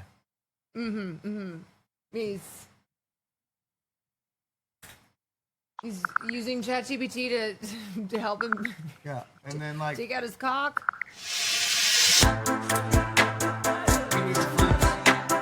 oh my God. Is this Elon Musk?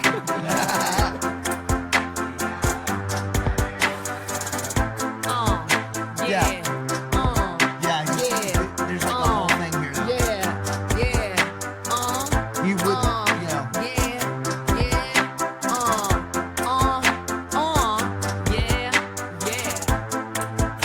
So, I do need to put in the flute. Oh, okay. Okay. The flute's important. The flute goes.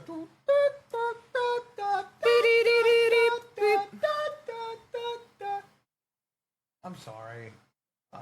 I'm sorry. I lost my kids. I lost my fucking wife. I played a game of Wordle. It made me want to take my life. Oh, yeah. I asked it for advice. I hit up Grok. And he lost his How do kids, I but freak not this his life, night? because he's still alive, taking out his cock. Okay, I can't Okay. help but notice Yes. you went that was a strong direction you went in. ChatGPT. Oh, well, I'm just kind of giving. This is just like a brainstorming session. You're doing very good things. Okay. Here, actually. So this is brainstorm. We have to brainstorm before we record. Yeah. I'm confused what you brought me in for otherwise, Will. Yeah. Now I understand. Here's what I think we should No, do. creative differences are going to be a thing. Here's what I think we should do. Pause. I need that vocal you were given, that song vocal, that high note, that tweeter. I need you to just scat it. Oh, to the you beat. mean Where's the Love that I definitely didn't. Yes. No one has Yes, ever. but don't think in words. Just sing written in your otherwise? feelings. Put her on the spot. Put her on the spot right after the beat. Start recording. Sing your heart out. Yeah, Don't use words though. Yeah, but do you know why this worked? So talking about copying things, listen to this. Wait, is this the, it's too late to apologize. Yeah. Listen, Oh, wait, oh. listen to this. Oh, oh. Listen. Too late to apologize. It's too late. You hear that? I said it's Too late to apologize. We take that. We take that. Sing it. Wait, Okay. we take that. Okay. Oh my like God. I come in with like a really strong, Yes. you know, on like an EDM track when you've got like she's like, I said it's too late. Like what's the Yes. one song? There. No, and it fits. Yes. Record before it's gone. Oh my God! Wait. Okay. So that was not a plan. What I just did. I was Okay. just bringing us back to where we were. Because here's the thing. You probably know this. In music, when you copy but you change it, it does a thing mentally to people when Yeah. they feel like it's a song they know. Right. And they're Because- like, I know this, but it's because- different. yeah, But 'cause it's it's like- not that. Apologize. I said it's too late. I said it's too late to apologize. I said it's too late. I said it's too late, too late, too late, too late. Let her go. That's our We gotta get her on. We didn't record. Why aren't we recording? This is big. Oh my God. This is big. I'm glad that. So this is why the stew is important because like Caroline, you got, pour me up. I need to be in on you this gotta one. do this. Okay. Oh my God! Hold on, real quick, creatively. It's too late to apologize. She's singing it. Yeah. And the second time she sings it, I'm pumping that pussy. It overlaps. It overlaps. Quick, record it. Okay. So I'm gonna record you on this. Okay. I'm gonna let it play out. It's a 4-measure count in, but We'll I'm cue gonna you. start back so you can have some context. We'll cue you. And it's gonna be raw mic, okay? Okay, Don't worry. raw vocals. No worries. Yep. And if you want to I'm double not up, scared. Yep. Here we go. Here we go. Okay.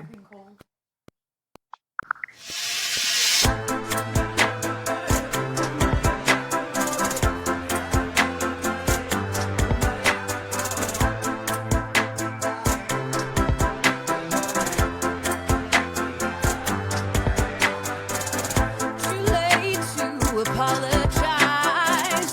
Too late to apologize. And it's too late to apologize. I said it's too late, too late, too late, too late. I said it's too late to apologize. Too late, too late, too late. I said it's too late to apologize. Apologize, apologize. Apologize, it's too late to apologize. Apologize, it's too late to apologize. Apologize. Yes. Now That was perfect. let's. I'm so sorry. I got lost in the moment. I got lost in what happened? What happened? No, not only What that, happened? but we didn't steal it. No. You literally made What it your own happened? thing. Which Oh is, my God! I'm you so I blacked out, just you blacked out, I you literally blacked out. I literally blacked out. So this is what we're I gonna literally blacked out. Too late to apologize. Too late to apologize. And it's too late to apologize. I said it's too late, too late, too late, my too God. late. I said it's too late to apologize. Too late, too late, too late. Okay, so so this is Auto what, tune, reverb, cook it up, throw it down. oh my God. Yes. Wait, this is sick. This is disgusting. It's time to Oh fucking my God. cook. Use the same effects that you used on your scat. The same exact effects. Okay, I just want to say is that as a listener of this story, I do want some ad-libs of her at the beginning, just her being like, his cock is out, I think that guy's cock is out, like something. Right. Something at the beginning, so whenever she comes in saying it's too late to apologize, she's already seen the cock multiple times. So hear me out on this. So this is what we're gonna be doing, okay? So we're gonna go like Okay. this.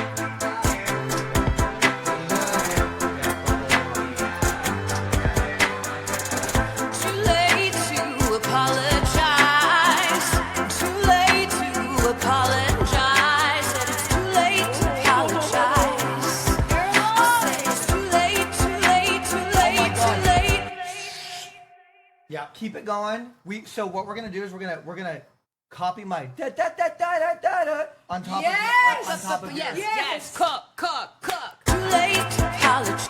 Right here. Yes. Boom. And then we're gonna do boom boom boom boom. We gotta get that riser We in need there the as riser. well. Where's that riser at? The riser's here. Oh my God. And then can we throw the same auto tune that you have on your scatting onto her? So there's some parody. Ooh. Just try it. Yeah, try it. I get it. Where'd these come from, Will? The Dodger I Stadium. bought them when the Dodgers won the World Series. Oh, it's so good. Thank you. Caroline, you poured me so much if you want some of I'm this. so sorry. I poured it like champagne. You did. I literally.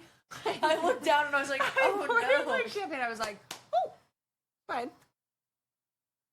Guys, we're in the stew. We're in the stew. We're Okay, in the that goes stew, in there. man. All right, wait, let's hear it though. Drinking sake. I lost my kids, I lost my fucking wife. I played a game of Wordle, it made me want to take my life. ChatGPT, I asked it for advice. I hit up Grok, Oh my god. Oh my god. We're gonna be millionaires.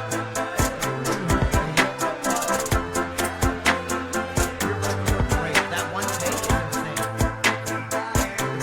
We can do another take if you guys want. Too late to apologize. Too late to apologize. Said it's too late to apologize. I said it's too late, too late, too late, too late. I said it's too late to apologize. Too late, too late, too late. I said it's too late to apologize. Apologize. He's like, what? So his wife is there at the bar. She's like sipping, and he's there like cranking. Dude, I mean, wait. so she walks in. Wait. She walks Do you in. think it's too late for Cutie to let us perform at the Streamer Awards? Oh my god! So his wife walks in, and she's like, I've been waiting This for is you you. to come This in has on always this been for a you. straight Yeah. fucking hour. Oh my god! I've been waiting This is for big. this. I've been waiting for this. Oh my god! Wait, this is big. Can we get the same vocal effect on her that we have on you? Yep. I Okay. think you're gonna like that. Okay, so when do you want that vocal to happen? Because should I cut it? No, I think just add it to her. The whole sponsors thing. will love this song. Fuck yeah. Oh the yeah, sponsors they will. would for sure. Yeah, the sponsors are gonna go. Red Bull Gaming. Okay, It's okay. too late to apologize. Yep, that's how it's gonna All go. right, so we're gonna throw the fucking tuner on you. Yeah, let's legit. I'm not gonna max it out. No, let's hear how it sounds. All right, let me throw the tuner on this one too. This is Stu Life. Guys, can we listen to the whole thing real Yeah, quick? let's listen to it. This goes out to anybody who's ever taken their dick out unsolicited at a club and nobody liked it. I took my dick out in the club on a Friday. I took my dick out in the club on a Friday. My dick size is fucking mighty. I took my dick out in the club on a Friday. And I think she's looking right at my dick. Sculima papaya, umaya ya imoro. Rata poya maye, umaya ao. Ae,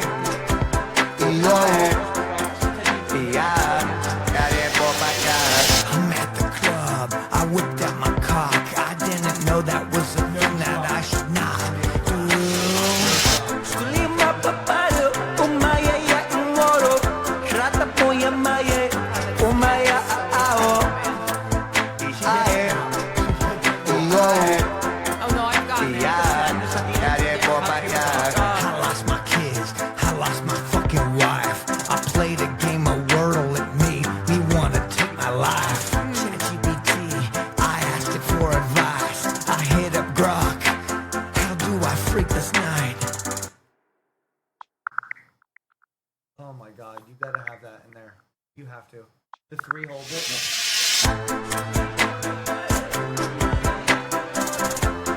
Pathetically waking up a flash of Pathetically waking a flash of cock. Here we go. Too late to apologize. Too late to apologize. It's too late to apologize. I said it's too late, too late, too late, too late. I said it's too late to apologize. Too late, too late, too late. I said it's too late to apologize.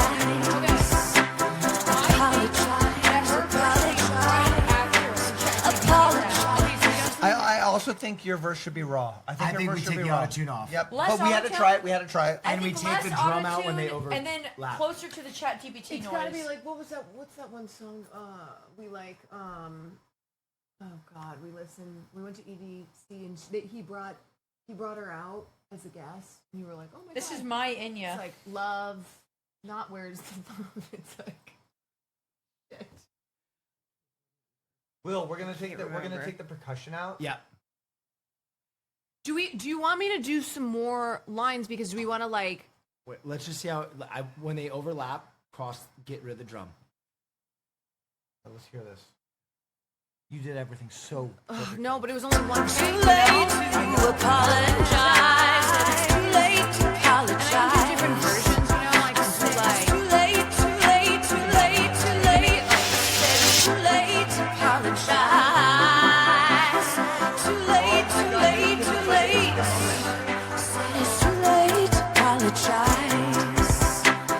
Apologize, apologize, apologize. What if we did my own vocals overlapping too? No, I agree with that. I said agree it's with that. too Let's make it. Because there's one thing about. I said it's too late to apologize. Let's think about like Beyonce, for example. I said. I think about her. Like Beyonce, right? Yeah. Always heartbroken. She ain't no Rihanna, diva. always heartbroken. And you're at the club, and like, not only is he pathetic, but you happen to show up at that same club, and this motherfucker has his flaccid cock out. Yeah. He's whacking it at the end of like, almost like a porn when the guy's like trying to get it hard and he can't. And she's staring at the camera, and she's like, yeah, you're gonna come on my face? And like, he just can't, and then it just abruptly cuts to the cum shot. Okay, so. Too late, too late, too late, too late. I said it's too late to apologize. Too late, too late, too late. It's too late to apologize. Apologize, apologize, apologize. It's too late to apologize. All right, yeah, I think what we should do is we should get a double up on your vocals if you'd like to do that. Yeah, we can just like because throw a your couple vocals are things. so good. They're what you seal the deal of this entire track. Okay. You absolutely seal the deal of this entire track. It adds. Do we want anything other than like? Are we just going with apologize and we're Well- just kind of? Well, hear me out. We could start it from a little bit earlier, and if you feel anything, Like maybe just kind of suss we it can out. roll, we can Okay. roll it out. Maybe there's an echo a little bit. You know what I mean? She's there. This goes out to anybody who's ever taken their dick out unsolicited at the club and nobody liked it. No one. I took my dick out in the club on a Friday. I took my dick out. I took my dick out in the club on a Friday. You took your dick out, yeah. My dick size is fucking mighty. We don't know what to say. I took my dick out in the club on a Friday. And I think she's looking right at my dick now. Scream up a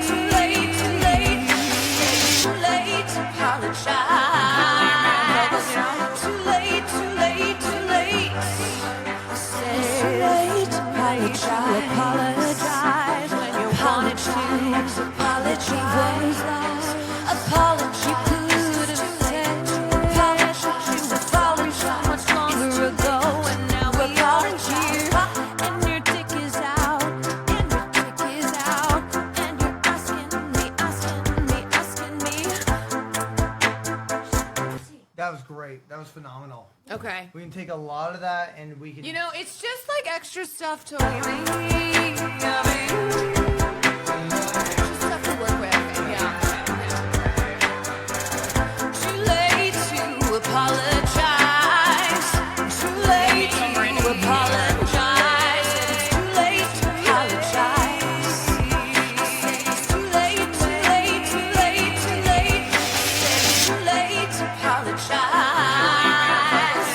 Too late, too late, too late. Dick is out of here. It's too late to apologize. Apologize, apologize, apologize. It's too late to apologize, apologize. It's too late now to apologize. And your dick is out, and your dick is out. And you're asking me.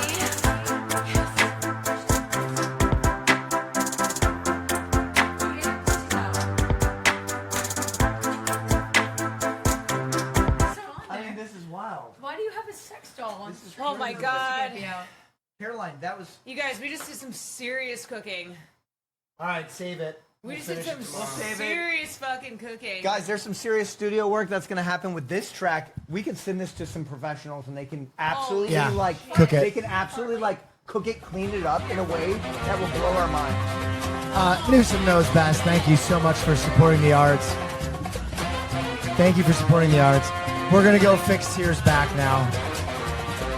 We're gonna go fix your back. This is great. This was big. This was one for the books. What a stream.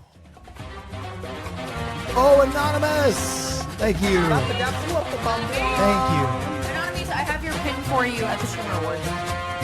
Guys, I think we're Wait, save it. Indecent exposure. Oh, listen, people don't laugh at Fleetwood Mac. They're gonna laugh at us. Yeah, true. Oh yeah, wow, that's for cool. Not if we give them something to not laugh at. That's okay. No, Will. yeah, so wow, I'm gonna show you that's for something really cool that I'm gonna do here. Okay. You're gonna love this one. Yeah. So what I'm gonna do is I'm gonna Bro, save. Spell indecent. Oh, I didn't do it right. So what I'm gonna do is I'm gonna save a public version that we send to your chat. Oh, that people can freak. That people can. That the freaks, the music freaks, can come in and edit their own versions of Yes. it. So guys, I just ask you to respect each other's mixes. This is where it gets fun because you'll be able to check in tomorrow. Yeah. And there's gonna be like mixes of it. People can download the stems. I'm gonna. No, you can't. You gotta put it in that one. What? Which one? That chat on your right hand side. Okay. I'm gonna post this in chat, guys. You can have access to this. It's a public online DAW. This is a public version of the song. You can come through. If you're an audio freak, feel free to do your own mixes of this Yeah. and get wild with it. Cook it. And we'll check in on it tomorrow. All right. We're done. Yeah. Everybody, Oh, my let back me is do my broken. outro. Oh, my back is so broken. We'll fix Tears back. Thank you for joining me on stream. Sear, Peach, Caroline Kwan, Farley. Fartley. That's Fartley to him. Here, Fartley, come here. Guys, thank you so much for joining. That was very fun. We were going to do a short one. It turned into 3 hours. Thank you, everybody. Thank you, everybody, for joining us. Stay dangerous. Hi, Farley.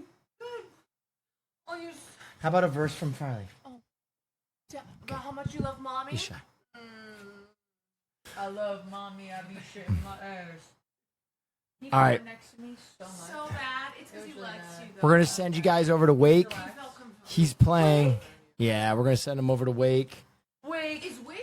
Guys, it was Wake's birthday 2 days ago. Say happy birthday to Wake. Say happy birthday, Wake. Thank you for joining me, everybody. I will maybe see you tomorrow. I don't think I will, actually. I'm going to I'm going to a premiere. All right. Stay dangerous, everybody. Have a wonderful evening and good night.